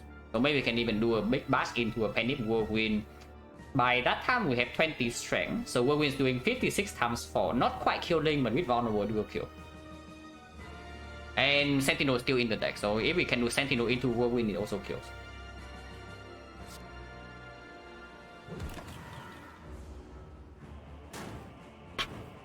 Yep, 13. Okay, with this we can maybe kill it here. Oh, we actually kill it. Like, that's very good. Oh, that's very good. That we the kill is actually successful. Unfortunately, we need to break the Penip. Actually, no, we don't. We Sentinel into Whirlwind in here and kills in one attack. Oh, that's very nice. Okay, so if we leave second fight, that's very good. Probably the better fight of the two. Did not draw Whirlwind turn 1, that's fine.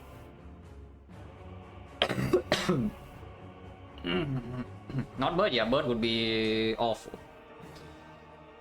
Not like this fight is super easy either, but maybe this fight we can manage because we have Whirlwind hitting both. And if Impervious turn 1 is taking 0. We cannot kill this turn 2 or turn 3, but our block is enough to actually block maybe 3 attacks.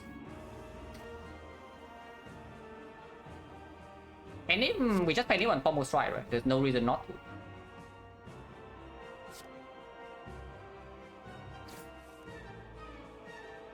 Yeah. And this combo strike we don't play. And we still go for Dodu first. I mean, it doesn't matter either way. Like we are killing both of them almost equally because our main damage in this fight is actually still Whirlwind.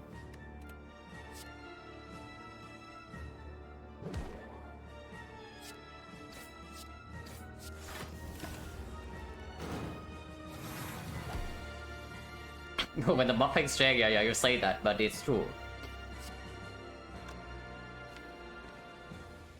This is what? 34. 34, I'm blocking for 20, so I'm taking 40. Next turn is 36, I never die. So I don't need to Panic Potion yet.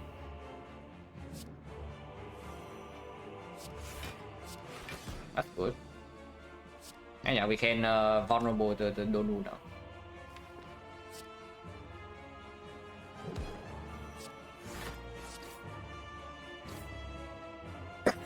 Penny goes to 8. We have literally no attacks in here, so dual wheel is worthless, but we draw 2 Ds pretty quickly. Unless you tell me to not play power 2, but power 2 block fully this turn. So just to get like 12 damage in no way, right? Because they have potions. And yeah, I do advance Pendant.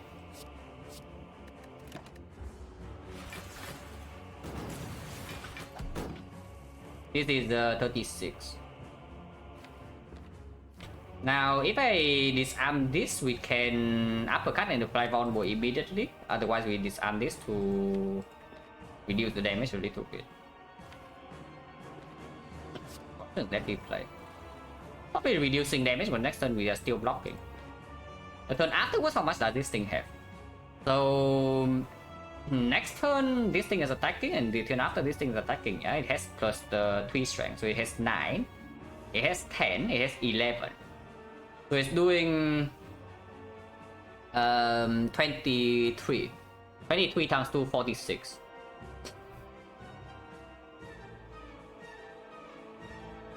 Attack or battle trend, or I can also not play this. Like, why draw right now though? Why draw right now though? Because we know that this is full block next turn.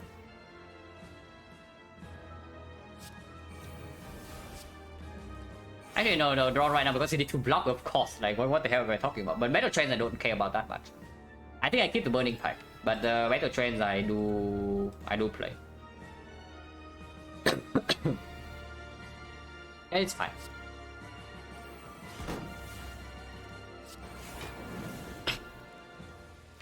And yeah, impervious next turn is good.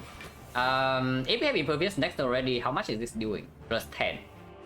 Plus 10 is only 40, 44. 44 and we have 38 already, so this army here actually doesn't do much. If it doesn't, then I just strip artifact in here so that uppercut applies on roll immediately. Or we can draw bash into uppercut afterwards, apply weakness, which block for way more. Then we keep this card, yeah.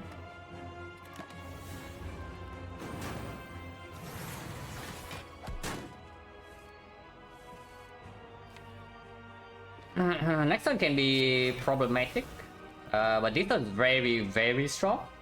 Sentinel Doctors once again, nowhere to be found. Yeah, Sentinel Doctors once again nowhere to be found because you can't even whirlwind with the Sentinel right now, which is an insane amount of damage. It actually kills both of them. So now the next question is that do we actually do it? Do we actually kill them both this turn and then mess up the Pendant for the Spear and Shield? Because Spear and Shield is not a trivial fight. Spear and Shield is very far from being a trivial fight. If we just do Whirlwind for... and then we don't set up Pendant regardless, right? If we kill it this turn, which we will. And next turn there's no guarantee block, is the thing. Yeah, this thing attacks for... 44 next turn, and there's no guarantee blocking here. And there's also even 2 wounds. Yeah, I'll probably just get out of here.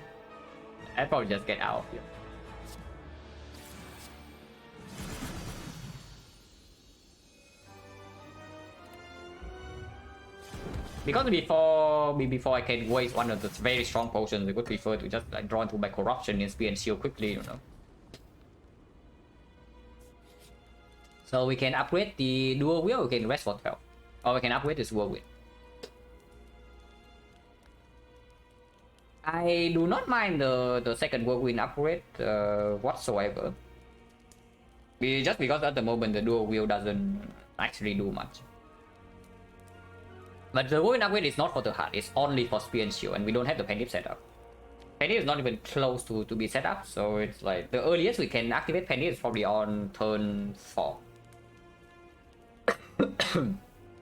If it's on turn 4 already, then the whirlwind upgrade doesn't actually matter so much.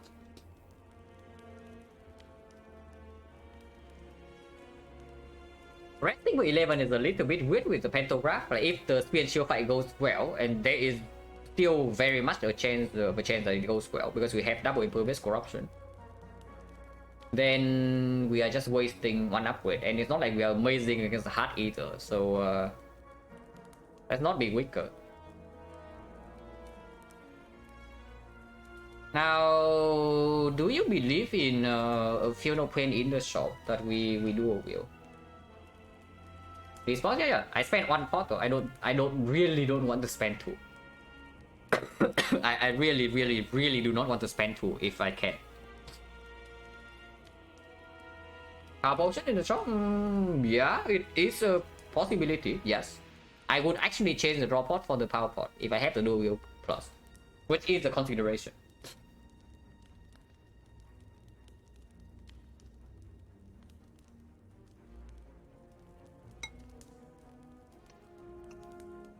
It's just a dual wheel for, I guess, for the hard fight. Like if it dual wheels the uppercut to, yeah, because dual wheel minus an uppercut, even if it costs 0, it only secures weakness for 1 cycle. And then with artifact, fight cannot go 3 cycle either way, right? So it's just 1 cycle, 2 cycle, and then heart should die. So dual wheel uppercut actually does not matter there. It's a decent amount of damage. So Funeral Pain in the shop is like what? On our 14, but uncommon slightly higher, so probably something like 8%. With Funeral Pain in the shop, but it also needs to be cheap, otherwise the dual wheel doesn't play. Would we buy any strong attack in the shop? Like for example, the bludgeon or heavy blade.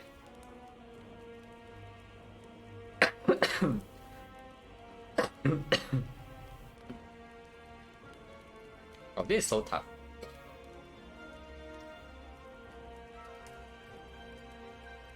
So limit break. Looking at the fight just now, we probably have like something like 20, 16, 20 strength. And we need to convert that into 200 damage in the hard fight per turn. Almost permanent vulnerable. Bash plus on turn 1. And we also have uppercut plus. So with like 10 strength, because that's when we are weaker, yeah. 10 strength goes to 20, 30, need 6 copies. Yeah, dual upgrade is still good. It's also like very, very strong for the spear and shield, because now that we have double pommel strike plus any of these costing 0 or even uppercut costing 0 with a dual wield and an insane amount of damage. You know, this upgrade, yeah, this upgrade is much better than this upgrade for the heart, and it also it's not playing for spear and shield either. Yeah, we have dual wield.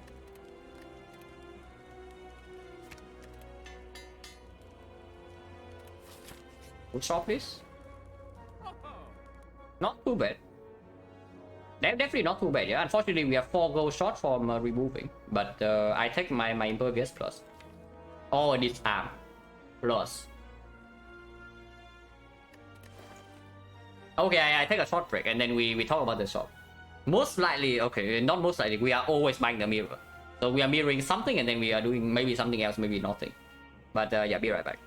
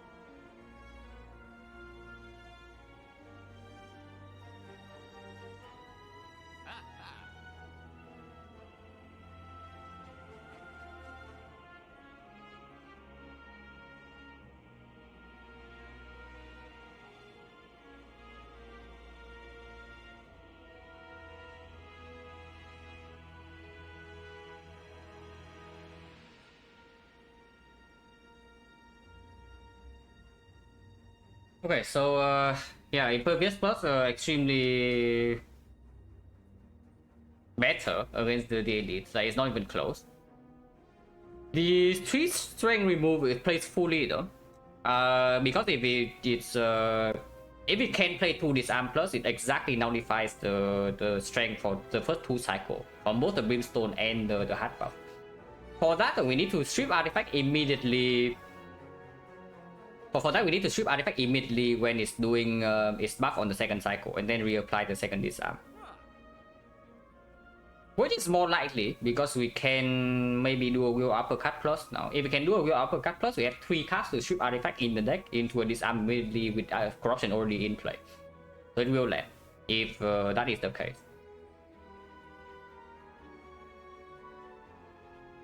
And one more artifact strip card would be so good. And like a shockwave. Yeah, what a freaking surprise. A shockwave would be good here. After the mirror, what are we doing now? I don't see anything else I could like in this shop. Like, unless you tell me True Wit minus is something, but probably not. Yeah, Carnage complete crap, True Wit minus complete crap, Flex absolute garbage. Madness is actually good. I'm not even kidding, Madness is actually fine, even with Neko, because it allows us to do. It's going to cost 0 corruption and it allows us to do a big dual wheel turn.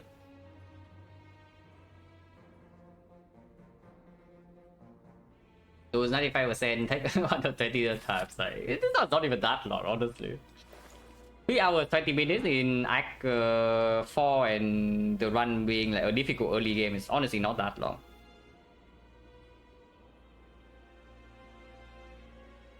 But yeah, this is a very tricky spot. Now, if we do the Impervious, yeah, we have a higher chance to miss the disarm first attack cycle. If we miss the disarm first attack cycle, we are done for. I'm just saying that in the hard fight because we don't have a way to mitigate the vulnerable.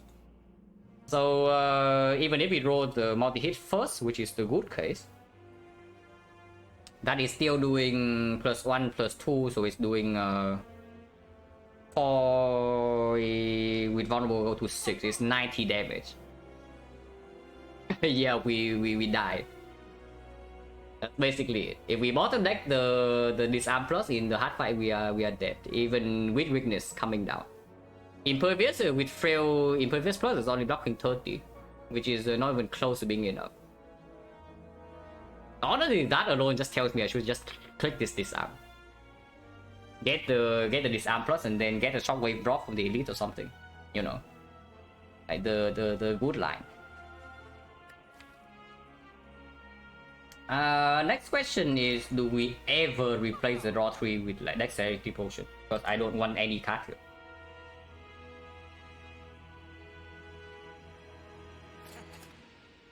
Oh yeah, we take the disarm plus.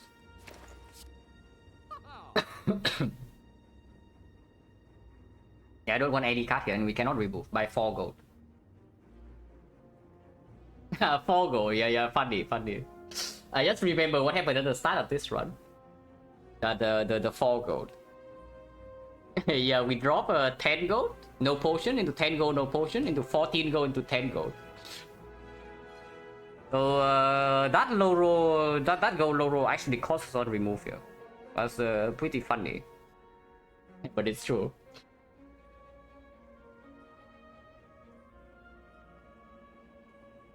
But yeah, the next spot over draw pot, probably no.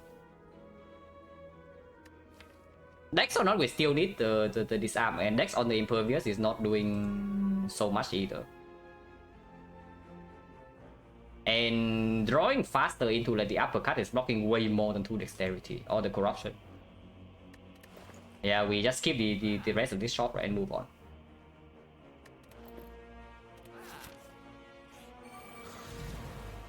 Now please don't kill me. Corruption top deck, that's promising. Do I keep my Battle Trance? It's Battle Trance a good redraw. It's okay. Yeah, it has to be pretty decent. But that of course means that I draw 1 less card this turn. Because I literally play corruption before the struck. And I still have all the energy left over. So maybe it's not that good. I'm also willing to spend the sweet potion here. As long as I can preserve the XecnaR in the heart is fine. So yeah, just corruption struck, battle trends, and then see. Oh yeah, we have Barrier Marbles in this fight as well. Actually, very good with the thing stripping artifact.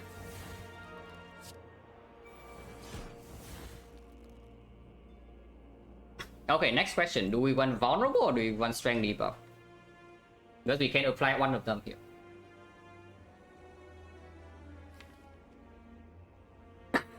If we apply vulnerable, we better kill it next turn. that's the short version.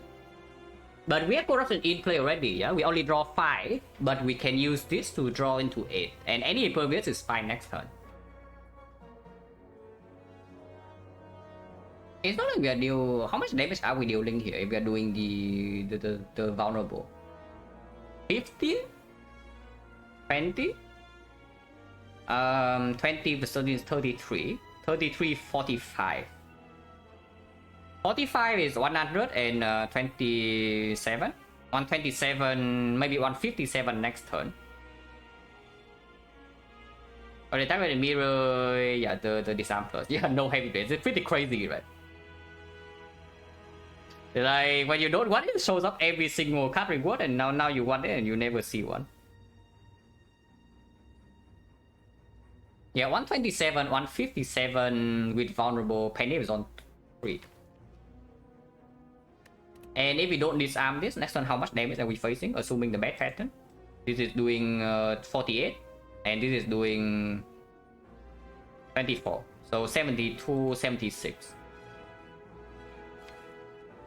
76 is yes, pretty bad. This is blocking for 12. So it goes out down to 64, but no vulnerable on this on turn 3. Oh, I take the vulnerable. I take the vulnerable.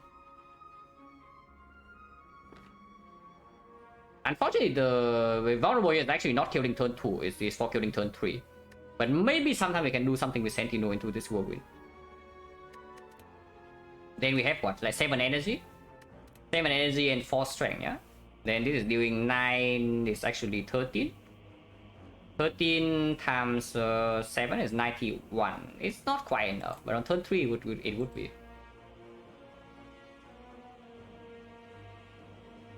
If we do not vulnerable here, we cannot kill this turn 3. So we actually need to block this on turn 2, block this against on turn 3. If this is multi-hit, we're doing that, and then we kill both of them on turn 5. Which is okay too, man. Yeah, of course the knight would be good here. Where the hell is the Poison Knight?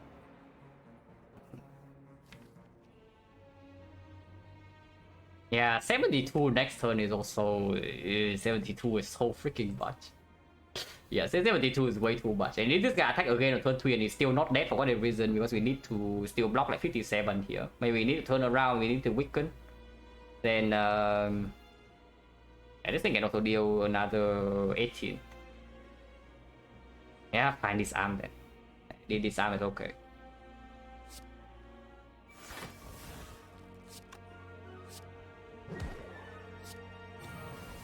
Better with the damage, absolutely. Full block turn 1, yeah.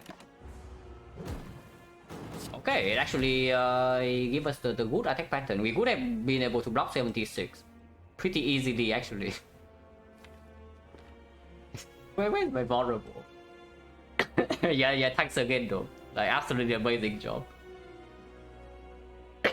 But yeah, where is my vulnerable? Burning back away the burn and then see again. This is only 36.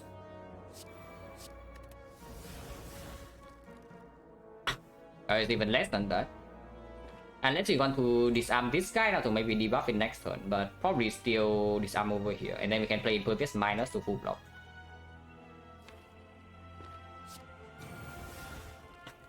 And it's 24, 26, so this is full block, yeah. Let's open her again. taking 0 damage. Yeah, taking 0 damage this turn, and then what happens a few turns from now? Next time we don't have impervious, and this thing is attacking for 41 base. We cannot apply weakness, but it is okay. We can lose a little bit of HP. Can lose a little bit of HP. Can we try to kill this? If we play another impervious right here and then turn around, can we actually kill?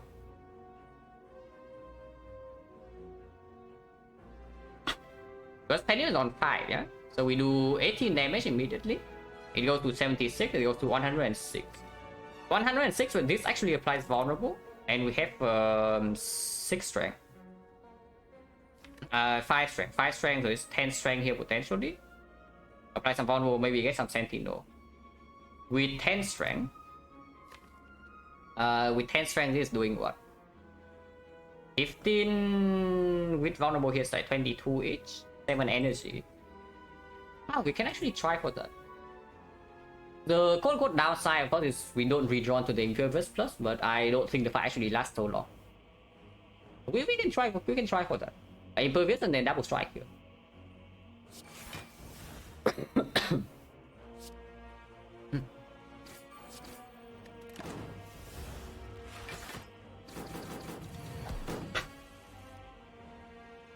No whirlwind. No whirlwind, no limit break. So we get a little bit on here.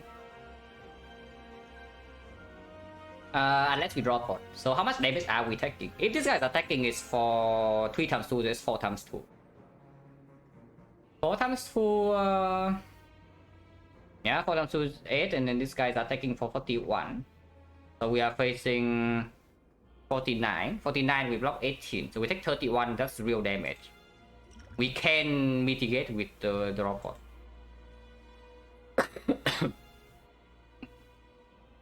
Yeah, minus 31 go to 40. 40, 65, 71. We're actually missing 11 HP. Draw pot for 11 with XecnaR intact is okay. It's okay. Draw important, yeah, but this is also draw 5, you see. And we have 2 copies right now. We don't need to. But I guess I get what you're saying. Like we do 1 potion for the first cycle, and then we do another potion for the second cycle when we need to land both uppercut and disarm. I can see that. We can block for 2 damage, I think. If we do uppercut here and to strike the turn around, we can block 2 damage. And it doesn't matter either way, because next time we have limit break, whirlwind, they both die. So it's actually only for 9 damage, right? Like 41, and then the other guy is doing 6, so it's 47. 47, we lose 29 here. 29, but we heal back up by 31. Yeah, draw potion has to be better than 9 HP. Oh, by the way, it's actually less than that, because this thing is only attacking 50% of the time. It doesn't even always attack. Yeah, what am I even talking about? Yeah, we have to cut right for weakness and vulnerable the turn after, because after this turn we don't care about this anyway. We want to kill this next turn then. So uppercut here. Try to turn around. Play Sentinel Boy is block for more. And then I guess second win is I lost some damage. Oh, I lost some damage. Okay, oh, it surely doesn't matter. Surely doesn't matter, guys. Like, cannot matter. It's actually setting up Penny for the heart cleanly. Yeah, just see, guys. Yeah, whatever. Second win is a good redraw. So I do double defense only.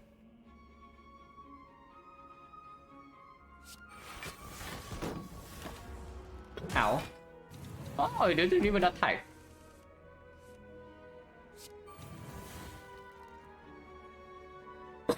Yeah, they don't even attack, and we can do a wheel our Iron Wave in here. And Penny the Whirlwind, which kills all of them. Of course, I messed up the Penny for the heart, but do I care?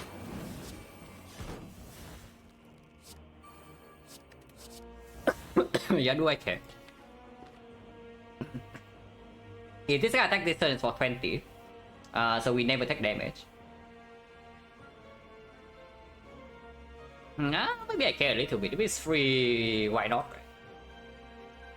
If it's free to push, like why not? And there's actually no risk here with whirlwind and like pommel strike if we draw into, and this still blocking.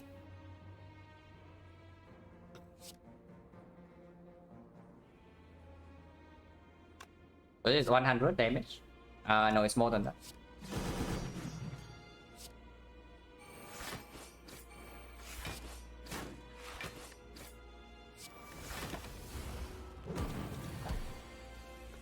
I'm fine, yeah, of course I'm fine in this fight. Our concern is never about this fight. It's about the next one. Yeah, power potion. Oh, oh. Okay, no relic, but we have a card. I mean, it's kind of a relic because it makes the turn one better. But okay, what do we take here? Like, holy crap, it has to be Feel No Pain Plus, right? There's literally no way it's not Feel No Pain Plus. When Corruption is in the deck, we play on-site and we have 2 disarm already. Like, Brimstone or not, it's definitely Feel No Pain Plus. Like, it's honestly not even close. When we have the dual wheel plus 2. Close to winning, we still need a good drawing here.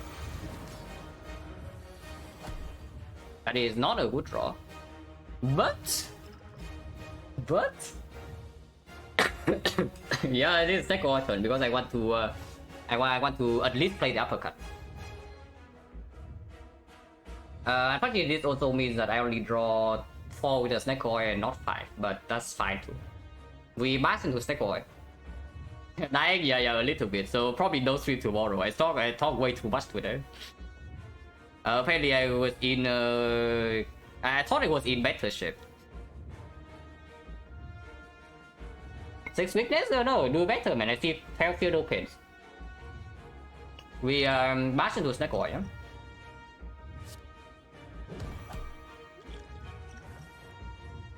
Yeah? Yeah, I told you, right? Do better. I see feel no pains. Like, no, seriously. Like, come on. And of course we are doing it. Of course we are doing our Feel No Pain over the uppercut. It's not even close. Weakness stays forever. No, we're not weakness. Vulnerable stays forever. But it is not weakened. We don't have corruption down. And no disarm is down yet. So we can still die first cycle. Hopefully not, but that would be very tragic. Do I ever now I'm scared. Should I even pommel strike? The thing about playing the pommel strike right now is it instantly opens up the case where I miss the corruption. Because corruption costs 2. I play Impervious? No, even if it blocks a lot of... I mean, it depends. If I don't play the pommel strike, I play Impervious. And with the draw potion, so it's like 28. Void block for 12. Void block for 12, Daze block for 12. We have another Impervious plus. And it's still weakened next turn, so even if it's a multi-hit first, which is actually bad for us, because multi-hit first means that even if we draw this arm turn after, it doesn't do anything. Then how bad is it? Like, next turn is 2 strength, so it goes to 60. 60 is 45. 45 and then turn 2 no weakness, so it's actually 60. It's 46, 47, 48. 48, 72. 72 and 45, 117. We need to block 40 only with Feel No Pain and Corruption in the deck. Yeah, easy, right? Even without the disarm. So yes, I do play Impervious. And I don't play the pommel strike. Yeah, I do play Impervious and... wait, no. That's stupid, that's stupid. Yeah, that's very stupid. I can still play Impervious first. But I play Impervious into the pommel strike. If I draw into Corruption, I always can play it and then dual wheel cost 0. Yeah, exactly. Corruption decost dual wheel. That's like very stupid. If I... Now, of course it means I don't have the uppercut weakness, but if I have Corruption and Feel No Pain, yeah, who cares? So the only best scenario, I mean, I've been calling a lot of things in this run, so hopefully this doesn't happen. But the only best case scenario that I do with the pommel strike right now is I draw into 2 disarms. that I cannot play. That would be awful. But otherwise, everything is good. The other line is just playing 4 HP. Playing 4 HP for information is good. It's good too. I play Strike into Pommel Strike. I play the 0 cost Strike into the Pommel Strike Plus, and then Observe. And then I have full information regarding what to do. If I draw into the Corruption, I have more energy anyway. So even if Corruption costs 3, I can still play the uppercut. The cost is 4 HP. Yeah, I do that.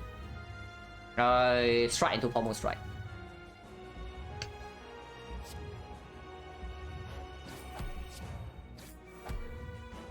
Okay, that's good then. Then I guess I do play Impervious. How much does it block for? How many cards do I play? 1, 2, 3, 4, 5, 6. It blocks for 5. This Impervious block for 5 damage. But with Tail of No Pain, everything in here is an insane amount of block.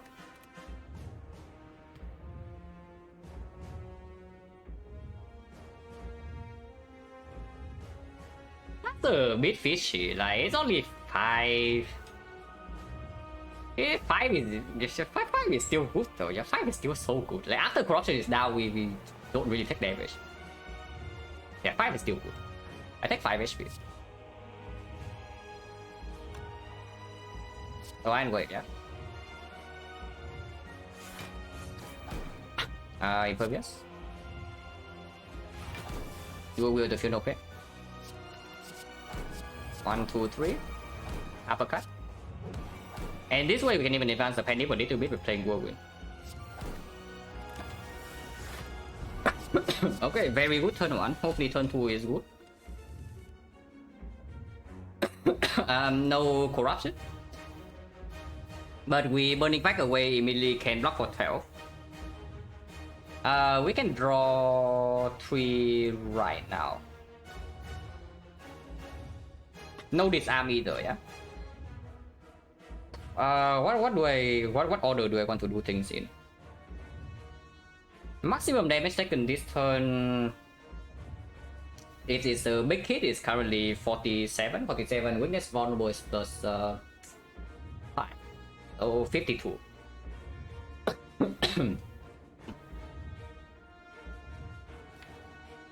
Do I start with draw 4? Is basically my question here. Because there's always a chance, an outcome that we need to be wary of that is Corruption plus a Void. And Corruption costs 3. Extremely unlikely, but it can happen. If I draw Potion first and fill hand until 10, and then I do Flame Barrier, hand goes to 9. Burning Fact, hand goes to 8, and then Exhaust the card, hand goes to 7, so I do not overdraw, even afterwards. I can, yeah, I just do report first then.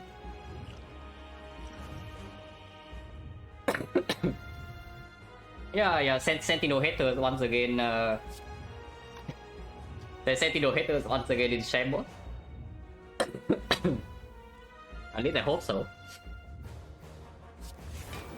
We need this for hand strike, so we exhaust the Sentinel over the Pommel Strike. I need energy to play whatever comes after. Like Disarm cost 3, I can play it. Corruption cost 3, I can play it.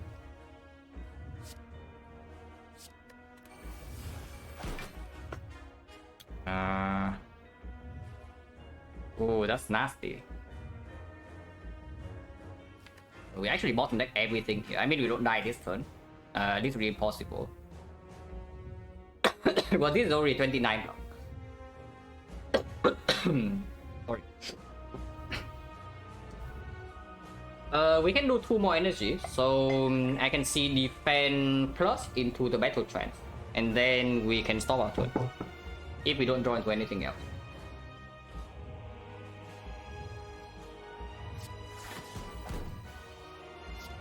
Battle trance only draw 2, but I cannot risk drawing these cards at 3 cost and cannot play them.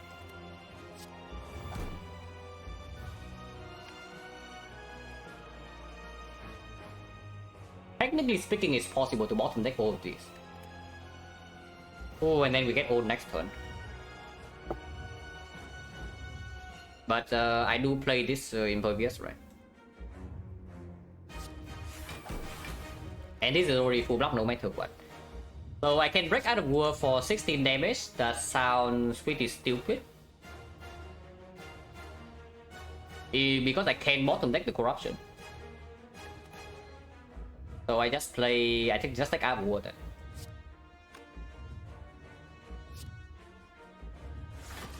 And out of war is also 5 damage, so it's only for 11 damage and a penny charge. Begin first would be very good if you draw this arm now. If you don't draw this arm now, it's very bad. But if we draw this arm, so everything is fine. okay. This looks very good now. We missed the arm second cycle, yeah, but we overblock, so I probably don't care too much. It can have the 2 strength second cycle, go to 4 strength, deals 90. I don't care.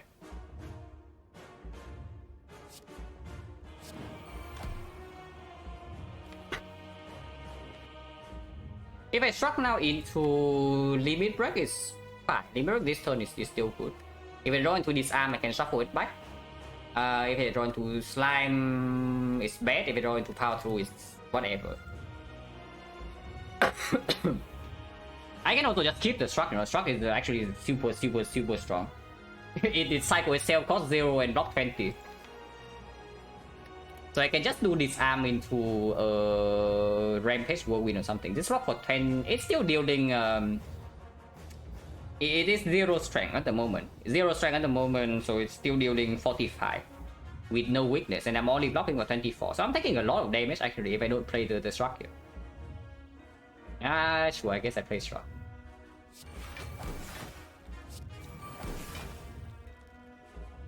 And I can penip the Whirlwind right now, which I will do.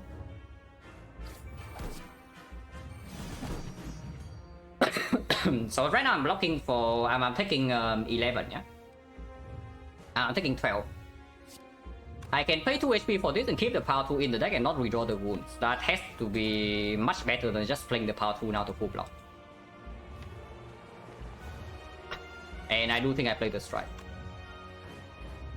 We never die next cycle, so we just need to kill before the next debuff happens. Not debuff, before the third cycle. So take 13. Can even play this arm this turn, you know, depending on what we draw. Oh, that's a garbage draw. That's actually like super bad on a lot of levels.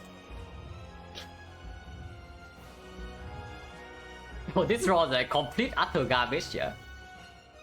So now I'm thinking that do we disarm this turn or not. It's still -1 strength for it, so it goes to +3 strength and then +4 strength. With no weakness, it's actually 90. 90 is not easy to block because you still need to actually draw into the block card, even with healthy no pains and corruption. Oh, this draw is like it's the absolute trust of the trust. Dealing 0 damage in a Brimstone turn is awful. I mean, at least we get out of work. The next draw, disarm when the heart is buffing? No, but it kills the 1 strength it has right now. The third attack cycle is never happening, right? Like we get into that, we are dead. And artifact speed will not come in time. So I actually nullify this 1 strength. So it's defend, disarm, limit break, slime to block for 2.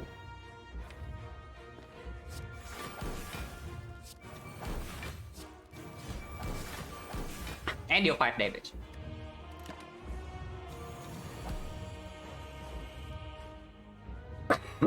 Okay, Burning Pact doesn't actually take me the best damage. So we can Burning Pact first because the no need to save it for the burn because there's still the second win here. Burning Pact is strike, yeah.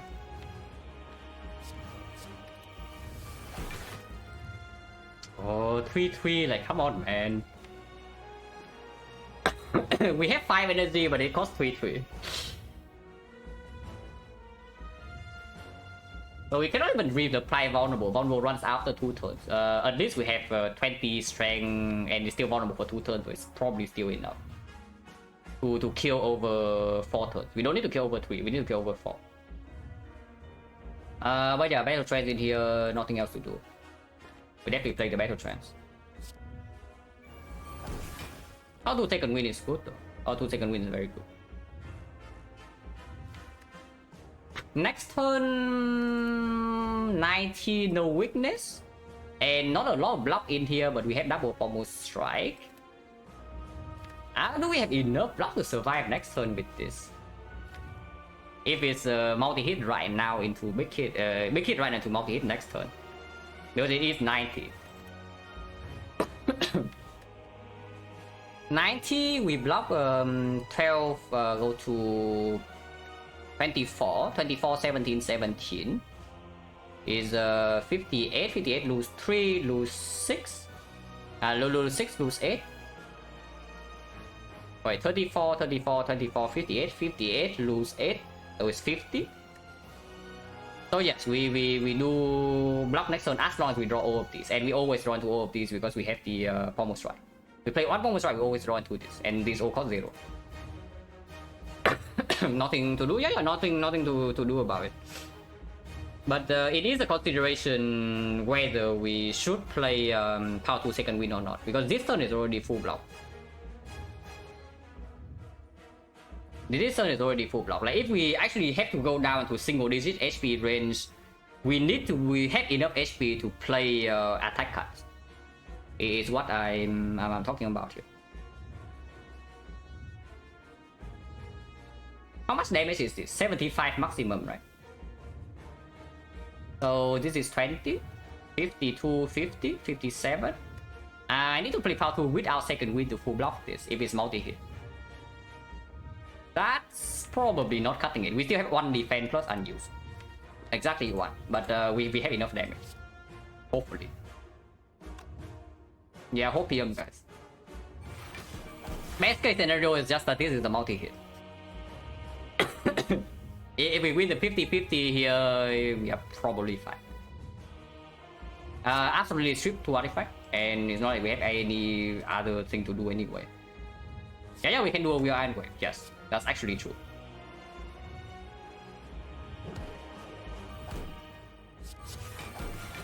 And yeah, I actually do not want to redraw the wounds. Even if second win is a very good draw, I just exhaust everything.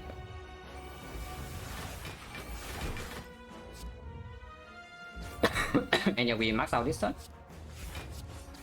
Not quite, but good enough, below 400. Okay, we lost the 50-50. This is 90 damage, and pommel strike both cost 3. And unfortunately, we have to play a pommel strike.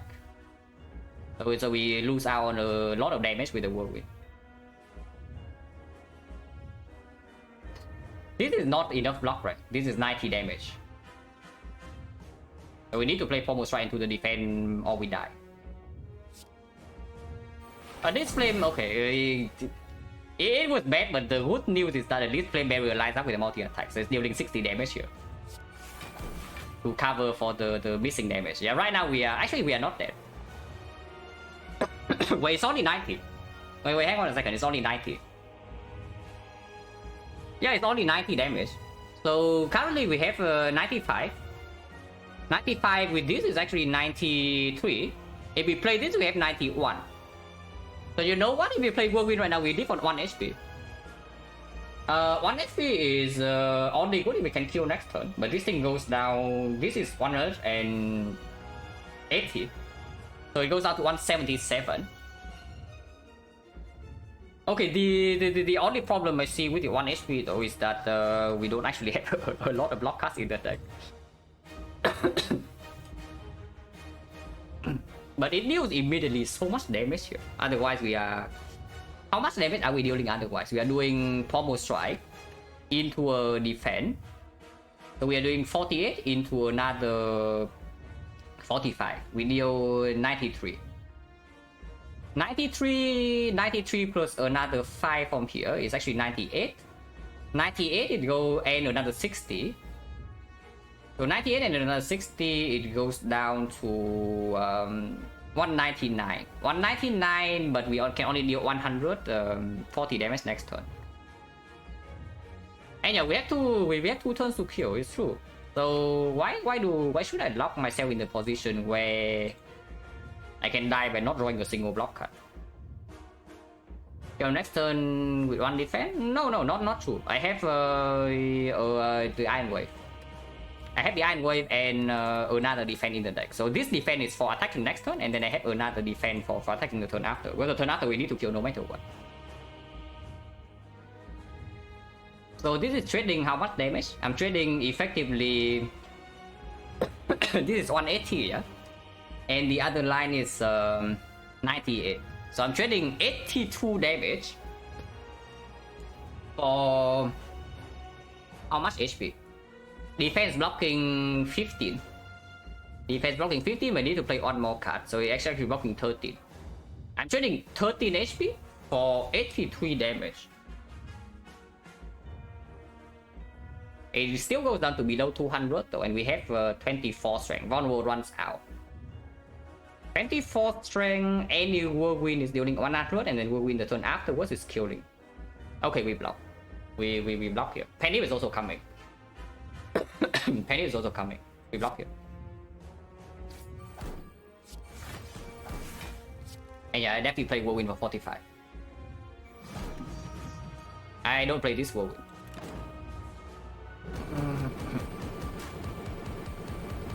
Oh, by the way, if I did not play if I didn't with this hand we win probably, but you know what's the interesting part? If I did not play the disarm on the off turn, we are dead now. Like we are dead by 1 HP. Like cool, isn't it? That the disarm on the off turn actually made a difference. So we do a wheel. We can do a wheel Iron Wave now and just play all the attacks.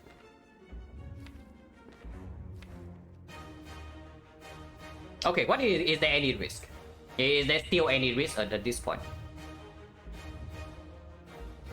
If I play now, honestly, if I take Beat of Death in here and I play Bash into Whirlwind, it max out damage immediately, yeah, and it puts this down to like 59, so it's actually 56.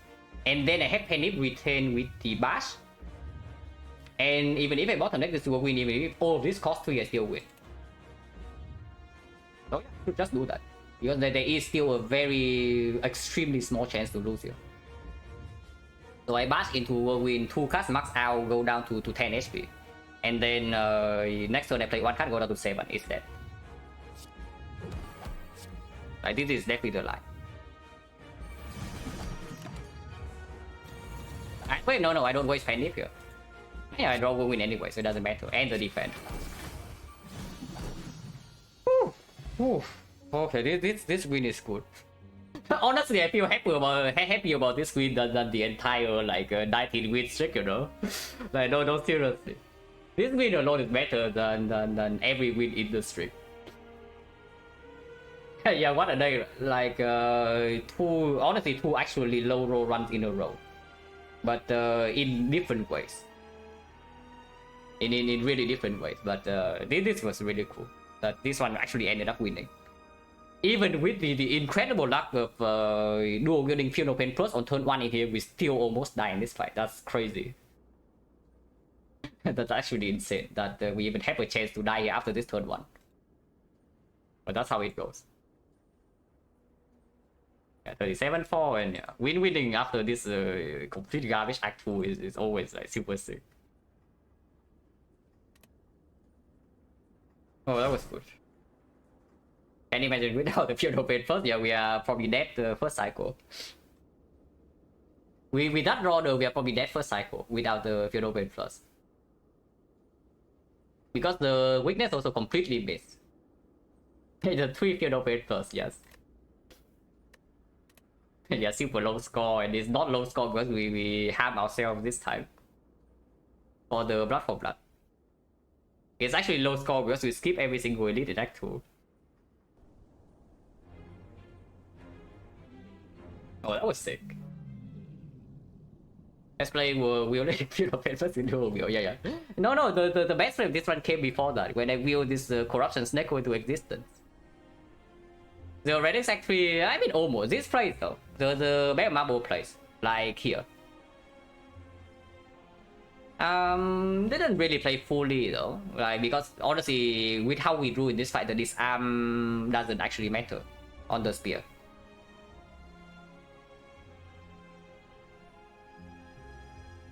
But yeah, that was very good. Is this what the hell is this portion with the run though? Like, what is it? These flaws.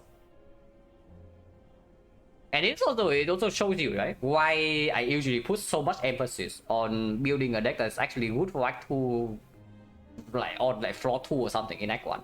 If I can make the decision. Yeah, you see how awful it is if you're actually bad in Act 2. Like, holy crap, what is this? 21 damage, 25 damage, another 20. And then here bleeding stops a little bit, but it better stop because otherwise we are dead. But we are still losing HP every fight.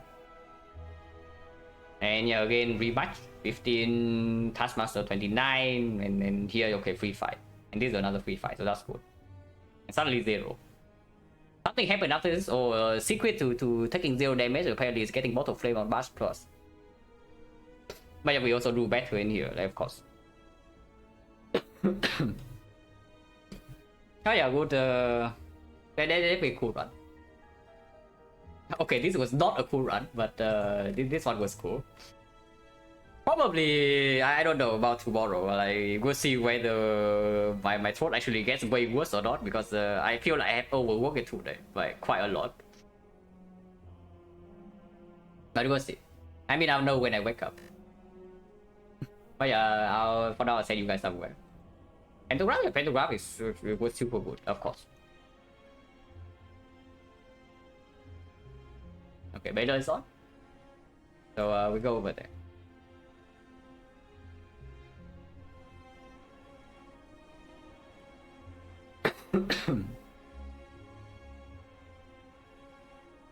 Yeah, they definitely got a little bit too hype in the second run. I can already feel the consequence of my action, you know.